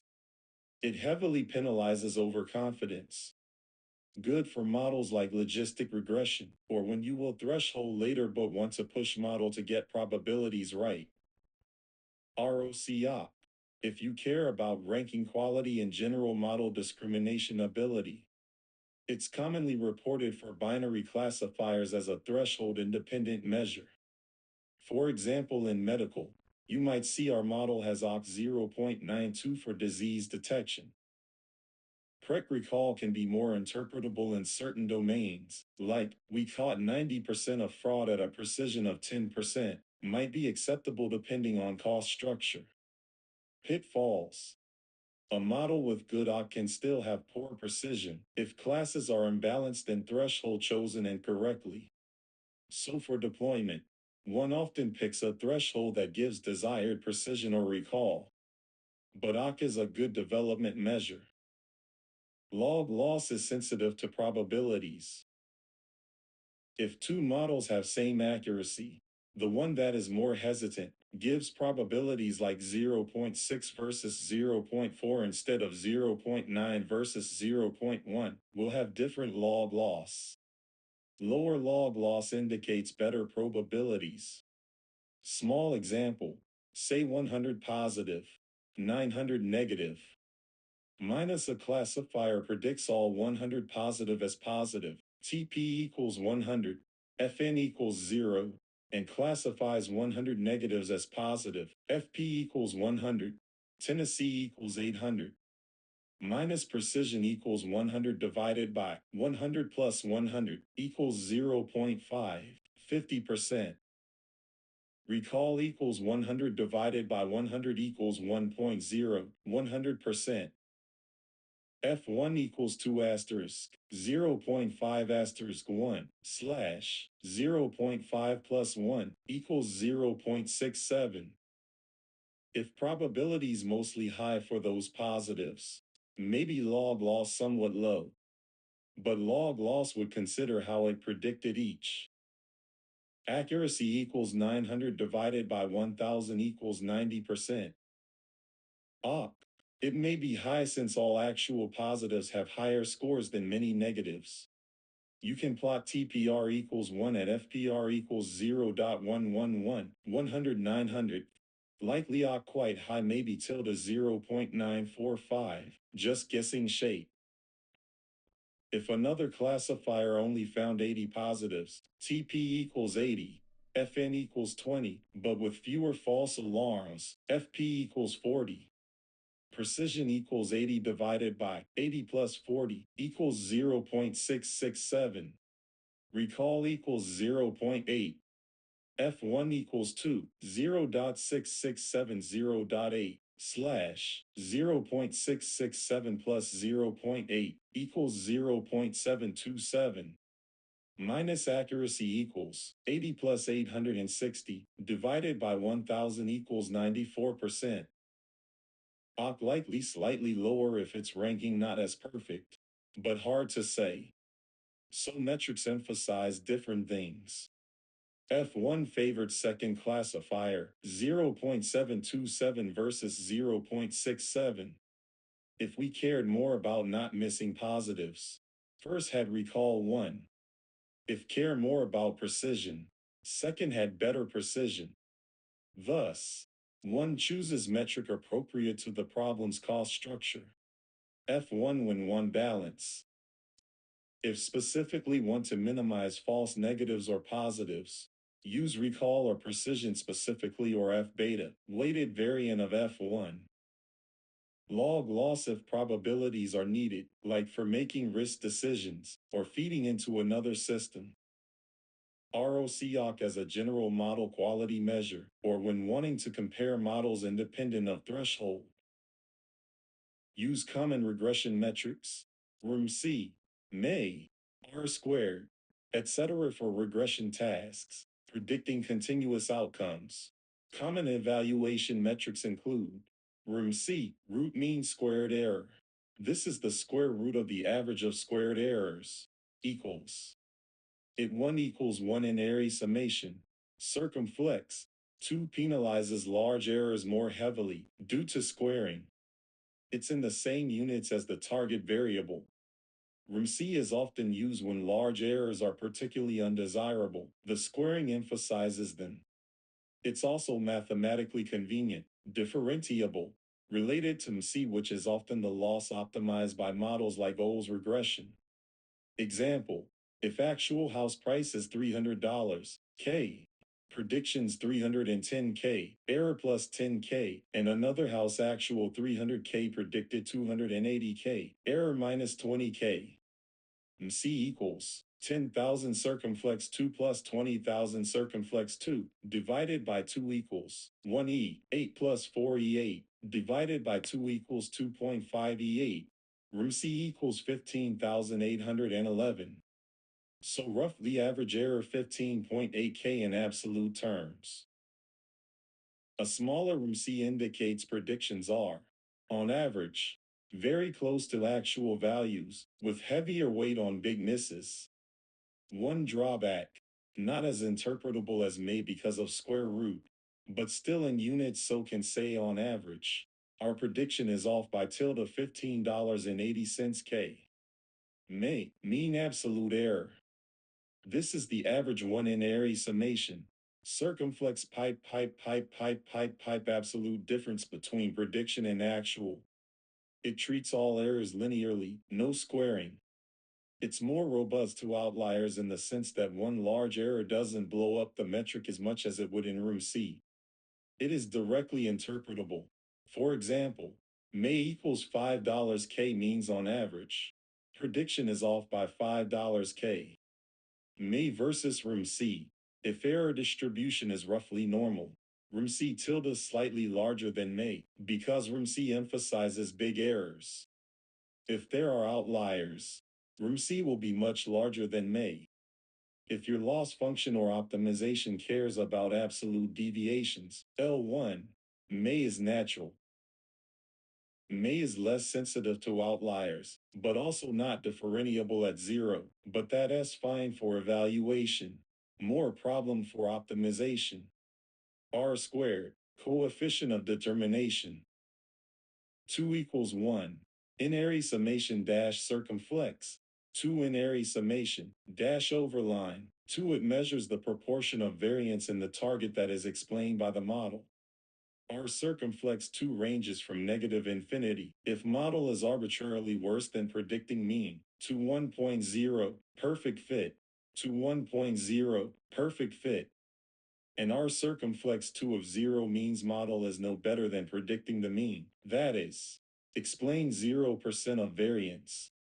For example, R circumflex 2 equals 0.75 means 75% of the variance in output is explained by input features via the model, 79. R circumflex 2 is widely used for regression to gauge goodness of fit. It's unitless and scale independent. But R circumflex 2 can be misleading. Adding features can never decrease R circumflex 2 for training set. So on test data, one uses adjusted R circumflex 2 or just sees R circumflex 2 drop if overfit. For nonlinear models, R circumflex 2 still can be computed similarly to measure predictive power relative to baseline mean guess. If R circumflex 2 is negative on test data, it means model is worse than just predicting average, like severe overfitting or model issues. Other etc. likely includes MC, mean squared error, which is RMC squared, or before SQRT. Often used for optimization, but RMC more interpretable in original units. MAP, mean absolute percentage error, average of pipe, y underscore I slash y underscore I pipe asterisk 100%. Useful if you care about relative error, like forecasting sales. A 10% error means something regardless of scale. But MAP has issues if y can be 0 or near 0. Median absolute error. Median of pipe error is pipe, robust to outliers. Adjusted R circumflex 2. Punishes adding extra features, used in multiple regression to compare models with different pound sign features. Possibly mention relative RMC, like RMC slash range or slash mean to express error relative to typical value. When to use what? RMC versus May. If you want to heavily penalize large errors, use RMC. For example, in some high-risk predictions, predicting medication dose, a large error could be dangerous. You'd rather have many small errors than one huge. If outliers or large errors are suspected to be noise or not so critical, may might be more stable. May is also easier to explain. Our predictions are off by $X on average. May and room C give different insights. Room C greater than may, unless all errors equal. The ratio room C slash may can indicate error distribution shape. R circumflex 2. Great for overall fit quality, especially in explanatory contexts. People like to say model explains X% of variance, but it doesn't tell you scale of errors like room C does. Also, R circumflex 2 only really makes sense if variability exists. If Y is constant, R circumflex 2 is ill-defined. It's not linear scale metric. For example, R circumflex 2 of 0.9 versus 0.8 is not modeled twice as good. MC is used as loss in many models, like O's solution minimizes MC. But for reporting, RUC is more interpretable. Taking SQRT puts it back in same unit as Y. Map. Useful if you care about percentage error, but can blow up if any actual values near zero. Good for things where relative error matters more, maybe in business. A 10% error on any forecast is threshold regardless of whether it's big or small entity. Example, if actual values 2, 4, 8, 10, and predicted 3, 5, 7, 9, errors, -1, -1, 1, 1, may equals pipe -1 pipe plus pipe -1 pipe plus pipe 1 pipe plus pipe 1 pipe divided by 4 equals 1. Minus MC equals 1 plus 1 plus 1 plus 1 divided by 4 equals 1. Room C equals 1. Minus R circumflex 2. Actual mean equals 6. Actual variance, sum, y minus 6, circumflex 2 equals 16 plus 4 plus 4 plus 16 equals 40. Predicted residual squared sum equals 4, because each error squared is 1. Sum is 4. R circumflex 2 equals 1 minus 4 divided by 40 equals 0.90. So model has R circumflex 2 equals 90%. It lowered SSE from 40, just predicting mean yields SSE equals 40, to 4. In this from room C equals may equals 1. R circumflex 2 equals 0.9. Thus, use may / room C to communicate average error. Use R circumflex 2 to communicate explain variance / goodness of fit. Use appropriate metric for your goal. If under-over prediction costs symmetrical and continuous, MC/room C often used. If want less outlier sensitivity, may. If relative differences matter, maybe map. If comparing fits of linear models, R circumflex 2 is quick gauge. Choose the most appropriate metric for a given scenario objective. Different prediction tasks and business objectives demand different evaluation metrics. Choosing the right metric ensures the model is optimized for what truly matters in that scenario. Let's consider some scenarios and which metric is most appropriate. Class imbalance / critical positive class. For example, disease detection. If identifying the positive class, diseased, is crucial and positives are rare, accuracy is a poor choice, because a model could be 99% accurate by always predicting, not disease. Instead, metrics like recall, sensitivity, are critical because missing a disease case is very costly. Possibly precision too if false positives have downsides, like further expensive tests. Often a balance via F1 or focusing on recall at a certain precision is used. For example, in cancer screening, you'd want very high recall, catch all cancers, even if it means some false alarms. So use recall or F1 with heavier weight on recall, or F2 score. Credit fraud detection, imbalance. False negative costs high, Similar to above, recall of catching frauds is key. You might allow more flag transactions to review, that is, tolerate lower precision. Use precision recall awk or F1, which balances, but if company prioritizes recall, maybe emphasis on recall. Spam filtering, cost of false positive different from false negative. If marking a legitimate email as spam, false positive is more problematic, could cause user to miss important email. You might prioritize precision. When we say spam, we want to be mostly sure. If a bit of spam slips through, false neg may be less harmful. So you might optimize model threshold to achieve high precision, few false alarms, even if recall is immoderate. Or use precision at K if you only plan to auto-filter top predictions. Advertising click prediction need well-calibrated probabilities. If predictions are used in an auction or decision-making system, getting probabilities right matters. So log loss is appropriate. Or ROCOC if you're ranking users to target, but typically log loss for calibration or calibration curves assessment. For large-scale user behavior, OC is common to measure model discrimination because class imbalance, clicks versus not clicks. They often use OC in advertising as a general metric of model quality. Financial forecasting, like stock price or sales, usually here, error magnitude matters in relative terms. If predicting sales, you might use MAP, mean absolute percentage error, since a 10% error is considered similarly impactful whether sales are high or low. Or RMC if absolute error in units matters, especially if outliers, very high sales days, could be troublesome and you want to penalize those misses more. RMC penalizes large errors. If overshoot versus undershoot have different costs, some custom asymmetric metric might be needed, but typically MAP or RMC. Energy usage prediction, utility planning, perhaps might be chosen if you want an interpretable wear off by plus minus sin x kilowatts per hour on average. If large spikes matter especially, maybe RMC.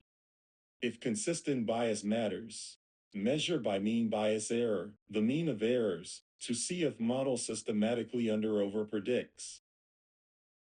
Competition where one metric is target, like Kaggle. For example, Kaggle might specify ROCOC or RMC explicitly. Obviously, then that metric is the one to optimize. Interpretable research versus deployment. In academic, R circumflex 2 is often reported to indicate how well model explains variance. In deployment, they might care about something like 95th percentile error or recall at certain threshold, etc. So choose accordingly. Multi-class classification where some class is more important. Could use a weighted metric, like weighted F1. Sclerin gives average equals weighted, which weights each class F1 by support.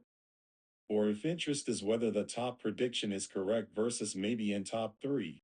Use top K accuracy, like an ImageNet competition. They use top 1 and top 5 accuracy. Recommendation systems.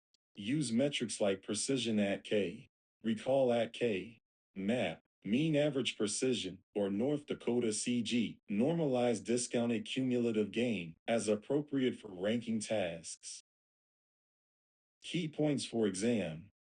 If question asks, we have this scenario, which metric is most appropriate? I'd map scenario to metric. Imbalance classification. Positive class important dash greater than F1 or recall or precision depending on exact cost trade-off. But often F1 if we want balance, like classify rare event. What metric to best assess overall performance? Equals greater than F1 is good. Needing confidence in probabilities dash greater than log loss, or Breyer score. Model discriminatory ability overall, especially with no fixed threshold, dash greater than ROCOC. Regression where large outliers are extremely bad dash greater than use RMC, punish them. regression where outliers might just be noise, and we want average error more robust dash greater than may. Also mention R circumflex 2 if they'd like a normalized measure to explain variance. Downside if wrong metric. If you optimize for accuracy in an imbalanced setting, you'll get trivial model ignoring minority. If you use RMC when you actually care about median error, model might chase minimizing a few large errors at expense of being slightly worse on many moderate ones, because squares emphasize big errors. If you use R circumflex 2, a model with small bias, but frequent moderate errors might have decent R circumflex 2, but business cares about how many predictions are within plus minus sign 10 units, for example. So pick metric aligned with business objective. Minimize overall cost. Possibly create cost matrix and use expected cost as metric. Maximize user satisfaction may be analog to precision if user gets alert. You want few false. Conclusion. There's no one-size metric. Must choose based on what errors are worse. Use precision recall F1 for classification, depending on whether false POS or neg weigh more. Use log loss or OC for probability ranking scenarios. Use RMC/may depending on whether you care about outlier errors or average error. Use R circumflex 2 for variance explained if communicating model fit in percentage terms. Identify the need to exponentiate log transform variables before calculating evaluation metrics or interpreting predictions when we apply a log transformation to a variable, commonly the target variable in regression. For modeling, we often need to invert that transformation, exponentiate, to bring predictions or interpretations back to the original scale. Failing to exponentiate would keep results in the log scale, which can be misleading when evaluating performance or explaining results in real terms. Scenario. Suppose we are predicting income, and we take log income as the target to make distribution more normal. We build a linear model on log income. After training, the model outputs predictions of log income. To get predicted income in dollars, we must exponentiate. Predicted underscore income equals X, predicted underscore log underscore income. Similarly, if we want to compute error metrics like RMC in actual income dollars, we should compare actual income versus predicted income in original scale. That means exponentiating the log predictions to get them on the same scale as actual incomes before computing error. If we computed RMC on the log scale values directly, it's RMC in log dollars, which is hard to interpret and not directly measuring multiplicative error properly. Why exponentiate before metrics? Many evaluation metrics, RMC, may, are scale dependent. If target was log transformed, RMC, log, is not the same as something like RMC on Y actually. RMC on log scale corresponds to a multiplicative error measure roughly. But if you want actual error in original units, you need to convert back. If you want to interpret the model has an average error of $5,000, you must compute error in dollar, not in log dollar. So you must X predictions then compare to actual in dollar. If you measure R circumflex 2 on log scale, that's fraction of variance explained in log space, not actual variance of original variable. For interpretability in original domain, might want to convert predictions and then compute R circumflex 2 relative to original target variance. Interpretation. Predictions in log scale might be easier to analyze in modeling, like coefficients can be interpreted as percentage changes, if input not log, etc. But final output typically needed in original units. For example, if log target equals a plus b asterisk x as the model, and b equals 0.05, one might say 1 unit increase in x multiplies the target by x, 0.05, tilde 1.051. That is tilde 5.1% increase.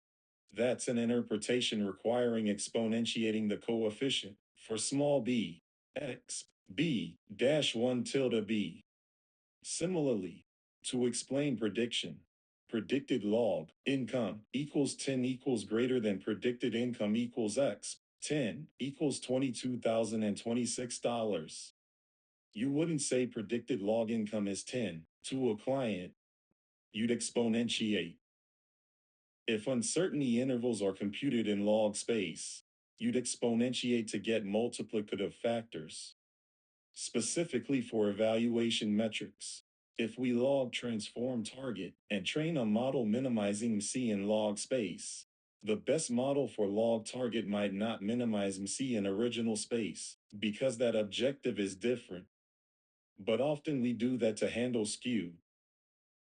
When evaluating, if the question specifically mentions exponentiate log transform variables before calculating metrics or interpreting, it's pointing out that if we had predicted log y to compute, say, may in original units, we must do may equals mean pipe x y underscore perd underscore log y underscore actual pipe. If we instead did mean pipe y underscore perd underscore log y underscore actual pipe, that's may in log units, not directly interpretable in original units. For interpretation, if model output is log dollars, you exponentiate to talk in dollars. Another place, if we log transform features, when interpreting model coefficients' effect on actual predictions, we sometimes invert transform for interpretation. For instance, if x was log transformed, LIX, and coefficient beta, one can say increasing x by 10% corresponds to beta asterisk 0.10 change in output, if y linear, etc., not exactly exponentiate, but interpret our relative changes. But the question likely focuses on target transformation. Example, say actual target is 100,000. We predicted log target equals 11.5. That exponentiates to tilde 98,166. If we evaluate in original units, absolute error equals 1,834. If we had left in log, actual log equals 11.5129. Predicted log equals 11.5. Error in log equals minus 0.0129. Like, how significant is that? Not obvious. If we do RMC in log, SQRT, mean, log, y underscore perd, log, y underscore actual, circumflex 2, tilde 0.0129. That is dimensionless and not intuitive directly. But exponentiate differences correspond to ratio of actual values. People often convert that to multiplicative error measure like the RMC in log yields a multiplicative error factor x, RMC underscore log. So to present something like our model's RMC is $5 K, you need to go back to dollars. Conclusion. Whenever we use log or any transformation during modeling, we must invert that transform to evaluate model performance in original scale, if that is what's meaningful. Interpret predictions or model coefficients in original terms. Hence, one should exponentiate predicted log values to compare to actual values in original space or to present results. This ensures metrics are understandable and relevant to the original problem context, like dollars, population counts, etc., and that interpretation, like doubling x multiplies y by underscore underscore underscore, is done correctly. 80. Assess the impact of model complexity and the bias variance trade-off on model performance. Model complexity is tied to the bias variance trade-off, a fundamental concept. Simple models, low complexity, tend to have higher bias. They may underfit the data, failing to capture all patterns, but lower variance. Their performance doesn't change drastically with different training data. Example, A linear regression for a clearly nonlinear relationship will underfit bias. But if we sample new training data, the linear fit might not vary too much, so low variance. Complex models, high complexity, can fit the training data very closely, low bias, but are at risk of high variance, sensitive to small fluctuations in training data, potentially overfitting. Example, a very deep decision tree can exactly fit training data, bias tilde 0, but a slight change in training data could produce a quite different tree structure and performance on tests can degrade. High variance. Impact on performance. If a model is too simple relative to the true underlying pattern, it'll have high bias dash greater than training and test errors will be relatively high. The model cannot capture all signal. It might show underfitting. Both train and test errors are high and similar. If a model is too complex, it can memorize quirks of training data, very low training error, as it has low bias on training, but perform poorly on new data, high test error due to variance overfitting. This is overfitting. Training error low, test error much higher. The best model complexity is intermediate. It strikes a balance where it captures the signal, low enough bias, but doesn't capture too much noise, keeping variance in check, resulting in lowest test error. Bias variance in practice. You can often detect this by looking at learning curves or model performance at different complexities. With increasing complexity, training error typically monotonically decreases. Model fits training better, but test error follows a U shape. First goes down as bias reduces more than variance increases, hits a minimum optimal complexity, then goes up as variance dominates due to overfitting. For example, polynomial regression of increasing degree. Degree 1, underfit, high bias. Model too rigid to capture curvature. Degree tilde 4 might give lowest test error, balance. Degree 10, overfit, passes exactly through all training points maybe. So training MC tilde 0 but test MC high. Another example, decision tree with depth parameter. Depth equals 1, a stump, likely underfits, bias high, error high. Depth equals 5, maybe good fit. Depth equals 20, could overfit noise. High variance. Assessing impact. Evaluate performance on training versus validation. If training and validation errors are both high dash greater than high bias, likely need more complexity or better features. If training error is low but validation error is much higher dash greater than high variance, overfitting. Reduce complexity, or get more data regularization. If both are low, close and small, dash greater than model complexity is appropriate, just right. Use regularization to control complexity, like L2 in linear models reduces variance at cost of introducing bias. Often beneficial. The trade-off. As complexity increases, bias decreases, model more capable of capturing patterns.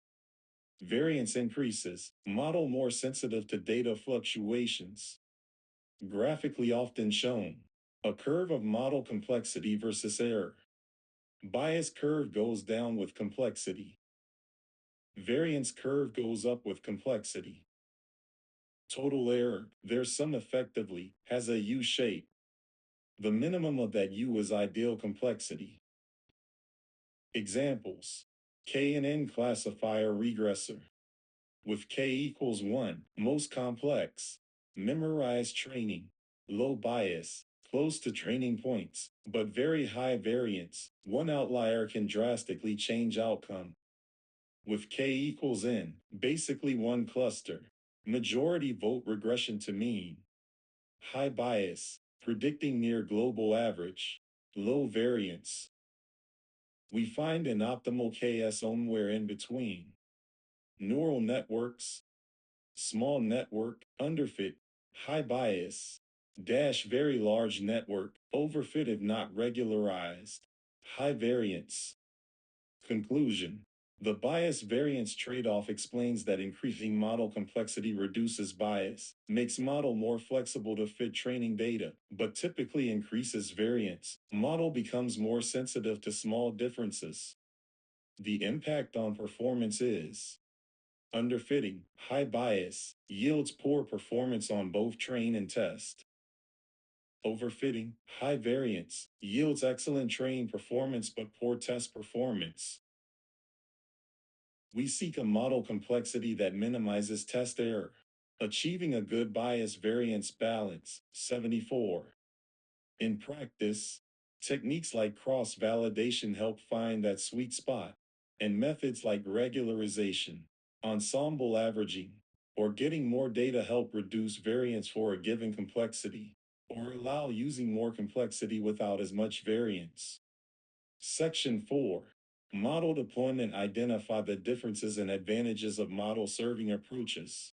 Batch, real-time, and streaming model serving can happen in different patterns. Batch serving, batch inference. This is when predictions are made on large sets of data at scheduled intervals, or on demand for a whole data set, rather than one at a time. It usually involves reading a bulk of input, maybe from a file or table, applying the model to all records, and writing out the results. Characteristics. High throughput. High latency is acceptable, minutes to hours perhaps. Not user-facing in real time. Often used for periodic reports or offline processes. Advantages.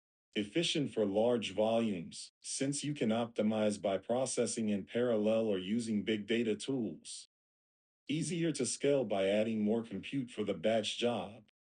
Also simpler in architecture, you might reuse idle pipelines. Use cases. Nightly churn prediction for all customers. Weekly demand forecasting for all stores. Scoring an entire database of transactions for fraud overnight. Example, running a Spark job that loads millions of records. Uses the model to add a prediction column. Writes results to a database. If it takes 30 minutes, that's fine in batch context. Real-time serving, online inference. This is serving predictions on demand for individual or small batches of instances, typically via a request response API, REST, gRPC, etc., with low latency, milliseconds to seconds. Characteristics, low latency, often one prediction per request, synchronous, often supports high QPS, queries per second, by scaling horizontally. Advantages, immediate results, enabling interactive applications, like showing a recommendation to a user as they browse. Fraud check during a transaction in sub-second. Challenges, needs deployment environment, like a web service. Possibly more complex monitoring. Error handling, since it's live. Need to handle scale if many concurrent requests. Use cases.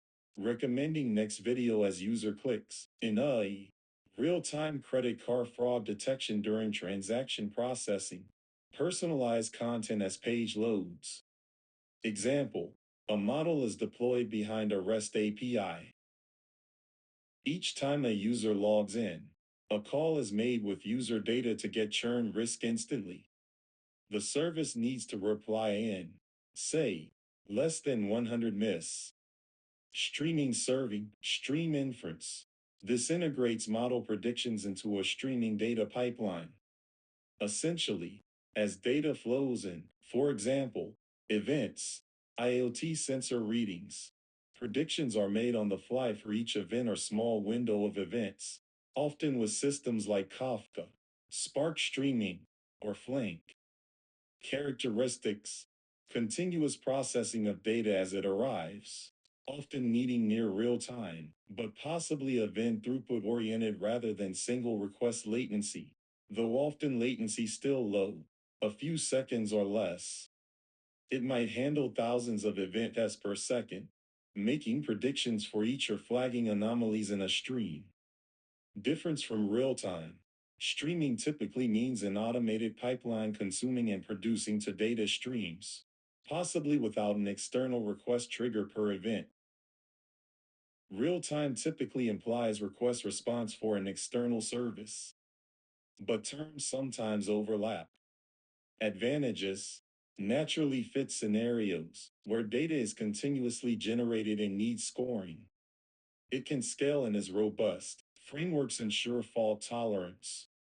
It also can handle stateful scenarios, like pattern detection over a window.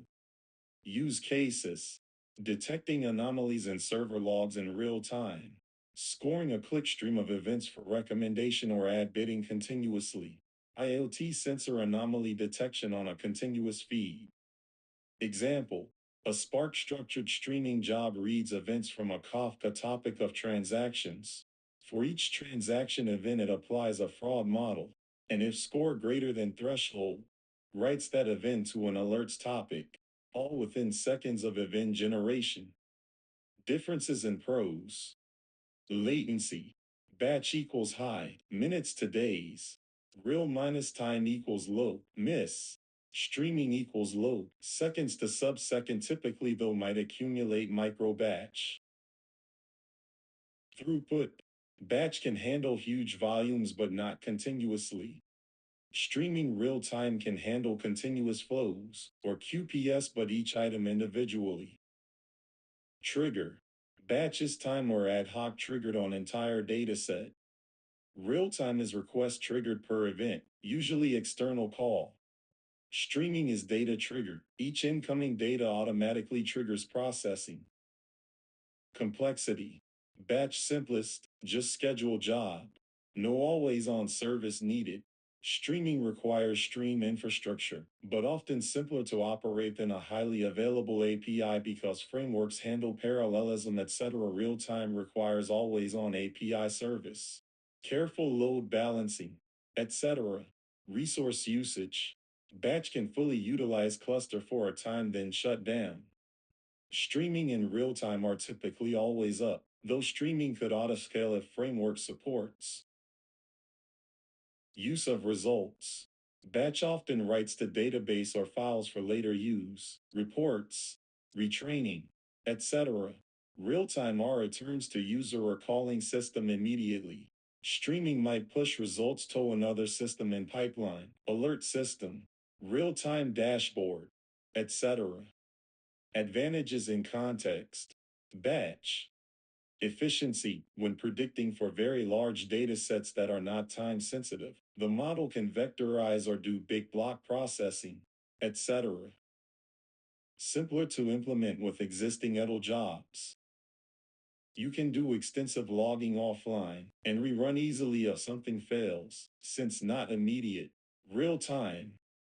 Provides immediate inference results, enabling interactive and dynamic systems. For example, personalization, often combined with caching to further speed, like a model service might cache recent predictions. Advantageous where each prediction depends on fresh state, like including users' current session actions. Streaming handles continuous flows, where generating an API request for each event would be impractical. It integrates directly with event processing. Good for scenarios where action is automated, no human in loop to see immediate response, but system needs to act quickly on events. More naturally scalable for event streams via partitioning. Example to illustrate differences. Imagine a retail company. Batch.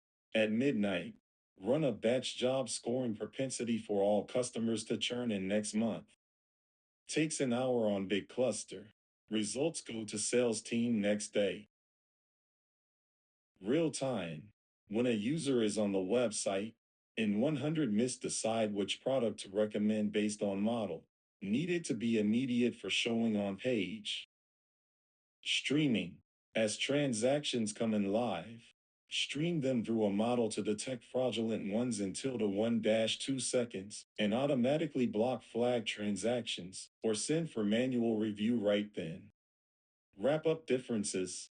Batch is best for high volume, offline processes, advantages, throughput, simple scheduling, disadvantage, not immediate, data possibly stale until next batch. Real time is needed for user facing or instant decisions. Advantage, immediacy, personalized experiences. Disadvantages, complex infra, need to maintain low latency under load.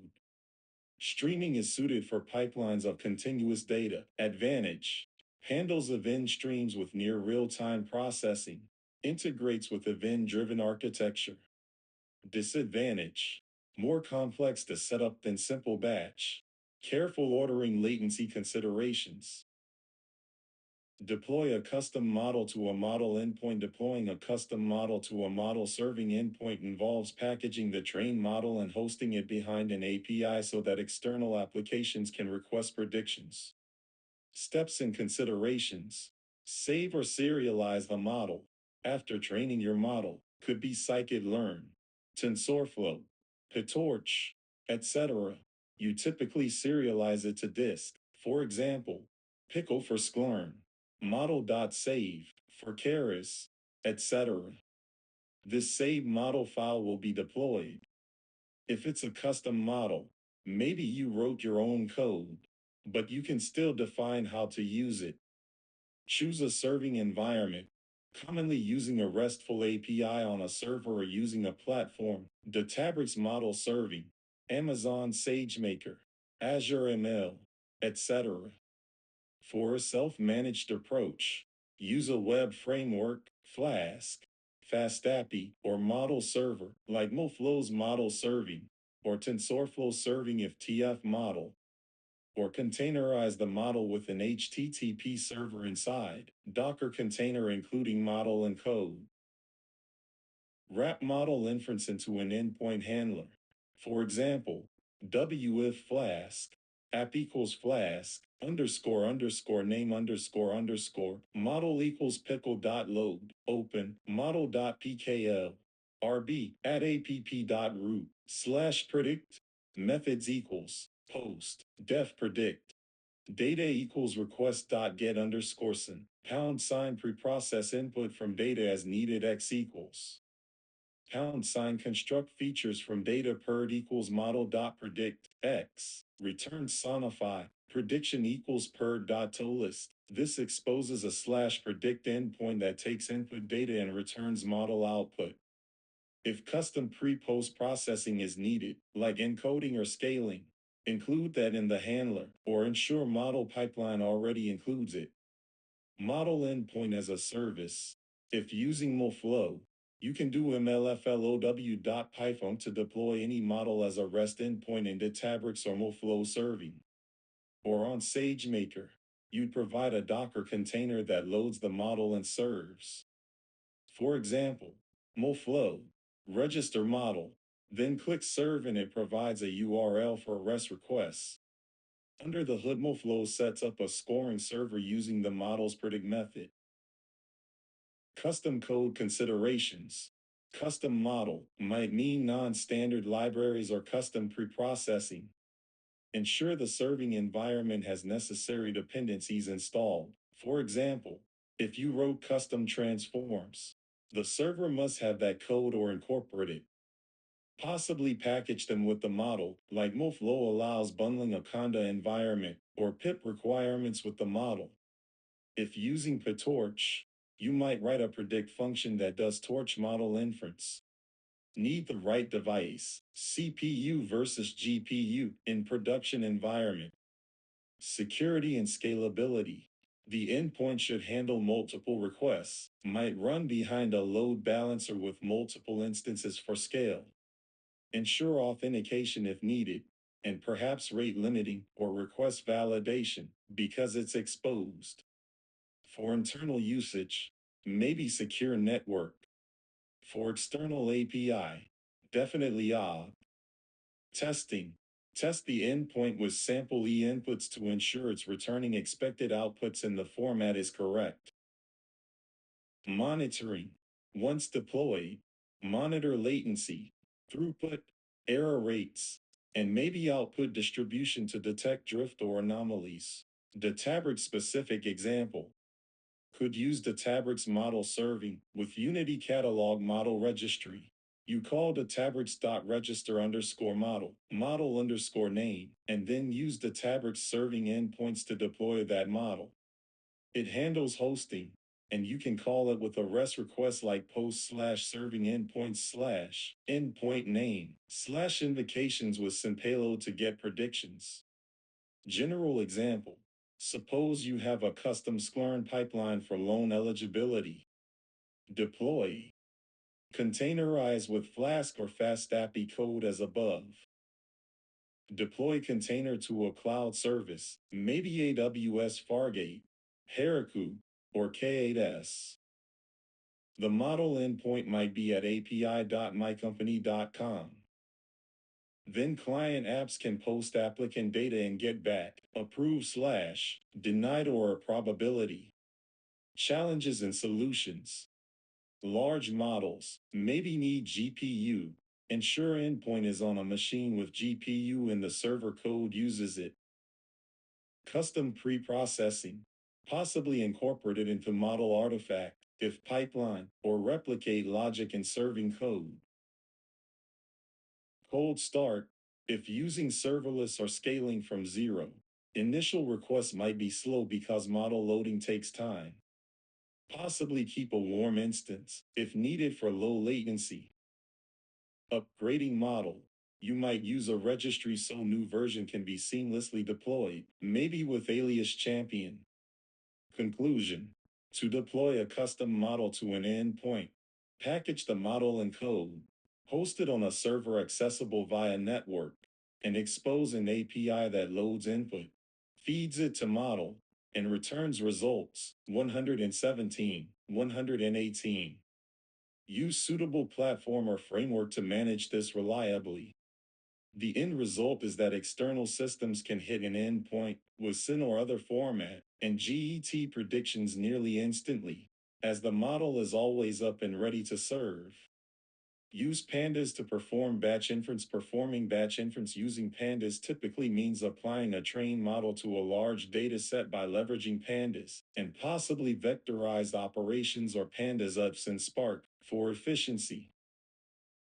There are a few interpretations. Using pandas on a single machine. If data fits in memory, you can load your data into a pandas data frame and then apply the model to each row. Often models like scikit-learn accept NumPy arrays, which pandas can easily provide.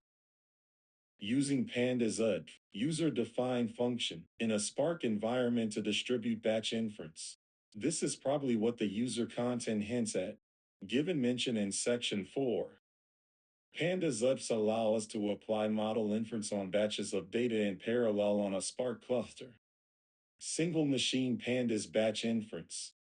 Suppose you have a scikit-learn model CLIF and a data frame DF with features. You can do x equals df, feature underscore columns. Values # converts to numpy2d array parts equals cliff.predict x df. Prediction equals parts if using a model that outputs probabilities or such. You might use predict underscore proba. Pandas is convenient because if model is vectorized, Splurn models are. They operate on arrays. It can get predictions for the whole data set at once, which is usually faster than Python looping row by row. Under the hood, it's doing vectorized C operations, like matrix multiply. If the model is custom, written in Python, you might use the dataframe.apply with axis equals 1 to apply a function row-wise. Def predict underscore row. # combine row fields in a custom way or use custom logic. Return prediction df. Prediction equals df.apply. Predict underscore row. Axis equals 1. This is not vectorized and can be slow for large data frames, because apply in pandas is effectively a loop in Python. If possible, try to vectorize the operations or use NumPy. Using pandas UDF and Spark for batch inference. Why? If your model is in Python and you have HUD data in a Spark data frame, you can use a pandas UDF to apply the model on chunks of data on each worker. Spark will send batches as pandas data frames to the function, which then uses pandas, an underlying vectorized libs or the model's efficient predict method, to compute predictions on that batch, and returns the results. This is efficient because it avoids per row Python call overhead. It processes a chunk at a time and can leverage vectorized operations inside that chunk. Example, from the user content and prior known patterns, using MLflow pyfunc. Import mlflow.pyfunc model equals mlflow.pyfunc.load underscore model models /me model production # this model can be used as a Spark UDF. Predict underscore UDF equals mlflow.pyfunc.spark underscore UDF Spark model underscore URI equals models /me model production result underscore type equals double # now use it in data frame df underscore with underscore perd equals spark underscore df dot with column prediction predict underscore UDF asterisk spark underscore df dot columns underneath. MLflow uses a pandas UDF where it loads the model, and for each partitions batch it calls model.predict on a pandas data frame of that batch, returning a pandas series of predictions, 119, 120, or manually. From pyspark.sql.functions import pandas underscore UDF. Pandas UDF type at pandas underscore UDF. Double. Pandas UDF type dot scalar. # expecting to return a pandas series of double def predict underscore batch underscore UDF. Asterisks. PD. Series. Dash greater than PD. Series. X equals PD dot concat. Equals. Axis equals 1. # combine input columns to data frame prints equals cliff dot predict X. # num p array or pandas series return PD. Series prints spark underscore df equals spark underscore df dot with column prediction predict underscore batch underscore UDF asterisk feature underscore columns. Spark will split data frame into batches, default ~10k rows or by arrow memory limit, and send each to predict underscore batch underscore UDF. The model cliff must be loaded on workers. Possible to broadcast model or load inside function, ensuring not to reload every time by using global model object if possible. Using pandas to perform batch inference is particularly nice for scikit-learn pipelines, where you can just call predict on a data frame, since internally it converts to numpy. If data is too large for memory on one machine, use distributed approach like above. Spark or DAS can do similar things. Benefits: simplicity. If data fits, writing a few lines with pandas to generate predictions is straightforward, no need to set up loops. Efficiency. Vectorized predictions exploit native compiled code of model, like Sklearn uses BLAS for matrix ops. Also, pandas UDF and Spark amortizes call overhead. Integration. With Spark or other frameworks, we can embed model inference into UDL pipelines. Be careful. The model must be accessible. For Spark, need to ensure workers have the model object. Using MLflow's pyfunc or broadcasting. Data types and ordering. Ensure the columns passed and correspond exactly to model's expected features. If using pandas UDF, initial overhead. Model might load on each worker only once, if coded well, or every batch, if coded poorly. Usually one loads model outside function, or uses closure to avoid repeated overhead. To sum up, using pandas for batch inference means leveraging pandas capabilities, like vectorization and integration with pyfunc UDFs, to apply a model to a bulk dataset efficiently, 120. It's about converting the whole batch to a pandas data frame, or numpy, and using model.predict on it, rather than iterating row by row in Python. This approach is useful in both single machine scenarios and distributed contexts like Spark via Pandas UDFs, providing a good balance of ease of use and performance for batch processing of model predictions. Identify how streaming inferences perform with Delta Live tables. Delta Live tables, DLT, is a framework in Databricks for building continuous data pipelines, including streaming ETL. To perform streaming inference with DLT, you define a DLT pipeline that reads from a streaming source, like a Kafka topic or a cloud storage directory with new files, and then applies transformations, which can include applying a machine learning model up to the incoming data, and D writes results to a sink or table. How streaming inference is done in DLT. DLT allows you to create tables views with a declaration, and it handles the streaming increments under the hood. For example, import DLT from PySpark.sql.functions import collat DLT.tabledef raw underscore transactions. Return spark.readstream.format, cloud files.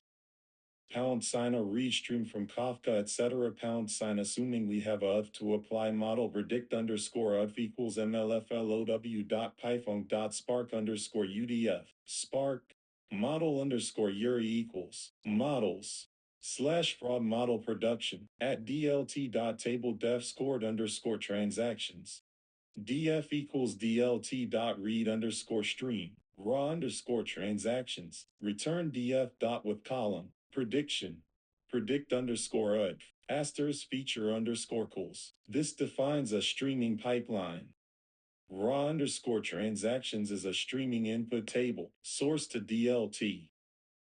Scored underscore transactions reads the stream of transactions and uses a from a flow model to score each row, outputting a stream of predictions.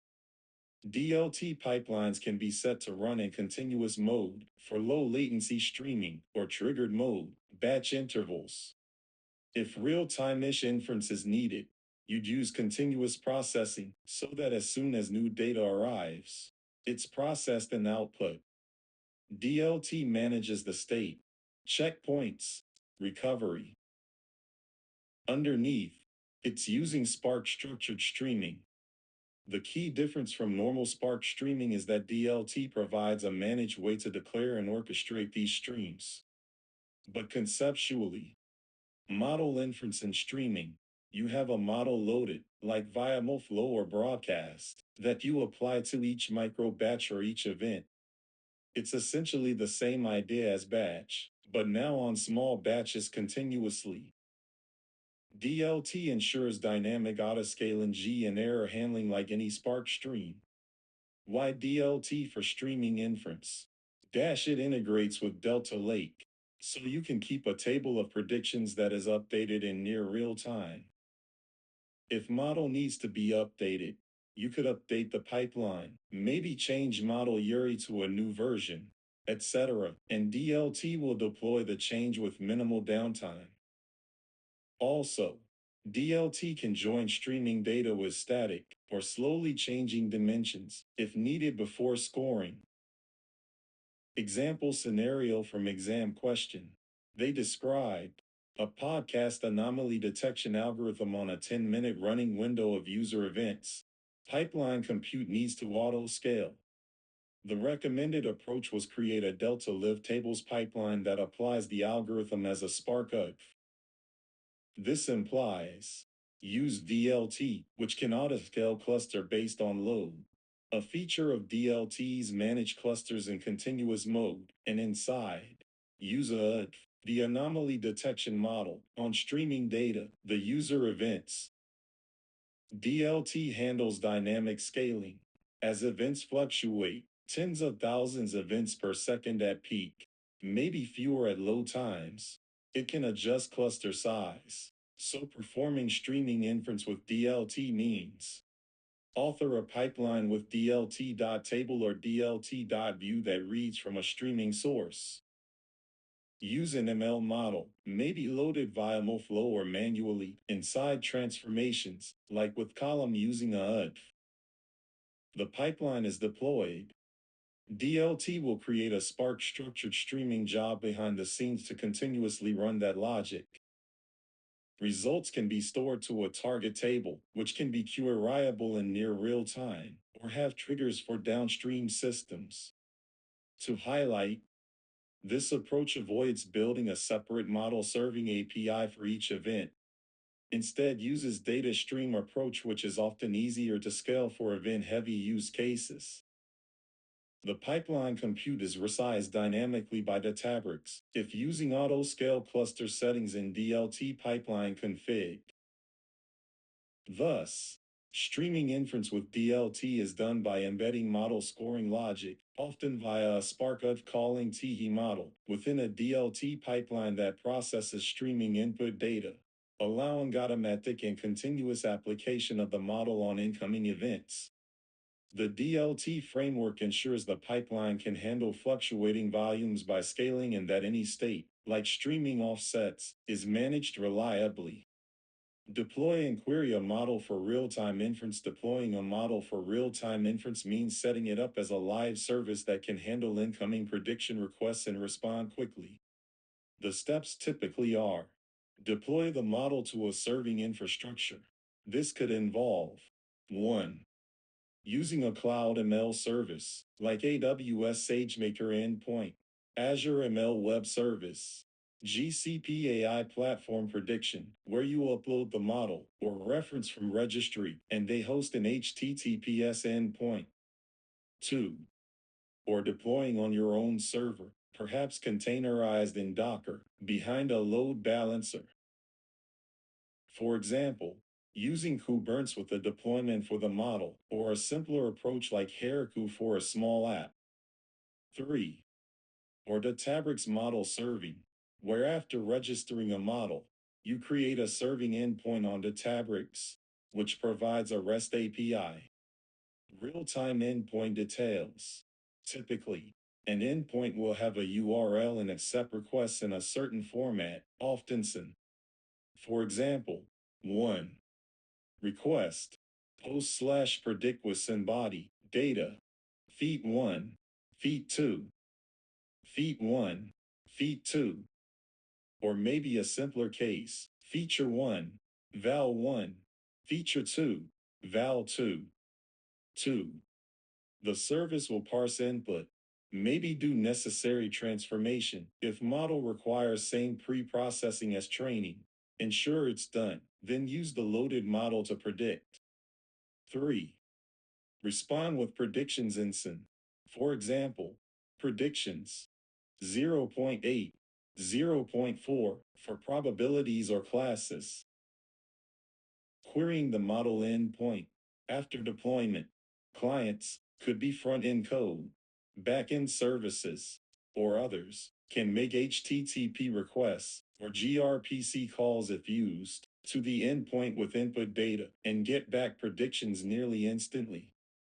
For example, using curl or a program, curlx postmeappy.com h content type, applications and d, features, 5.1, 3.5, 1.4, 0.2, dash greater than returns, predicted underscore species, setosa. If using the Databricks endpoint, they do a request like post/API/2.0/serving-endpoint/endpoint underscore name/invocations with body inputs feature 1 val feature 2 val 2 and get backs in with predictions.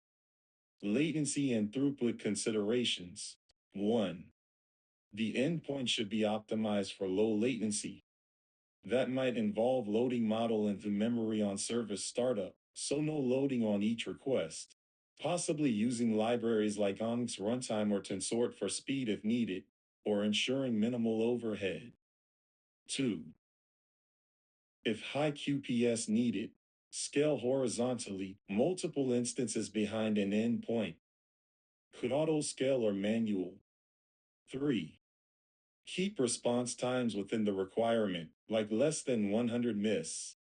4. Perhaps implement caching if certain repeated requests are common, less likely in ML since inputs vary, but maybe for limited combos. Testing and monitoring. 1. Test the endpoint with known examples to ensure it is correct. 2. Monitor uptime, error rates, HTTP 500 apostrophe s, etc. Response latency distributions. 3. Also monitor model performance drift, if possible by logging inputs and predictions, and possibly actual outcomes of feedback. 4. Set up alerts if service goes down or slowness. Example, let's say we've deployed a custom image classification model as a REST API. The client, maybe a mobile app, sends an image, possibly base64 encoded or an URL to image, to the model endpoint. The endpoint's code receives, decodes image, runs the model to get a label, and responds with the predicted label and maybe confidence. The user sees the result in near real time, like an Arkansas app identifying objects on camera feed via continuous calls to this model API.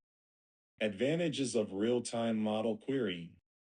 Predictions are available immediately when needed, enabling interactive or on-demand decisions, like recommending next item as user is browsing. Allows integration in user-facing products, personalization, voice assistant in lieu, etc. Challenges. Must ensure model is stateless, or manage state if needed. Most are stateless per request. Handle concurrency and memory usage. If model large, having many loaded instances might hog memory. Security. Ensure only authorized requests, maybe an API key or token, can hit model if it's not public. Summary. To deploy and query a model for real time, put the model behind a low latency API service, custom or managed. Then any consumer can make requests, like the HTTP post with model inputs, and the service returns results nearly instantly, often soon. This is the typical production scenario for ML when immediate predictions are needed in an application. 123, 124.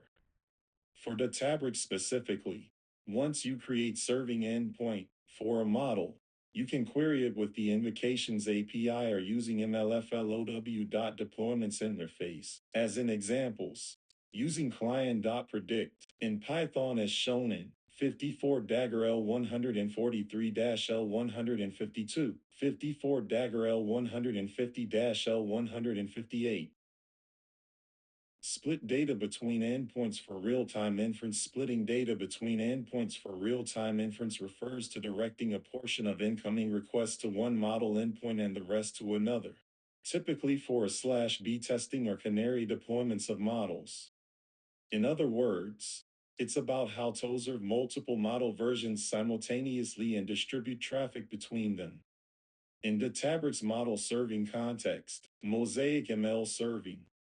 As per 19 Dagger L73-L81, 19 Dagger L77-L85, you can configure a serving endpoint with multiple serve models and a traffic split.